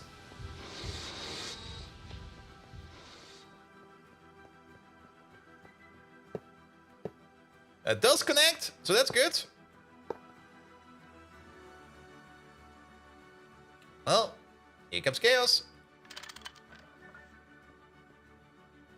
Yeah. So what are they running on? Are they running on... That's the thing. You can't put, like, a battery in there. What happens if we put the battery in there? Okay, the battery doesn't get charged. You can't put a battery in there that's running on GregTech power, but you can't connect to a GregTech cable. God dang it. There's probably a way around. With Ender.io. Yeah. I actually do make this one. Yeah. And let's maybe try conduit. It could maybe also be that we could connect the conduit to a cable. That might also work, actually.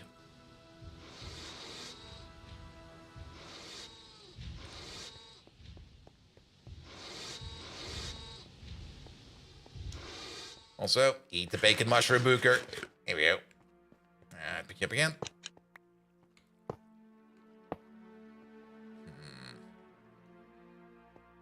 I thought for sure this was possible. Never mind. I must be imagining things. Alright, alright. But let's get... I mean, the capacitor will definitely work because that's how the flood lamps over here are hooked up. Because the cable over here goes into one of these RF capacitors.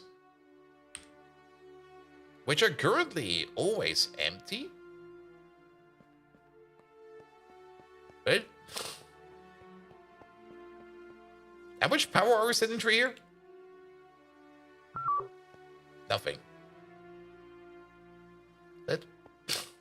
Right?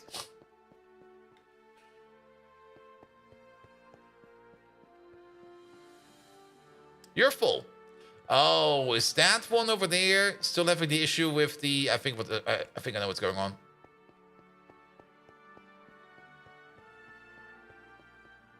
Yeah, this. Yeah, I thought I fixed this one. I guess I didn't.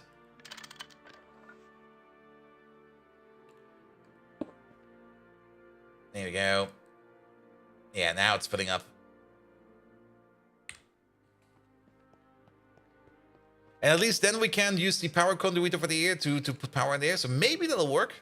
Let's see. I mean, they really do not need a lot of power. They only need like a little bit of this power over here.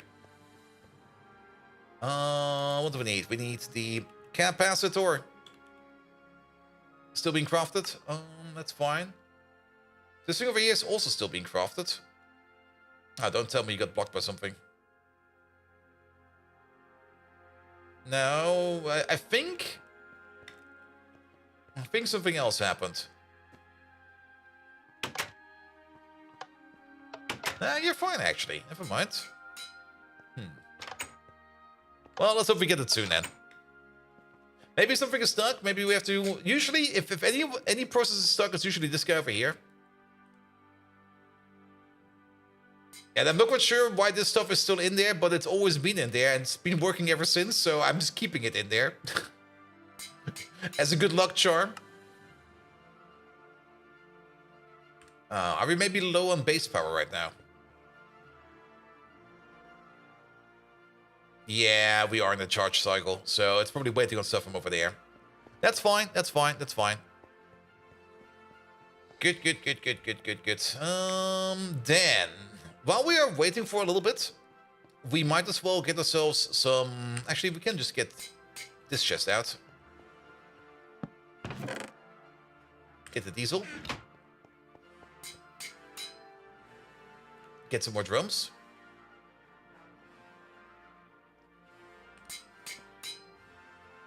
Get some more diesel. Yeah, actually, I want one. Nah, this should be enough drums. This should be enough drums. We actually don't need two. And maybe have a quick excursion to the Nether to pick up the... Or to at least get the resources out of the other miners over here. Here we go. It's been a while since we went to the Nether, actually. At least on stream. I've been over here every now and then, just to mine stuff.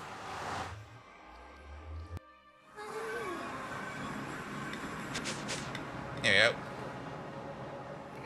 And there's been a lot, not really that much of mining going on, but if you look at the map, you do see the paths we take. I do like the new way this map now looks, because now you can clearly see where our tunnels are. And they're pretty much everywhere.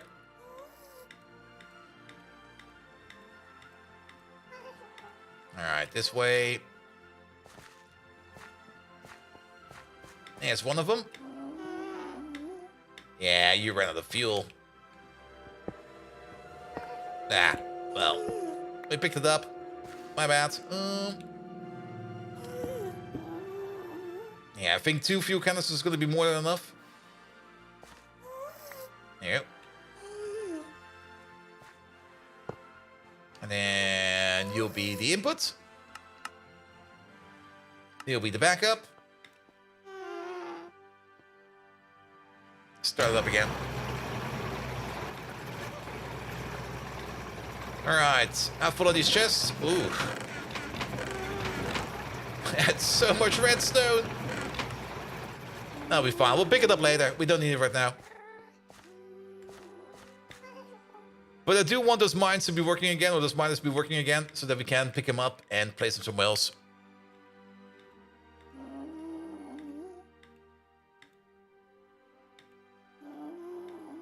I mean, some minecart track over here would almost make sense, just to get around here faster. By the way, that's a thing that happened over here. Do you notice something on this map? Something that should not be possible like this? I have no clue how this happened or why it happened, but there seems to be a fault on the map.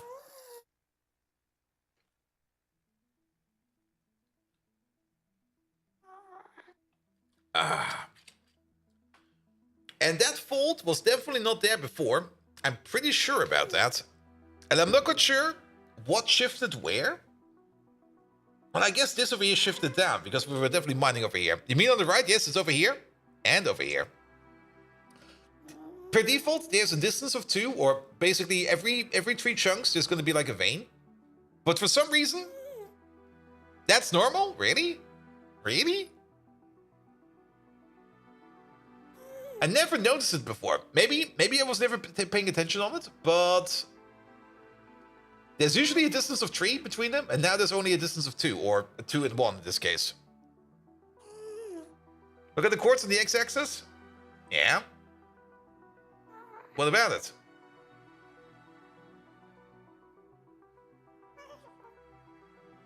I mean, 0, 0 is over here. This one is 0, 0. Actually, this one is... Yeah, this is not the absolute coordinates. Is it? It is. There are X0. Oh. Really?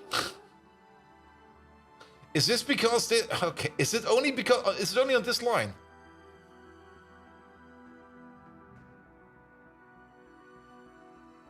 So are you telling me they didn't put in the proper border check? Sounds kind of fishy to me, man.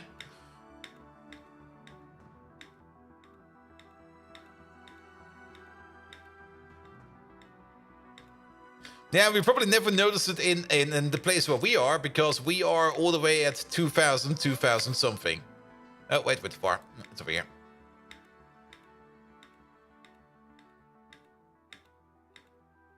Then I must have never noticed it before. Nope. You got some friends, it seems. Get out of here. Oh, another one. Also... Wait, did we go back on ourselves? How are you still running? Oh, wait, you never stopped, I think. You just never stopped.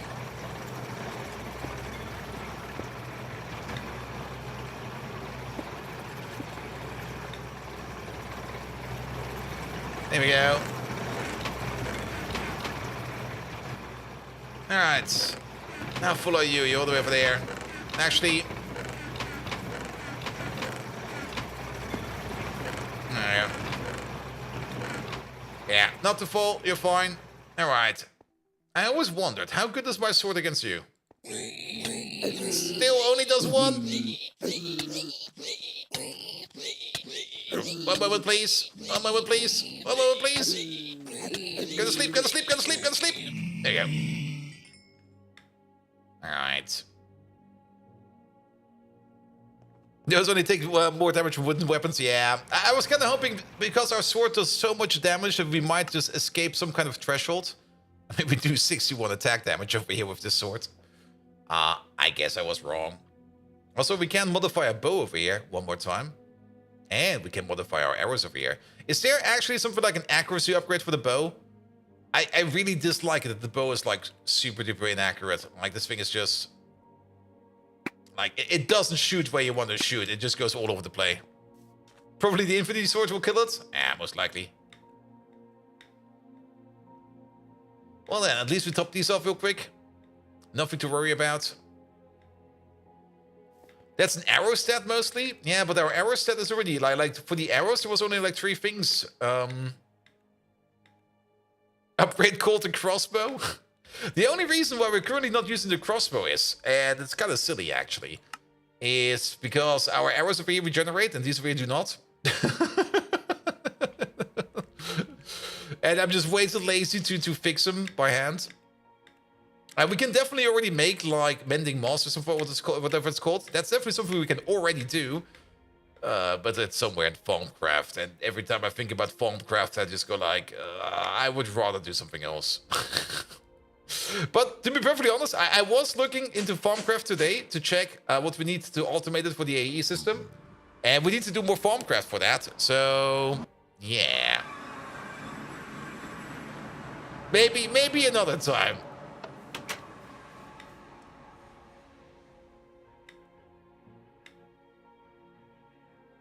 Alright. Let's have a look at these cargo rockets then. So what are we missing? Oh, look at that. Most of the stuff is already done. We're still waiting on the capacitor, which is currently waiting on some molten energetic alloy.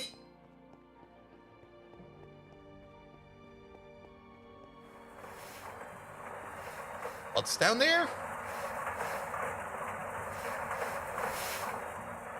Oh. Wait, is that the mixer? No, that is the thingamabob. I know what it is. Okay, but it still seems we're kind of stuck. And must also drop from loot and chests and dungeons. Yep, we were just very unlucky. You're waiting on something. I'm not quite sure what you're waiting on. But I kind of have the feeling that one of the machines is either stopped, or are we still in low power mode? Now we're definitely spending power, so every machine should be on. I kind of have the feeling that one of these machines over here is either blocked or broken.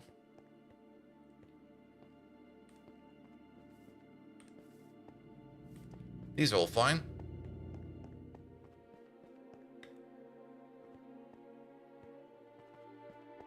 Is it you? No, you're fine.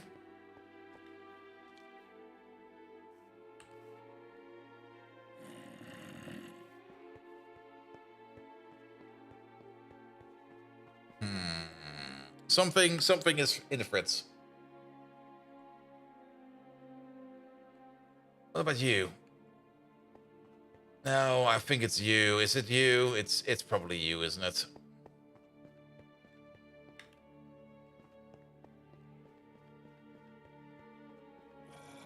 Yeah, there's oxygen in here.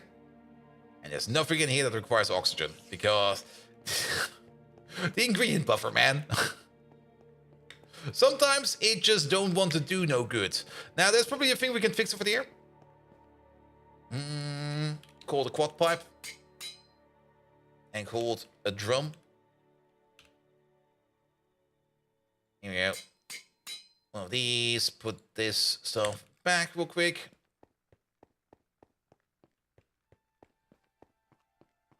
It's going to be so much fun, Prep. We need to do something you won't be able to do without. Yeah. I mean, that's a... All right, stay on then. Yeah, put your frequency 4 real quick. Here we go. Stay off.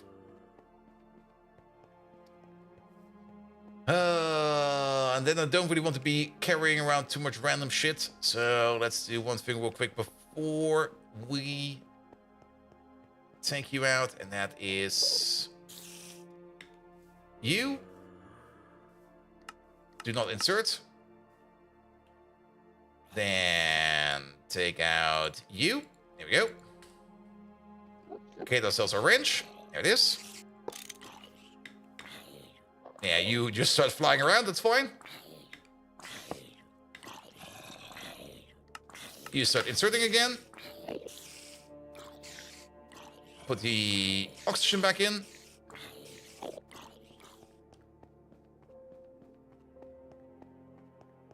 There we go. Yeah, we just need a little bit more space over here for extra oxygen and stuff like that. Here we go.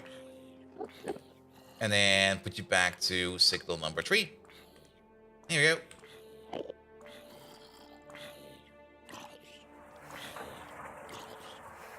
Best value for accuracy of slime crystals, arrows of 96, and crossbows with 100. Yeah, but I also kind of have the feeling it's part of the weapon itself that's just inaccurate. I mean, the crossbow is pin-perfect accurate. The longbow is just like, fuck you. We're gonna fly around everywhere. And I mean, the arrows over here already have an accuracy of 100%. Same accuracy as the stainless steel bolts over here. So basically, both of these already have, like, maximum value accuracy. But these fly around everywhere, and these are pinpoint.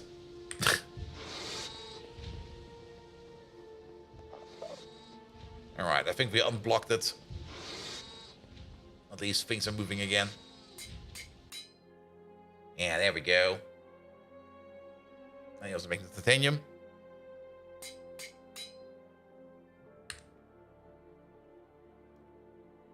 Good, good, good. Capacitor. There it is. Alright, does the capacitor work then?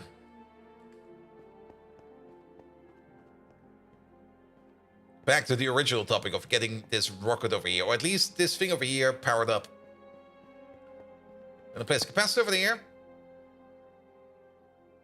It will probably take like a minute before it realizes it can be filled up.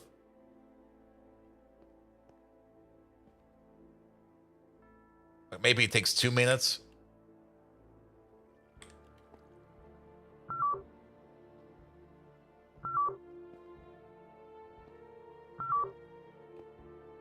Maybe it takes 3 minutes. Change to a side input. Yeah, let's just can we rotate you around? Oh. What the hell? Yeah, okay, let's take the cable off real quick. Yeah, this.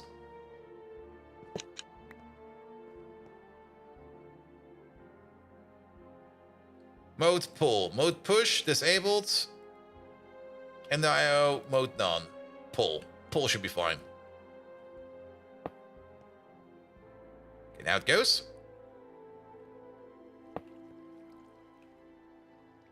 That seems to work. Perfect. Alright, then we do it like this then. And it's full. I think one of these is enough. Because these over here really do not need that much energy. Alright. Whack you. Whack you. Whack you.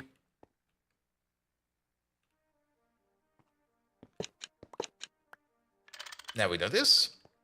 Alright, then. Power first. Let's go.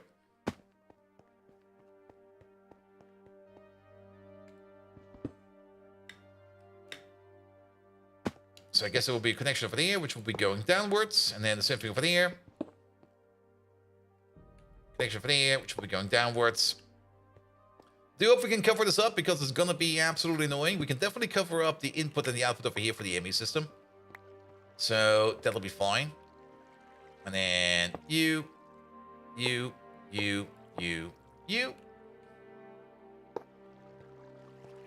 At least all of these now are powered.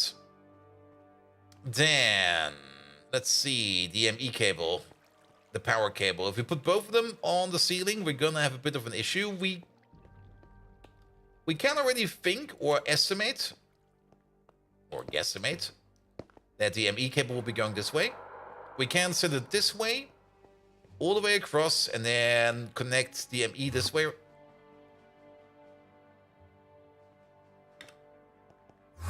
Oh, fucker. That is gonna be after me. Fuck.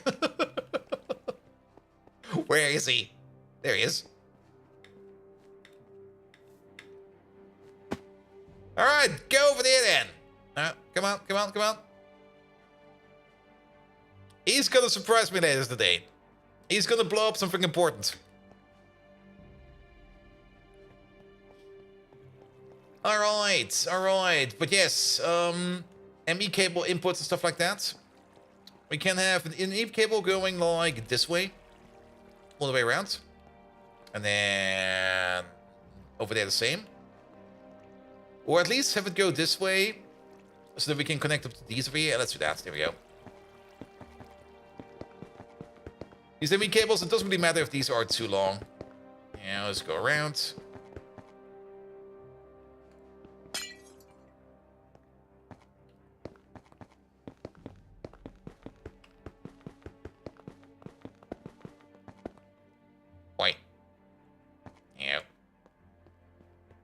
Alright, so we have multiple connections over here, and then for the power cables will be coming from the other side, so we can more or less fan them in.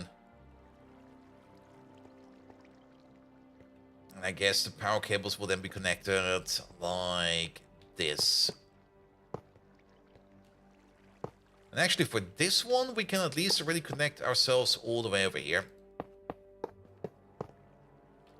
Which means the capacitor will be over there, on the ceiling. Still has this connection over here. Nice. There you go. And then you're gonna... Well, surprise. There you go. I'm gonna put you over there.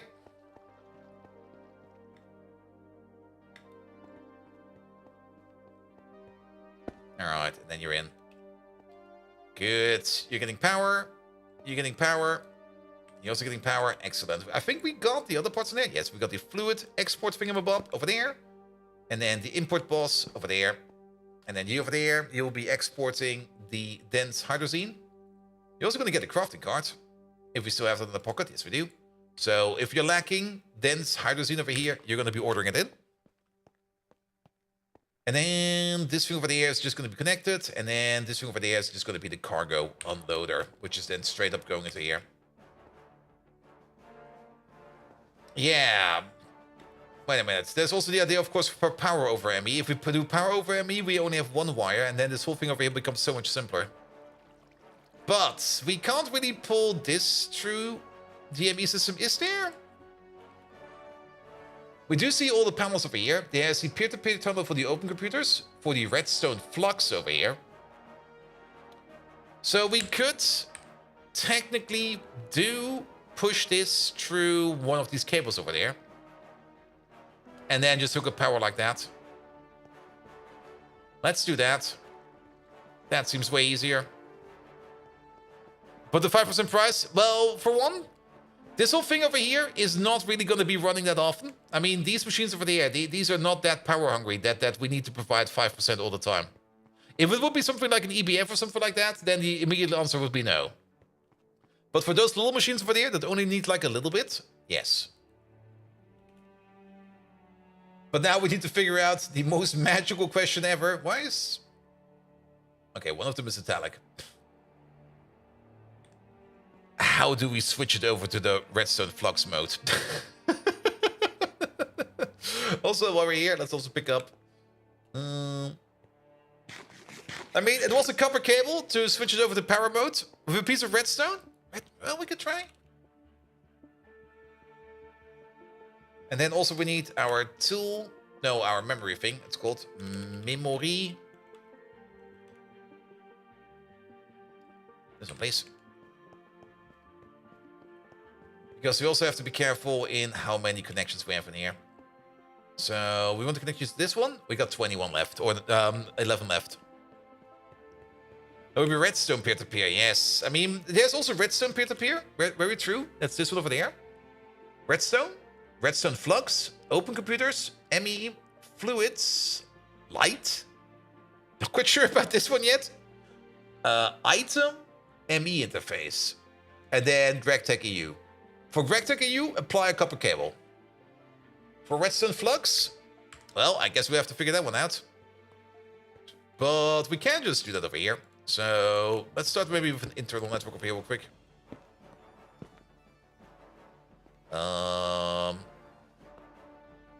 Yeah, let's just place it over here for a second.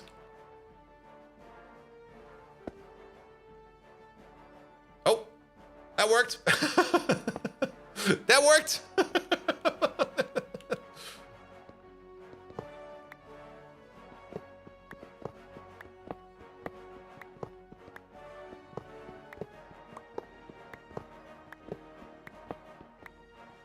Yeah, and then we get the other one over there. Boop. Alright, so that now can go through there. Which also kind of means that we probably can make this cable over here a little bit shorter.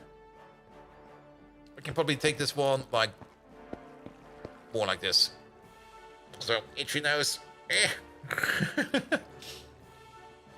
And then we don't need to go all the way around.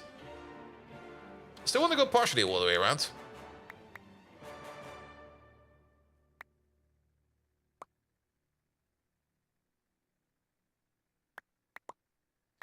But how will we now connect all 12 peer-to-peer channels? Well, we don't really need all 12 right now.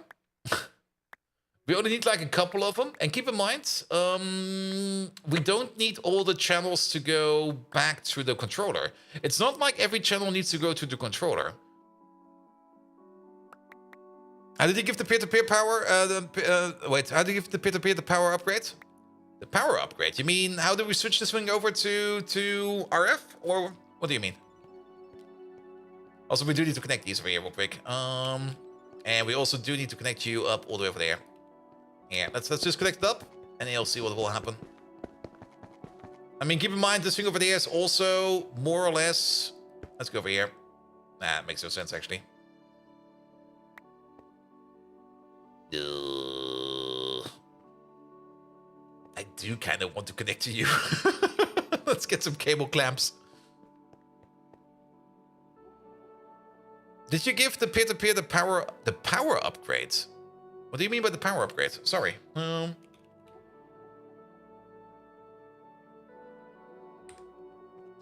It does say peer-to-peer redstone flux. Yes, it does. So it should be fine.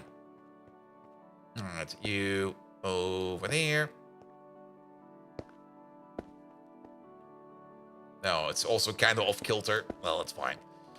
Let's also get the other tool out. The little bit more visual blur tool. But it's a tool, alright. This one over there. Alright, so let's have a look at this one. Oop. Here we go. Okay, there is 4 channels being occupied over here. Okay, maybe Okay, it is occupying channels. Well, we still got some channels available, so that's fine.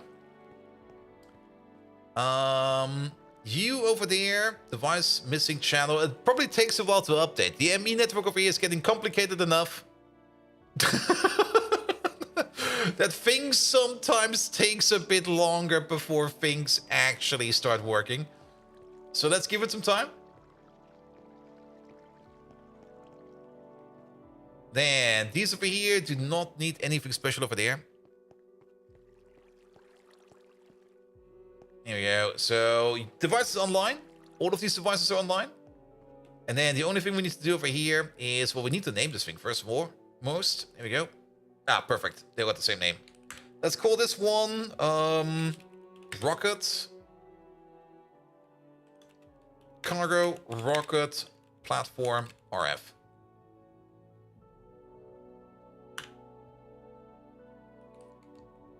Cargo Rocket Platform. Yeah, it will probably also copy paste the thing over here. And then input output. The selected peer-to-peer will become the output. You'll be the output. Here we go. Good. So now power will go through there, through the cable, all the way over there. Will be transferred back. It still says device missing channel because it basically just got like an update, but it will then power up these things over here. Did we already power them up? Oh, good. There's some power missing over here. Technically, we should see this thing over here gain some power sooner or later. If it works correctly.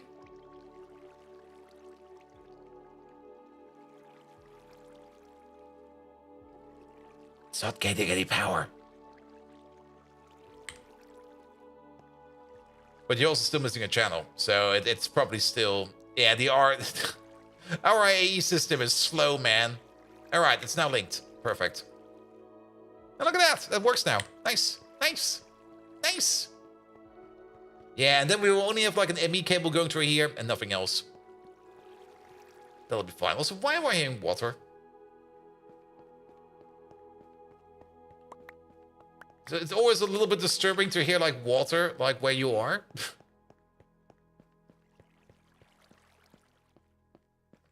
Maybe the concrete didn't fill in the water? Well then. Alright, alright, alright. So you over there, yeah, you're getting power as well. You're ready to unload, you're ready to load. The only thing that's missing is going to be the cargo rocket. So let's see if we can get to Ross 128B via cargo rocket.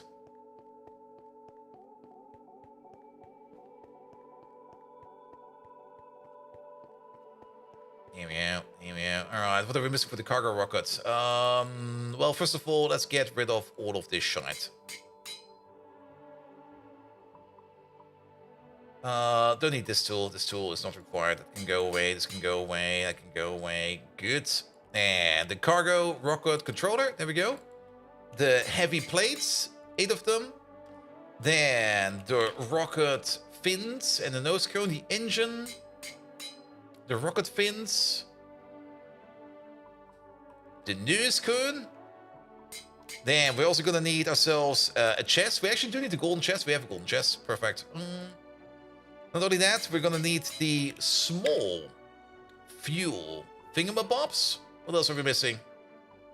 I think we got... Oh, and the advanced wafer. Which we might have crafted into something else, so we have to make a new one. That's fine. Now, I still kind of highly doubt that the cargo rocket will be able to do the entire back and forth every time. But we're gonna try. We're gonna try. Yep.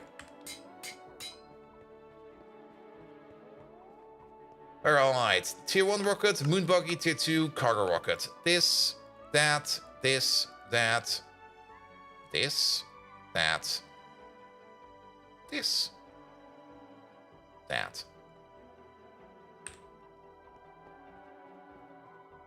Alright, cargo rocket it is. Wait a minute. Nope. It's so tiny! Look at this tiny little rocket! I would be ashamed if my rocket was this small. We might just have to build a bigger rocket because this thing over here is just gonna be like... That's what the fuck, man.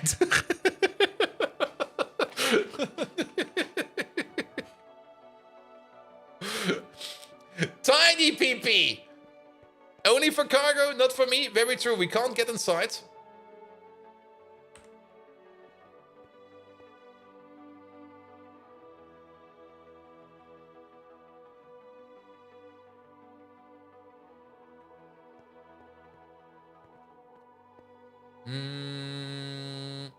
Launch when fully fueled.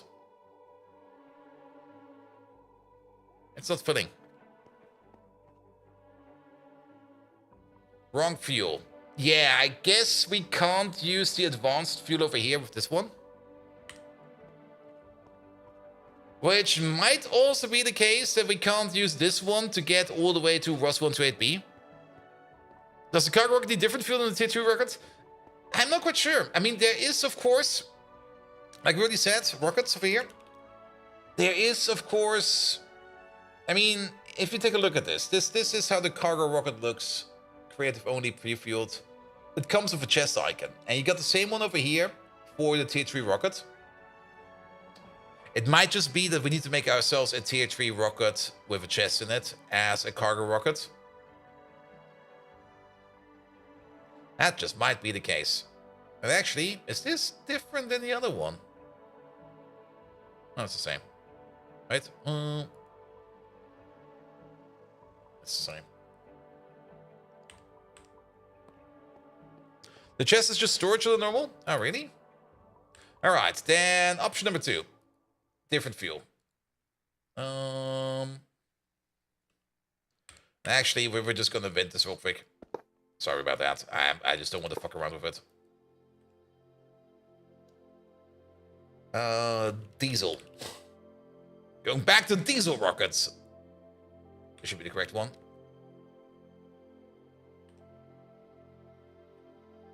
Wrong fuel. What?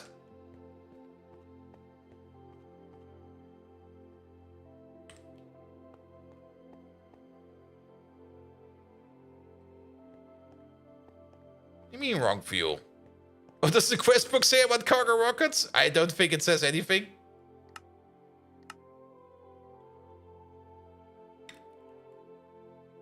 Cargo rocket for the fun. Okay, there is a quest for it, it seems. And it's most likely in here then. Wait a minute.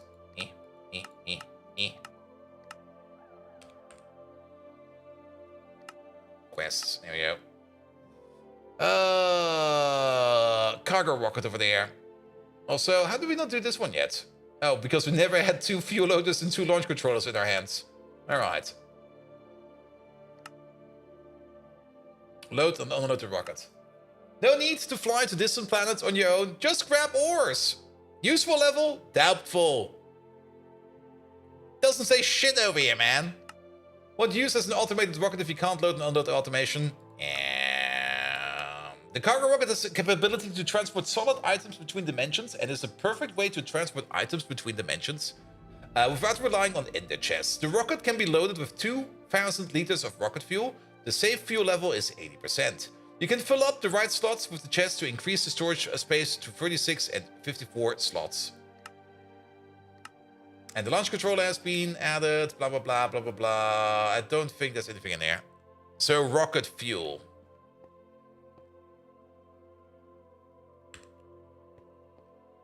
Yeah, is rocket fuel actually a thing? I mean, keep in mind, ketane boosted diesel cell over here can be used as rocket fuel up to tier 2. Can be used as rocket fuel for all tiers. That's the most advanced one. That's the green stuff. Can be used as a rocket fuel up to tier 2. That's the RP1 rocket fuel. Maybe it needs RP1. Let's try RP1 next.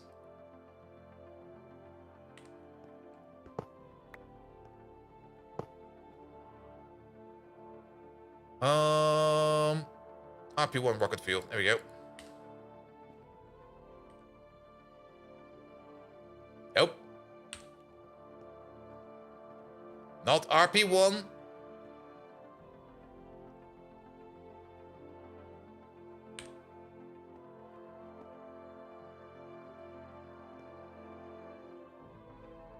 Wrong fuel.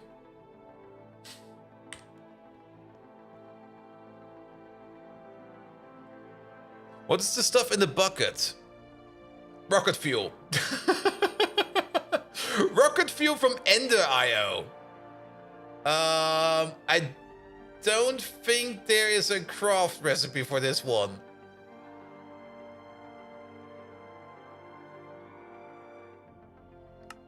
No.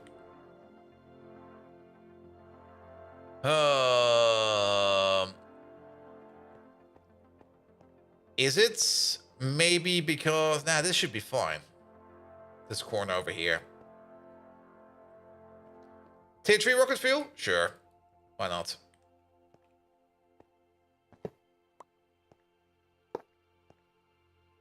The tier 3 stuff, I think, was this stuff over there. Oh. No.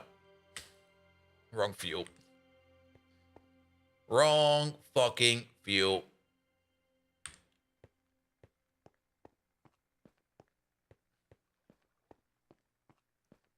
Is there a bee recipe for it? Oh, fuck the bees, man.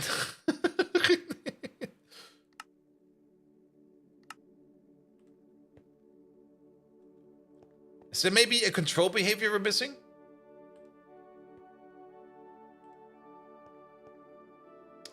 It's got the power. It's all going in.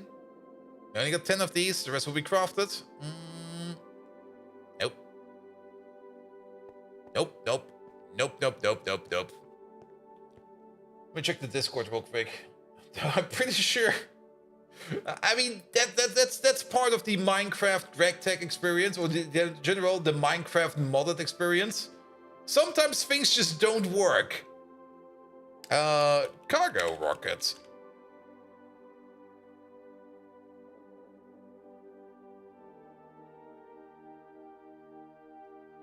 It's always good to know to see the first message over here is if only cargo rockets worked. Oh no.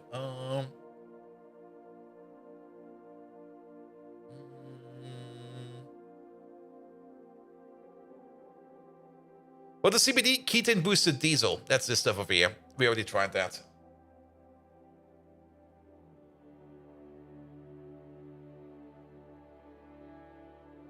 The fireworks rocket of where it's so small. Don't shame my rocket. It's a mighty rocket, man. You got a tiny rocket.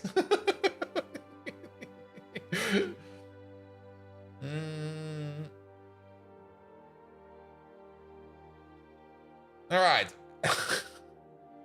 A message from actually a couple months ago. The controller for the cargo rockets, which are currently unusable to not accepting any fuel. Yeah, it seems that cargo rockets are just busted. Oh, wait, sorry. Found that it helps fuel the rocket if you face it with the no texture. Wait.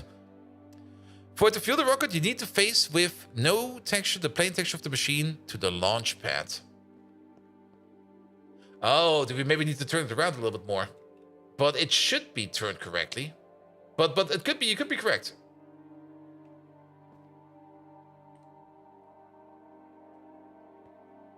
I also kind of have the feeling that this thing over here might just be...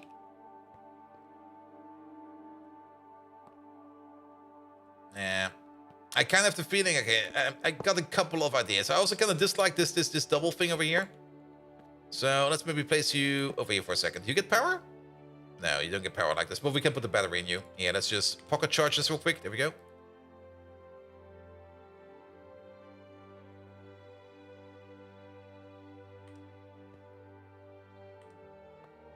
Nah, and now we can rotate this thing around as much as we want.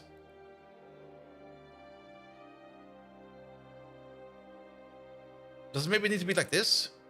Nah. I mean, it also said wrong fuel when we were loading the other rockets. Keep that in mind.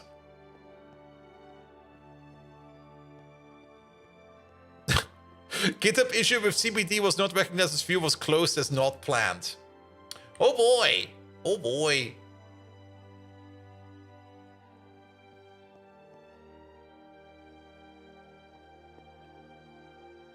You need to face with no texture, the plain texture of the machine, to the launch pad. We can just keep spinning it around. This does nothing. Nope. This does nothing. It definitely has power. It's trying to load.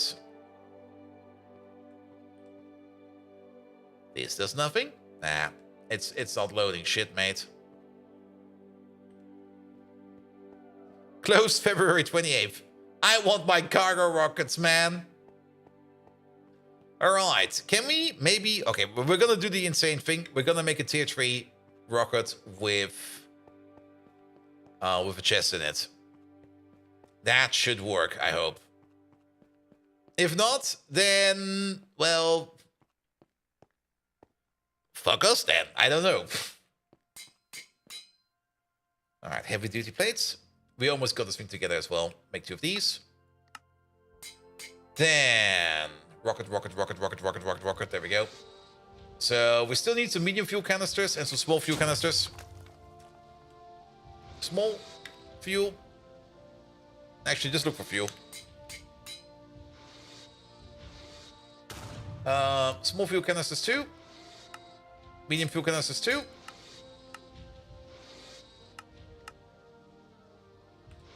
Did that go in? It did. Then we need some boosters. I think it's 2. It is 2. And then we need the cargo rocket computer and the lander. All right, let's put the lander in as well. Worst case scenario, we got the backup rocket. We don't know how to make a polyethylene rod. Are you shitting me? Who requires a polyethylene rod over here, mate? Is that you? Yes, that's you.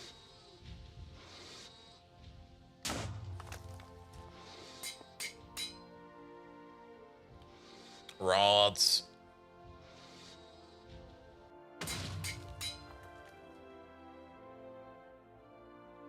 Industrial extrude over there. Is there really no polyethylene rod in here? I mean, it should be something that's... Wait. Polytetrafluor. Okay. Ah, not seeing it in there. Where's the other extruder? Let's see, advanced extruder 2. No. Oh, there we go. There's the other input. All right. One of these, please.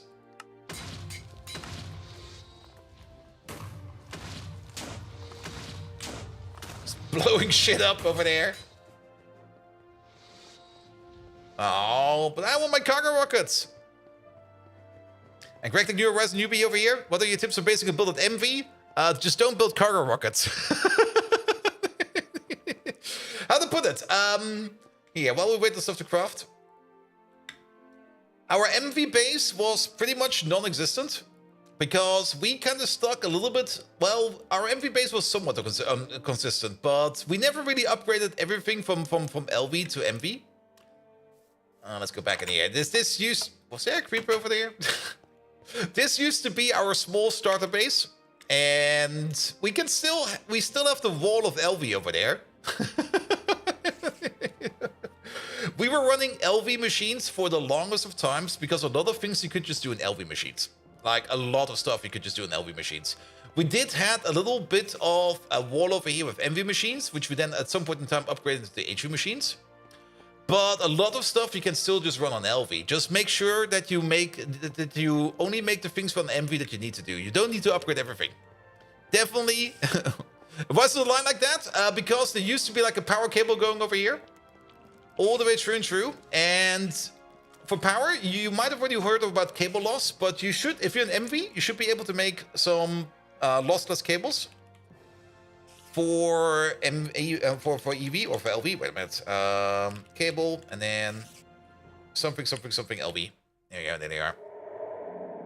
Like you can make the redstone alloy cables over here. Redstone alloy cables over here do not require, have not got any loss over here. And I basically just put down, I think, a 16 wire of LV or 16 thick wire of LV over there behind all of these machines, and they were all running on that. And there also used to be like a big steam turbine over here. Sadly, we don't have those steam turbines anymore. There used to be like a big coke tower over here, but that has already been like dismantled. And with like, what was it, like 2... Well, at some point in time it was steel boilers, but at the beginning it was like just iron boilers. But yeah, we had like 2 steel boilers over there running just coke, but part of the coke machine is still there. You don't really need a lot to do that. Oop. I mean, our coke plantation is still over here. That still exists. Where we just had like some spruce woods. We didn't even upgrade these for like maximum efficiency or anything like that. This was enough. This was enough for quite a bit. Just make like the spruce wood over here. And then put it into, what was it, like 24? We more or less did the quest over here for power. Where is it? Where is it? Where is it? Bio for the masses. Was it Bio for the masses? I don't think it was Bio for the masses. Maybe it was Bio for the masses. Faster charcoal, yes. 494 coke oven breaks. We definitely did this thing over here where we made, what was it? A total of 24? Yes, a total of 24 coke ovens. And those 24 coke ovens were running 1 steel boiler with coke and 1 steel boiler with creosote. And that was making a lot of fuel for us for quite some time. And then at some point in time, we switched over into biodiesel. And then we were running on biodiesel for a while. And then we switched over to ketane boosted biodiesel. And ketane boosted biodiesel is still one of our backbones. Now, this was like the initial farms we made for that. And at some point in time, we kind of upgraded. This is the upgrade. And there's still quite a bit of space in here for like additional crops. But yeah, for the biodiesel, like canola over here, or as it's called over here, good old rape, which is Raps in German. So it's actually correct.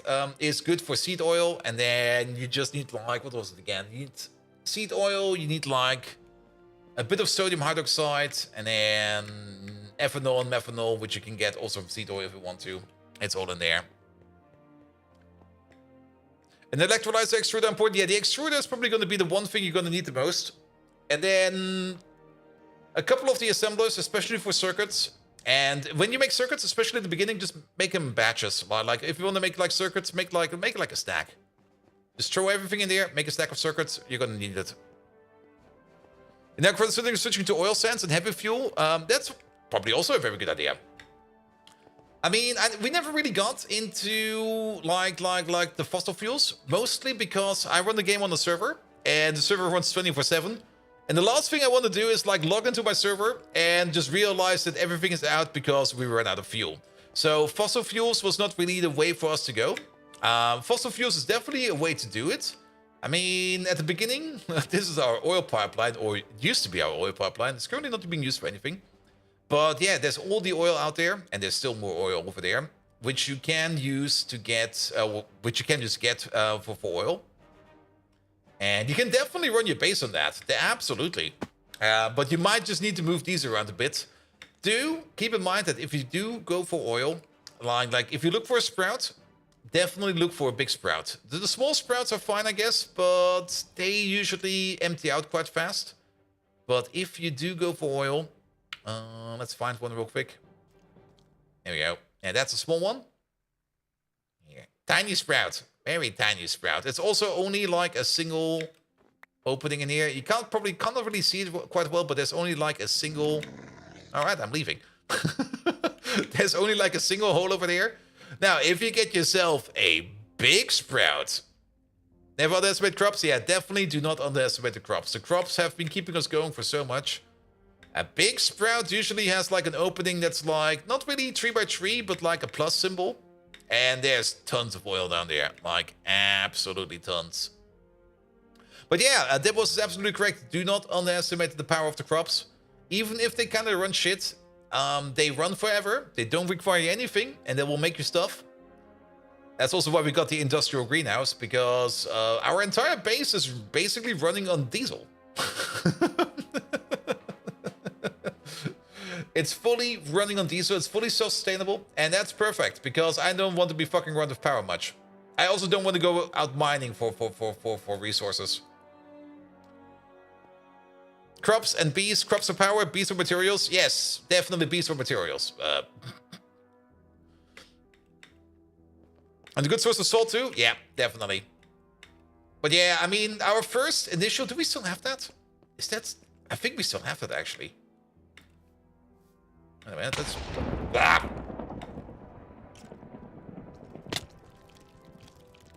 Don't follow me. I got the sword.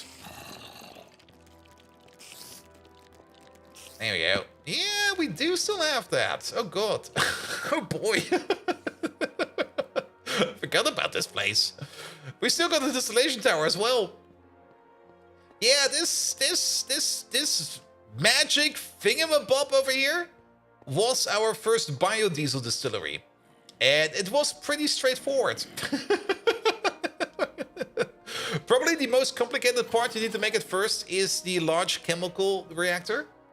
And making this thing will probably be like costing you a couple of resources. But yeah, it's only a large chemical reactor. And then one of these pyrolyze ovens to make yourself some what's it called again? Bio stuff, biodiesel. Some fermented biomass over here, which you then can put into a distillation tower over here, which will then be turned into things like methane gas, ammonia, acetic acid, ethanol, and methanol. The ethanol and the methanol you can then combine with some seed oil and some sodium hydroxide into biodiesel. And then later on, if you want to make more of it, you can even take the biodiesel and combine it up with some tetranitromethane into ketane-boosted biodiesel. And just like the bees and the crops, it's just too much jank for you, and you know that they are up, but you're avoiding it. That's fine. That's perfectly fine. Though, one tip for the crops. I see you there. Oi! One tip for the crops, if you really do not... But that's probably more a thing for you once you have reached HV. If you really do not want to fuck around with crops, and I get it, I also don't want to do that. But crops are pretty much... It's not really required, but it will help you quite a bit. Check out the GregTech wiki. There is a setup for a crop robot, which we have over here. And what this crop robot over here does is... It's got 2 commands. Actually, it's got 3 commands, but you only need 2. Where it will take care of one crop. For example, in this case, it was like blaze wheat over here. You put down some blaze wheat over here, and it will start automatically leveling up the blaze wheat. And it will go around and go around and go around and take care of these crops. Take out the crops that you do not need, and constantly will keep upgrading these crops over here until they reach like a certain level. And that level is more or less 20-31. Like 20 growth and 31 gain. And once it's done, it will then automatically spread them to like a field which you can designate over here. And then it will create for you a field of pretty much the best crops you can get for whatever you need. And we use this robot over here to make like the sugar beets, the canola over here, the glowstone flowers over there, the spruce trees over here, the blaze reeds over here. The blaze reeds are going to be very important because blaze reeds over here are going to give you things like blaze powder and blaze rods without having to deal with blazes. The miracle if you make it to ivy, nah, I think you're going to be fine. But, and that's definitely going to be very important. I mean, you got these overworld sprouts. And I think the first time you can get access to it is... Right, what's it called? The oil drill... What's it called? It's called a rig. The oil platform.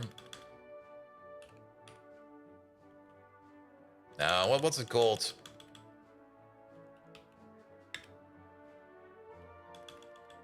Is it called a drilling rig?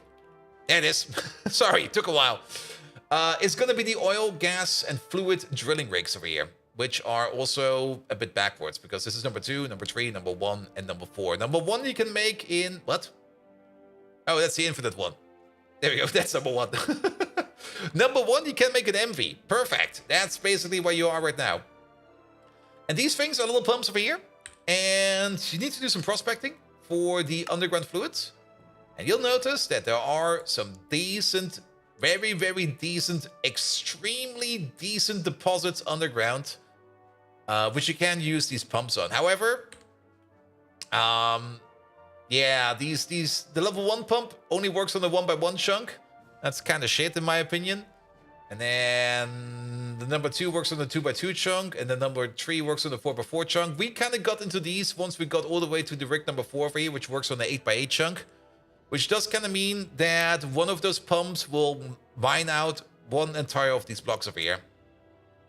And our pump is sitting right over there, and it's currently pumping oil because we want all of this oil. But yes, fossil fuels, you can definitely go for fossil fuels. Oil sands is probably also a very good idea because you can get a metric fuck ton of fuel out of them. But you do have to keep in mind that you do have to top them up every now and then. But once you got an oil sand setup going, it will probably be fine.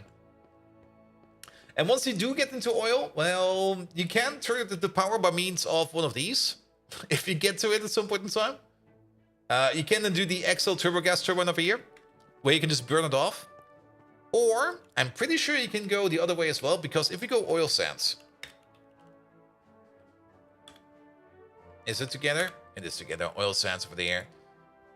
Oil sands, there we go. No, you spin it to win it because you get some heavy oil out of them, exactly. And then you can use the distillation tower to turn that into lubricant. No.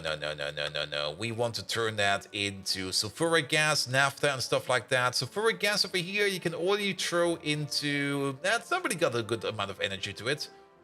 But you can turn it into refinery gas, and then from refinery gas, you can crack it. But you probably want to turn it into... Yeah, these are good.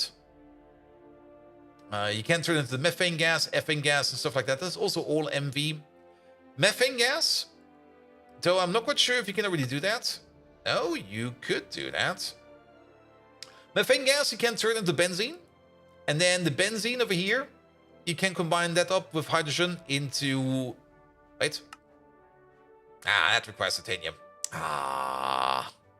But once you add benzene, benzene is already good. If you add benzene, benzene is powerful. Benzene gives you lots of power.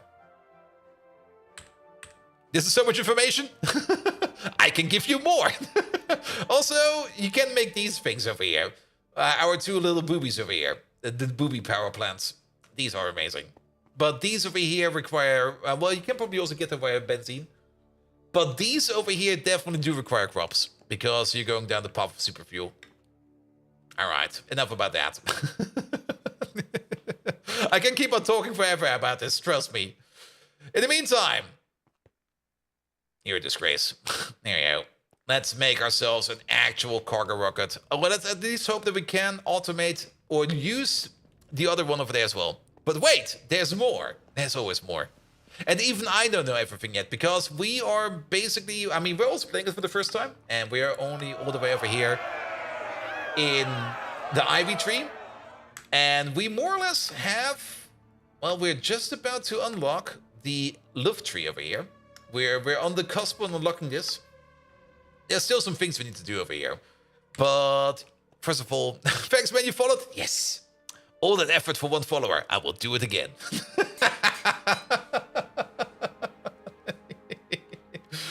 Good. The rocket thing, the lander and stuff like that. Are those still being made? The lander is still being made. We're waiting on the polyethylene rods. Are these being made? That should be faster, right?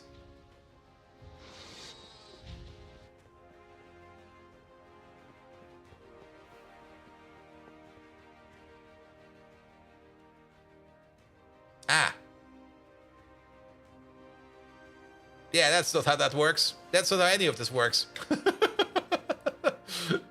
What the fuck did I do over here? Wait a minute. Yeah, that's why we do rods. Oh, that's why it didn't show up. There wasn't anything in there yet. Alright, I have to cancel it then.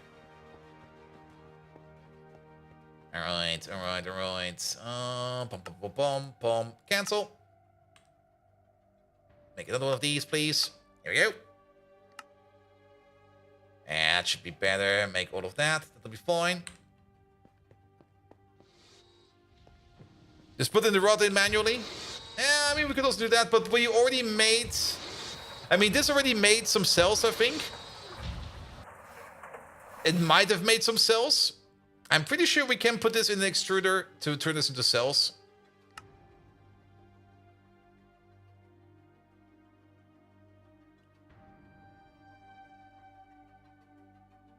Wait, we already looped. Who the fuck cares? It's fine. It's fine. Alright. But I think the only part we're waiting on is the lander, isn't it? It's a little bit sus that there are some other parts of here that are stuck. What's with the canvas? Canvas is being done over there.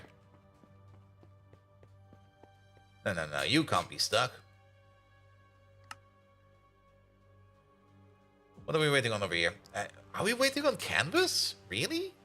I mean, the parachute is made out of the canvas, and then the lander tier 2 is made of the parachute, and the lander tier 3 is made of the lander tier 2.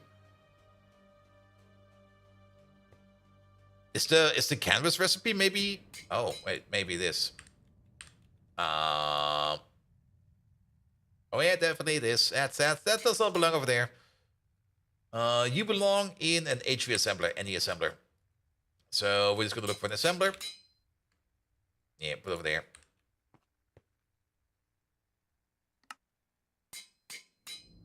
Yeah, it seems to be working now. Well, there it is. Yeah, it's working. Ah, it seems to be working fine. Also, can you stop blinking already? Thank you. All right, rocket parts. Rocket. We need the fins. We need the engine. We need the small fuel tanks. We need the medium fuel tanks. There they are. We need the boosters. We need the golden chest. There we go. We need the nose cone. News. We need the computer. Wait a minute. We've not made the tier 3, not you, the tier 3 computer. That's still missing. We need the nose cone. We need the heavy duty plates. These two and all of these.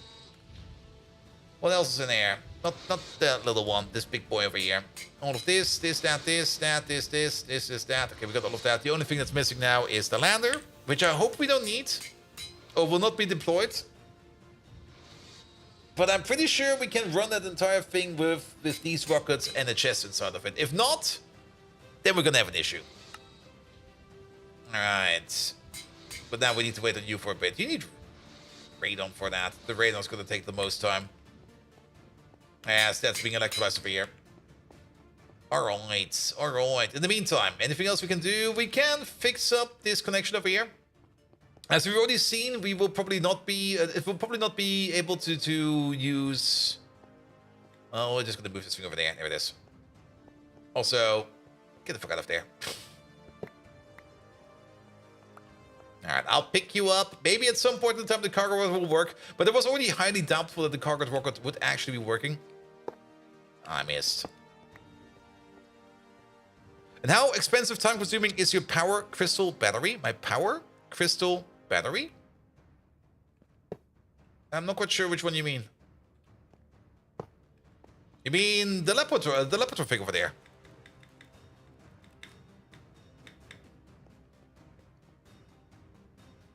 That one, alright. We'll be over there in a second. And we might as well go for the good rocket fuel. I mean, we might as well go for the purple stuff. Can we put the purple stuff in there?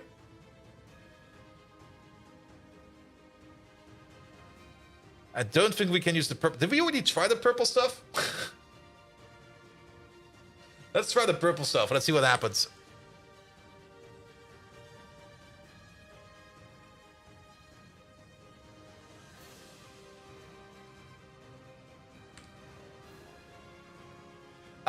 Well, let's have a look at that soon. Okay, the Lepatron capacitor over here. I mean, the Lepatron capacitor over here, it is somewhat time consuming, and it is a dynamic block. I mean, you can make this thing larger if you want to. Also, all this lapis around, this is just decoration. The main thing is this thing over here in the middle.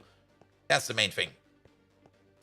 And it was kind of time consuming. It definitely was, because it is the Lapatronic capacitor. Laptronic. Tronic. There it is. The Lapotronic supercapacitor. There we go. And you do need those Lapotron crystals. And these Lapotron crystals over here are the ones that usually take a bit of time. It's not really that much stuff you need to put in there. But you do need some Lapis stuff. It's actually, overall, it's not that complicated. But you do need Luft tier stuff, which does mean you need to get all the way up to the nanoprocessor unit. And yes. But, I mean, the controller, of course, is expensive. The capacitor blocks themselves require you to make the energy orbs, which are made out of... Is that EV? What? Really? Really? We did that at EV? Wait, Lapatronic capacitor IV. No. Oh, are there better ones over here?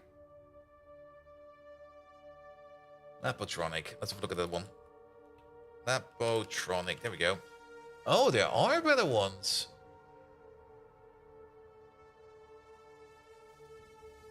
I never knew. I never knew.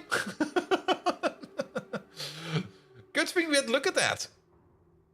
Yeah, we definitely made these over here, which is just like another Lapatronic crystal over here inside like an empty canister.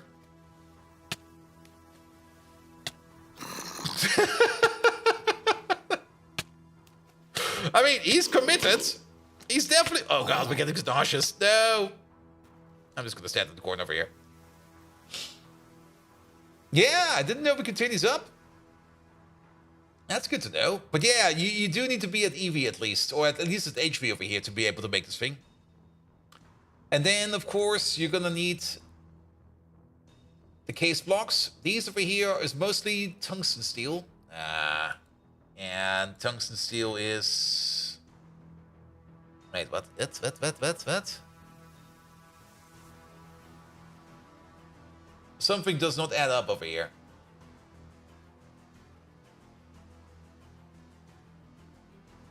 Really? We had to make tungsten steel for these? Oh, ULV. For some reason I thought this was something entirely different over here. Doesn't matter. But yeah, you still do need to do tungsten steel, which is definitely EV. And the tungsten steel is probably going to take a while. Oh, change the tier. Wait a minute. Is that locked to... No, it's fine. Tier 2, tier 3, tier... How high can it go? Infinite. Oh, I think it stopped.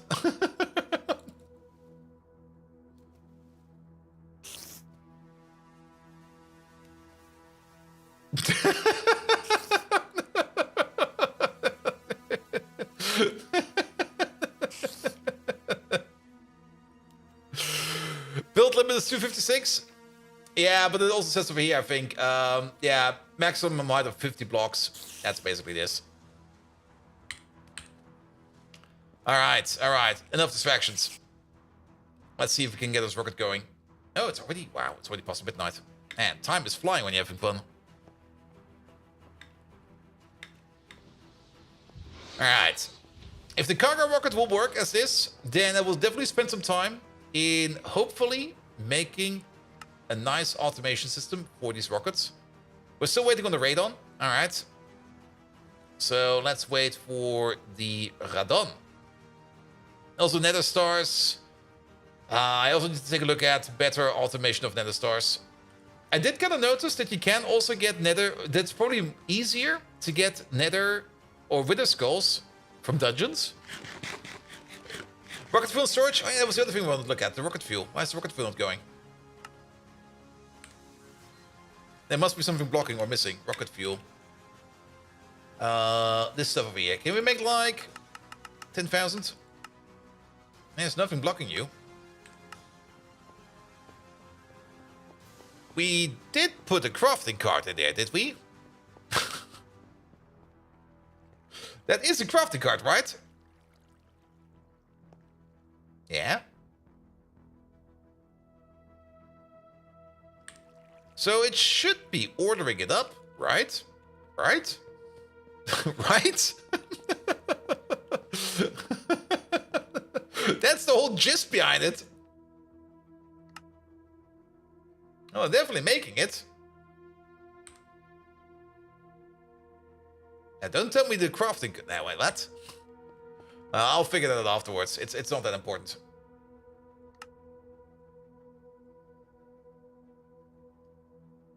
Alright. But yeah, we're still waiting on you. Okay, we have some time to figure it out. So why did it not call in a craft? It is connected to the main system over here. Let's go. Yeah, that is connected all the way over there. But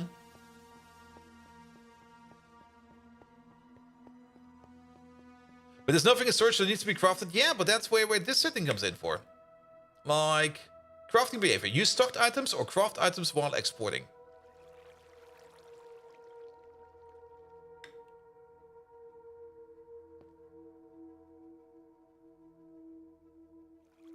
I'm also not quite sure what you're filled up with right now.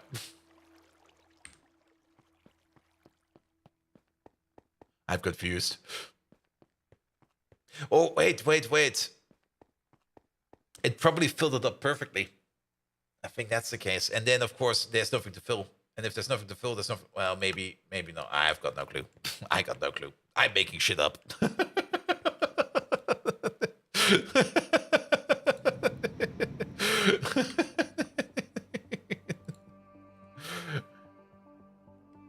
10k unfinished? Is it still going?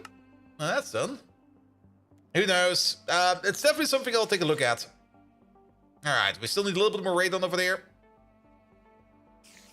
And then the quantum star, the emitter, and then the rocket control computer tier 3. I was also kind of trying to take a look at if we can automate the NASA workbench over here, but I don't think we can. Mainly because of this interface, how it works. But what we can do is we can have a quick peek at the tier 4 rocket, which you can now make. Probably took some time, we're just too impatient. That's very much likely.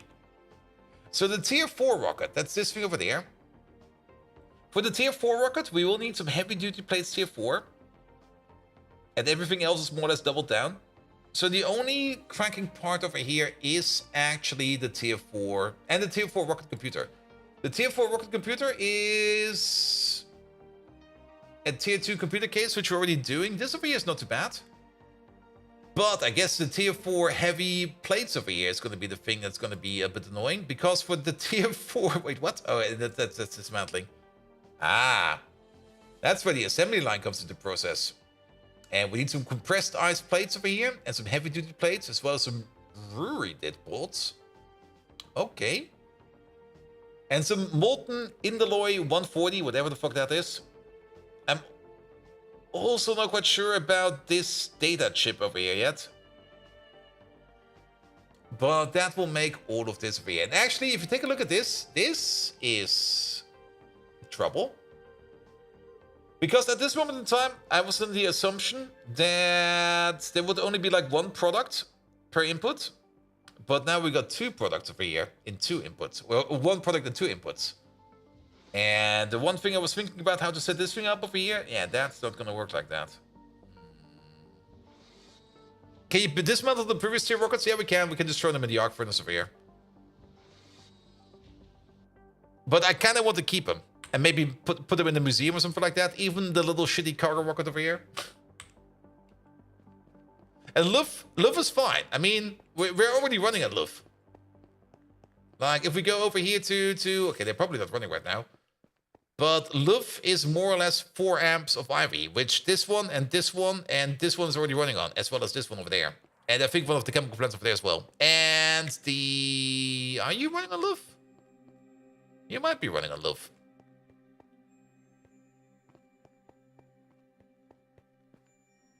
No, you're running on Ivy. But we already have some processes running on Luff, so it's not that much of an issue.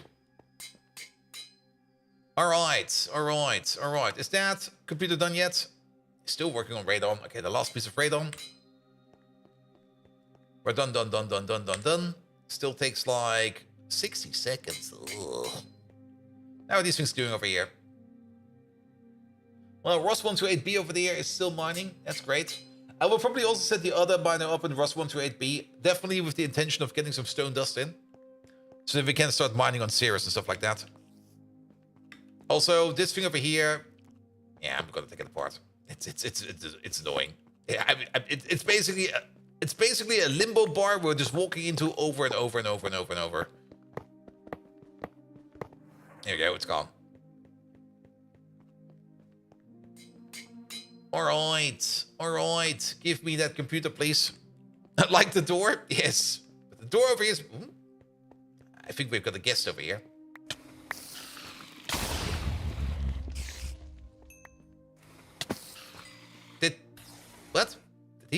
Did he get crushed by the door? I didn't even hit him yet. Alright. Put that in there, put that in there. Keep these. Full damage? I think it was full damage. Alright, you're making the Quantum Star. Quantum Star also, I think, takes like half a minute or something like that. That's the thing that's being done over there. It's still running. Yeah, that takes, well, 1.5 minutes. Give it a while. Give it a while.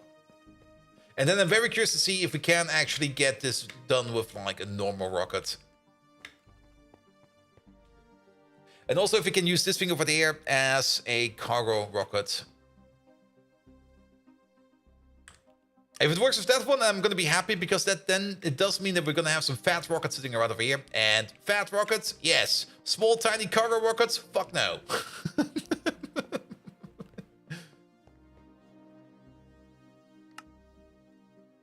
Here we go. Here we go. Still working on the Quantum Star. I might even make a box of shame for that little cargo rocket. Like, what the hell? Alright, almost done. Almost done. Hopefully for those does not mean including the pilot. Yes, and also the landing is going to be the interesting part. Could just be that it always goes down with the lander. If that happens, then that's also going to be an issue.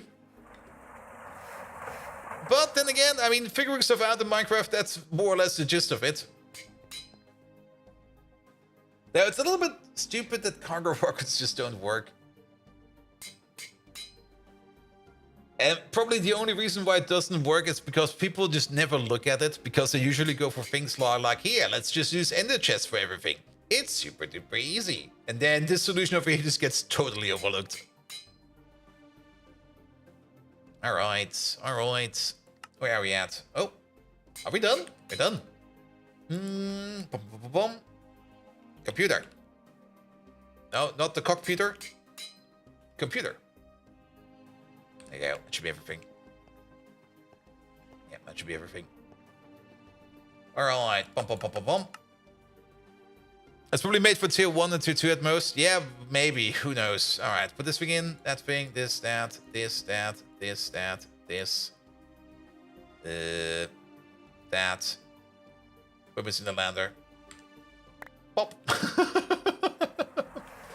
Let's get the magnet out because this stuff might be everywhere. Oh, yeah, it was everywhere. The lander. There it is. Alright, one more try. Bum, bum, bum, bum, bum, bum. Bish, bosh, bish, bosh, bish, bosh, bish, bosh. The computer. Here we go. And now it has a storage space.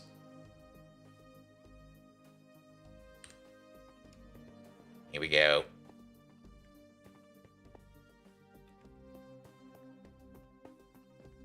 Tier 3 cargo rocket.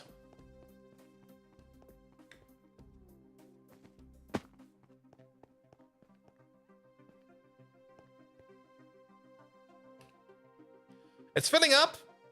That's good. What do you set up to? Launch when fully fueled. Remove. Keep the pad. Perfect. Target vehicle is empty, so this thing is working. You're being fueled. So...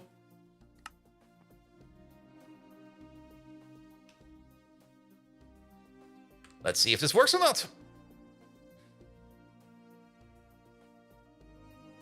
Oh. We do see the launch? Oh.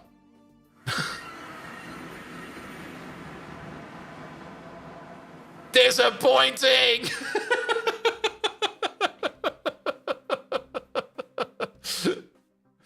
But it works as expected. That's the important part. That is the important part. And I'm pretty sure the sun definitely moved. It's just day-night over here this extremely long. All right, all right. But yeah, we can use this one. We can use this to flip-flop around. Also, fuel-wise, I guess we got filled up by this thing over here. Yeah, there's also fuel in there. Cool. Very cool. Excellent. Lovely. This is great. But at least we do see at least the rocket starting as a bit of an animation. Even though we don't see it flying off. It's such a shame that you don't see it flying off. But I guess there's just technical limitations behind it.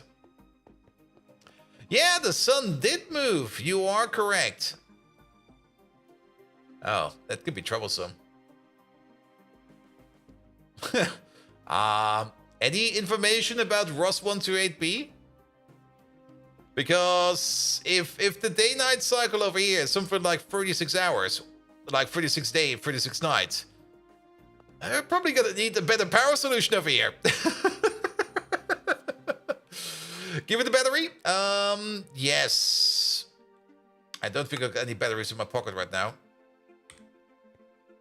I got this battery in my pocket. Let's maybe keep you powered up over there. I'm also not quite sure if you can get charged. No, you will also just drain. Yeah, okay. We will probably need some kind of bigger battery buffer over here or something like that. Maybe even some fossil fuels. Or maybe the sun just moves back and forth a bit and always stays over there. And the AI battery? Yes. Oh, maybe that works. Let's try that for me.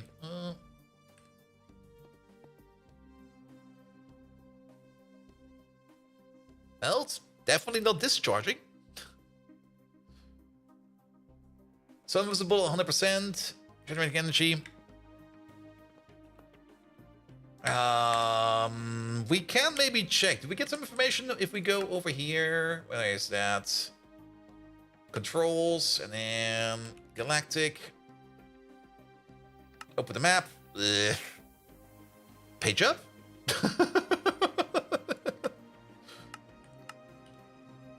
There you go. Did we get any information about your day-night cycle over there?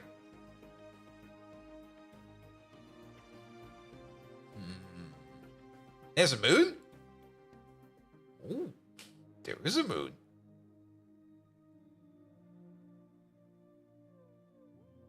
But we don't have any information over here in how long it rotates. That's kind of annoying.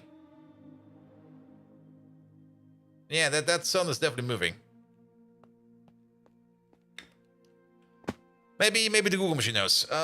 ROS128b, day, night, RegTech.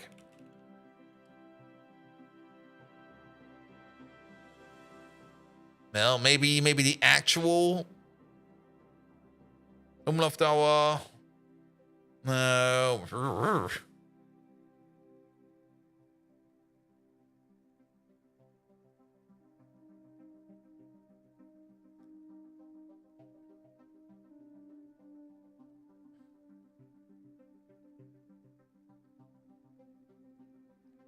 There we go. Also, it seems that ROS128b has only been discovered like about 7 years ago. And the man, maybe it's tunnel locked. 1 day is 1 year, maybe. Yeah, but that will make it even, well, if it's tunnel locked, then it will always be daytime.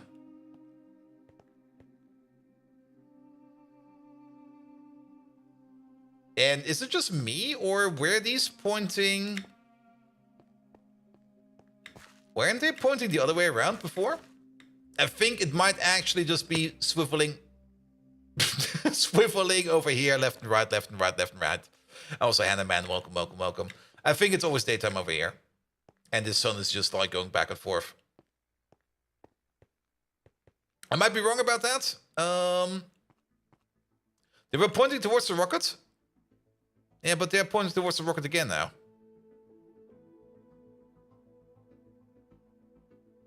And they're now pointing more towards the rocket. The sun is going this way.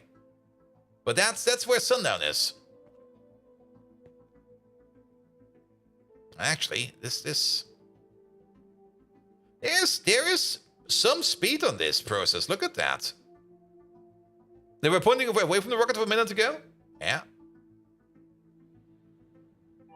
Oop, cave noise.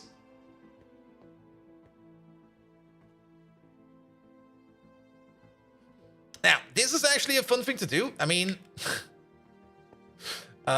this is actually also one of the classical physics experiments.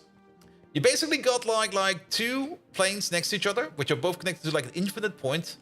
And by just observing this tiny gap over here, we can clearly observe the movement of how this planet over there is moving, which is really, really great. Would be even nicer if we could like connect a laser or something to this, or a laser pointer. But I kind of got the feeling that this thing over here will probably start moving the other way at some point in time. Let's give it some time. Let's check up over here on the drill. And then maybe do a little bit of discovering. Ugh, you're loud!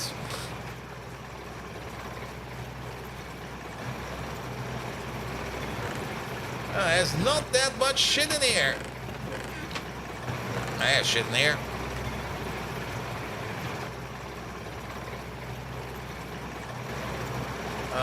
Fuchsite, boronite, duralite, ulanite. Any Nequada?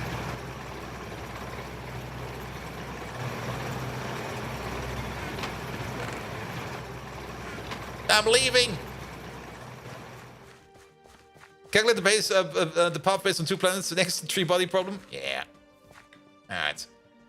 We're not checking that thing again. It's way too loud.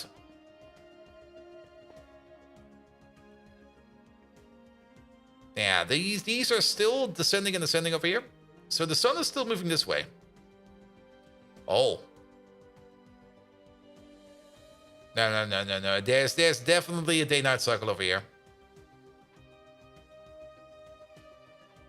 Unless this is now moving backwards. It might just have been that they were pointed this way and we missed one day-night cycle. Because I'm pretty sure that this thing over there will go down at some point. But it's super slow. Or is it just skipping dawn when reaching dusk? Oh, it could be the same. Are you going to test to see if it can be sending ore back and forth? Oh, we could do that. Let's do that. Yeah, let's just clean up our inventory real quick.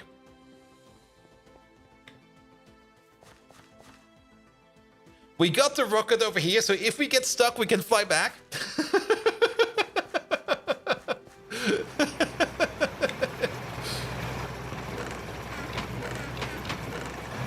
Yeah, give me the Fuchsite. Now, keep in mind the unloader is connected without any kind of speed boost or anything like that. So, yeah. The important part is going to be this part first. Yeah, this is also kind of a slow process. Can we speed this process up? Can we put more loaders in? Because this is also going to be... Well, are we in here? Yeah, this is also going to be an issue. Maybe we can add more cargo loaders. Like maybe like a second cargo loader over here, just to speed up this process over here. The platform in the overworld should be changed from fueled to fully loaded. Oh yes. It will come back probably right away, doesn't it? Fully unloaded, yes. Yes. Actually, fully unloaded and fully fueled. But then again, I'm pretty sure that the unloading process will take longer than the fueling process. So I think it will be fine. But over here... Oh, wait. You still need to be 129. You over here need to be cargo is full. There we go.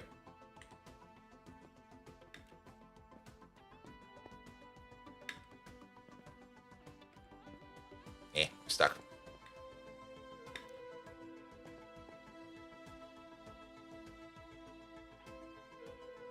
Yeah, the sun is definitely going this way.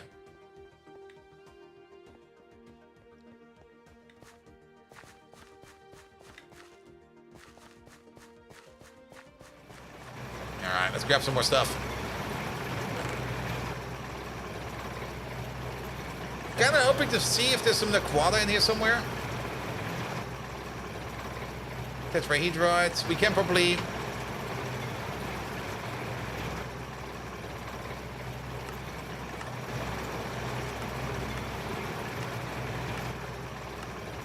Yeah, it's not gonna be in here, is it? No.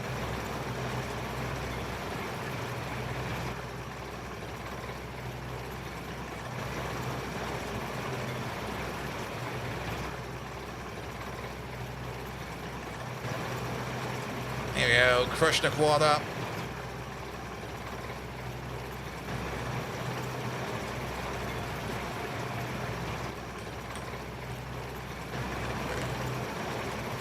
There's nothing in there.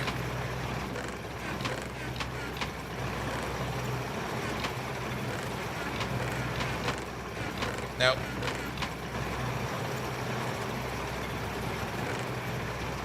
Here, pick up this. Bah! Bah! Loud! Leave! Loud!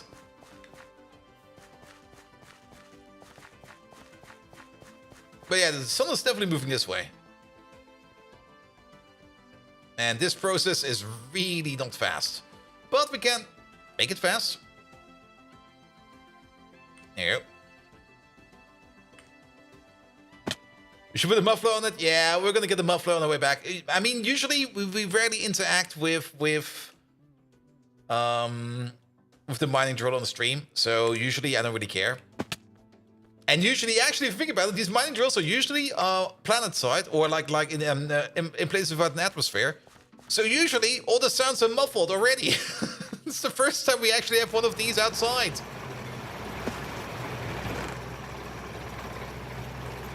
Yeah, pick up some random ore.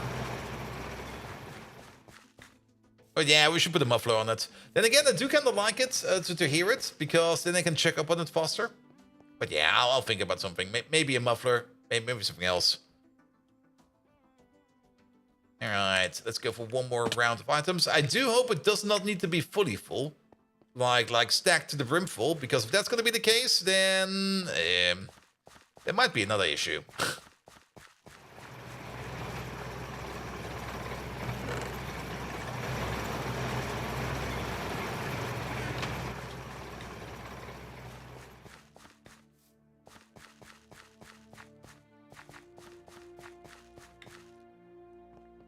All right, just scooping the stuff by hand. That's fine as well. All right, one more trip. And I automated in my off time, because I really do want to automate this, because then we can always get ores in, which is great. It's going to be great.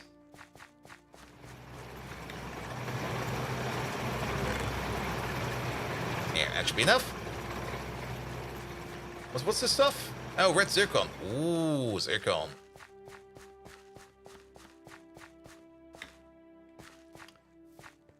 All right, let's get in.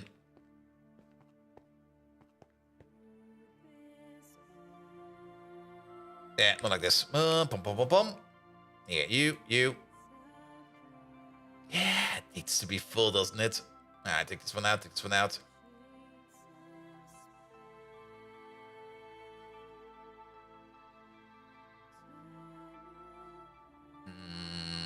Bump, bump, bump. Ah, this one. Got the assistant to leave my rocket now. He could go without me. Okay, let's get some more stuff. Yeah, it seems it needs to be full. Yeah, first run the mid. I think I saw it. I'm just gonna pick up some more stuff, like some full stacks. And for it to be, I mean, it's great that it wants to be full.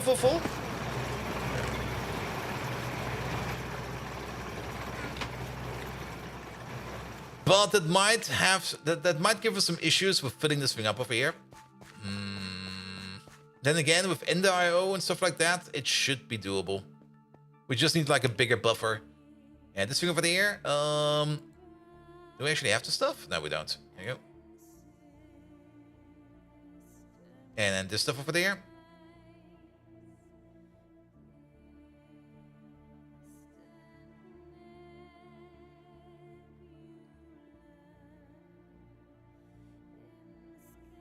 All are full. Are we missing one? No, we're not.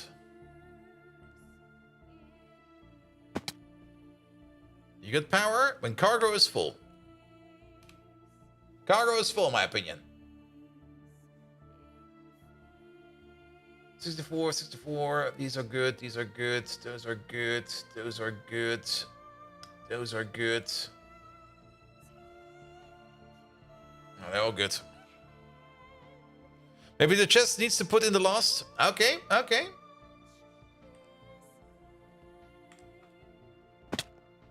Maybe you could be correct.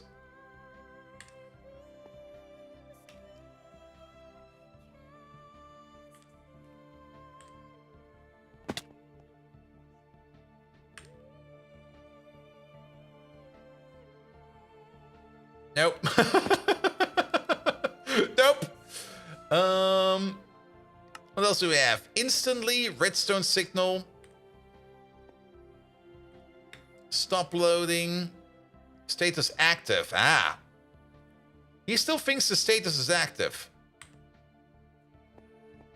Usually this thing would probably say something like cargo rocket is full. He is full. So maybe it only works with a real cargo rocket. I mean, the launch command over here was definitely working with you. Now, there's, of course, still the redstone signal option over here. And we can also put it on the clock. Now, putting it on the clock, I think, is not good. Redstone signal could work. If we can somehow measure that something is either full or something is no longer moving, you know? Like if this thing over here is, or if this thing is empty. So long as you can read the rocket. Yeah, but I'm not quite sure if we can get any information out of this thing. What is there in the Galactic Craft? Oh, no, let's not look in here. Oop.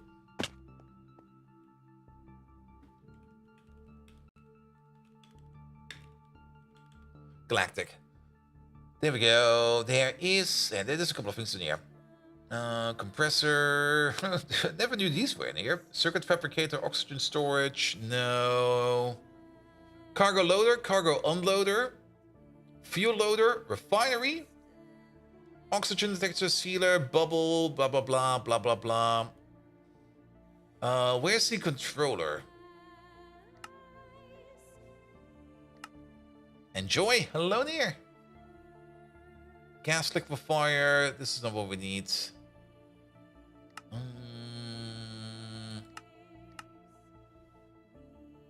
Maybe we're not. Maybe it's from another mod pad. Control. There's so many things that are called control. There it is. Galactic Craft Planets. Galactic. Galactic. Blah blah blah blah blah blah. Planets. Does that work? Seems to be working. Oh, it's Galactic Ah, they're missing a C in there. What the fuck, man? What the hell? Who does that? There we go. That's where the launch controller is. A terraformer. Terraformers are used to add some greenery to distant planets, adding grass, trees, and water when giving the correct materials. What? We can terraform? Alright, but I don't think there's any way for us to read information. Launch controller, customized behavior, including launch criteria and destination launch pad for auto launchers. That's maybe the only thing, that maybe this thing over here does not know where to go.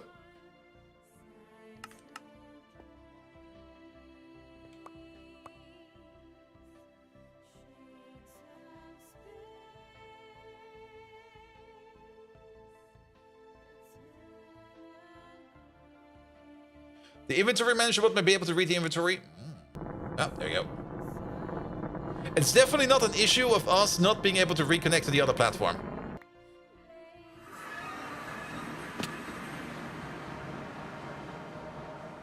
Stop!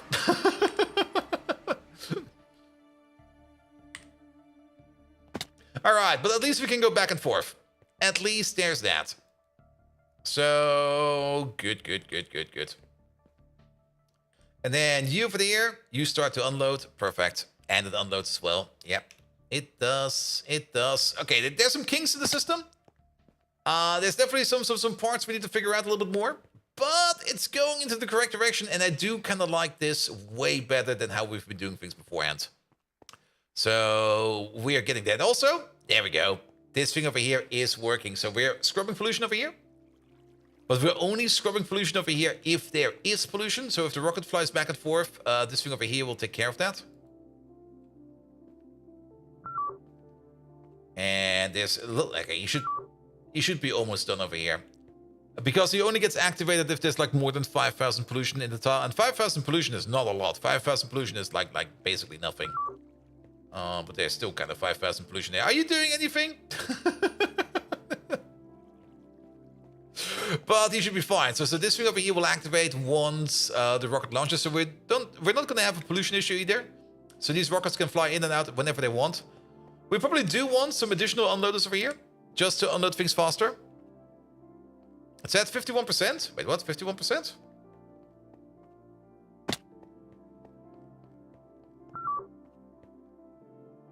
That's the energy level down there.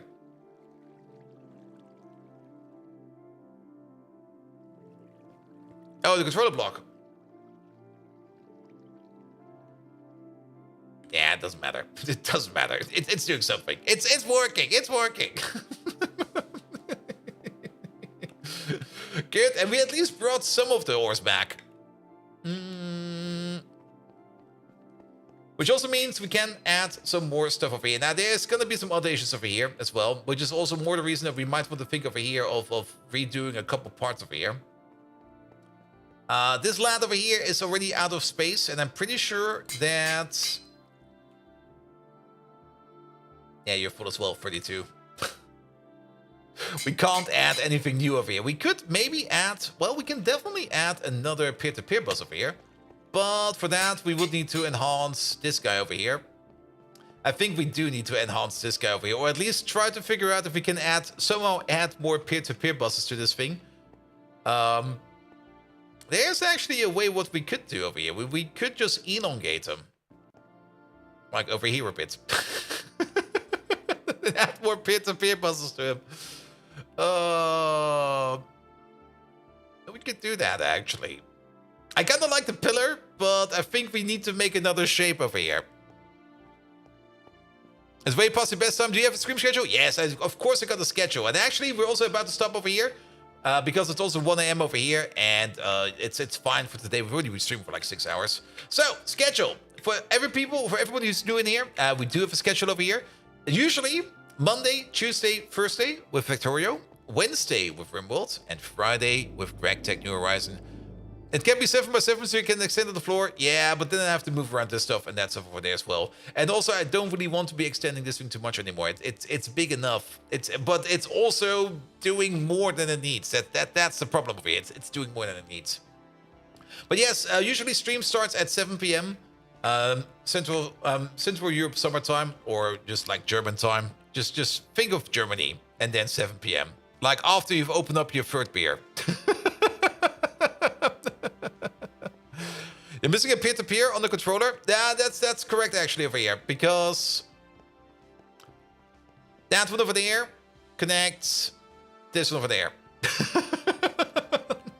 That's for the chess. We could maybe try to cheese one in over here. We could maybe actually make a connection over there and then go in over there. Yeah, we'll see about it. Bold GTFO? Yes, and there's actually going to be a bonus stream tomorrow, because next week there is going to be a special event from 10 Chambers. 10 Chambers are the developers of GTFO. And I will actually be partaking in that event. But since we have not played GTFO in like... When was the last time we played it? Like 2 months ago? 3 months ago? It's been a while. We are going to have a bit of a training session tomorrow. And tomorrow there will be a GTFO stream at 7 p.m. So if you want to see some more GTFO, come around at 7 p.m. And there will be a very, very, very special opportunity, which I'm still not quite sure if I can say exactly when I am. And I still don't really know when. It's still not finalized. They're going to be finalizing it on Sunday.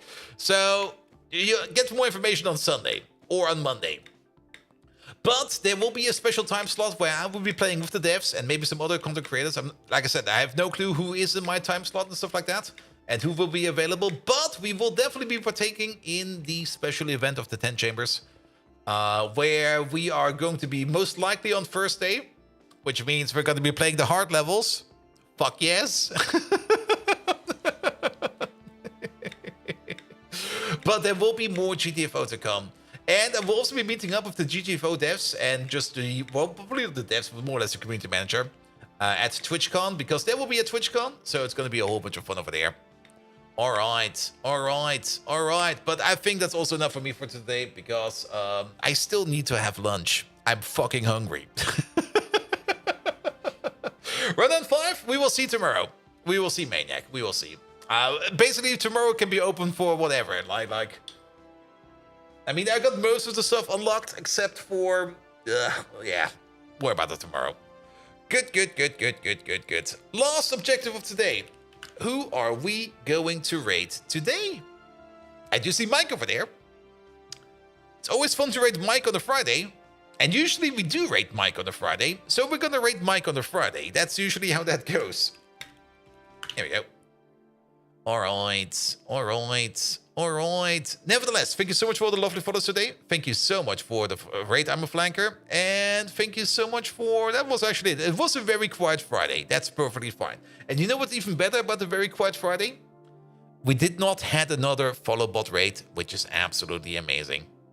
All right. For everybody out there, have an amazing weekend. I'll be back tomorrow, 7 p.m. If not, see you Monday. Hopefully, 7 p.m. If not, Tuesday, yada. Flanker flanking in armor right now. If we could raid him back, but now we're going to over to Mike, because Mike is also amazing. And we can raid flank another time. Good. Without further ado, I wish you all an amazing evening. And until next time, see you around. Also, goodbye, YouTube. See you around soon.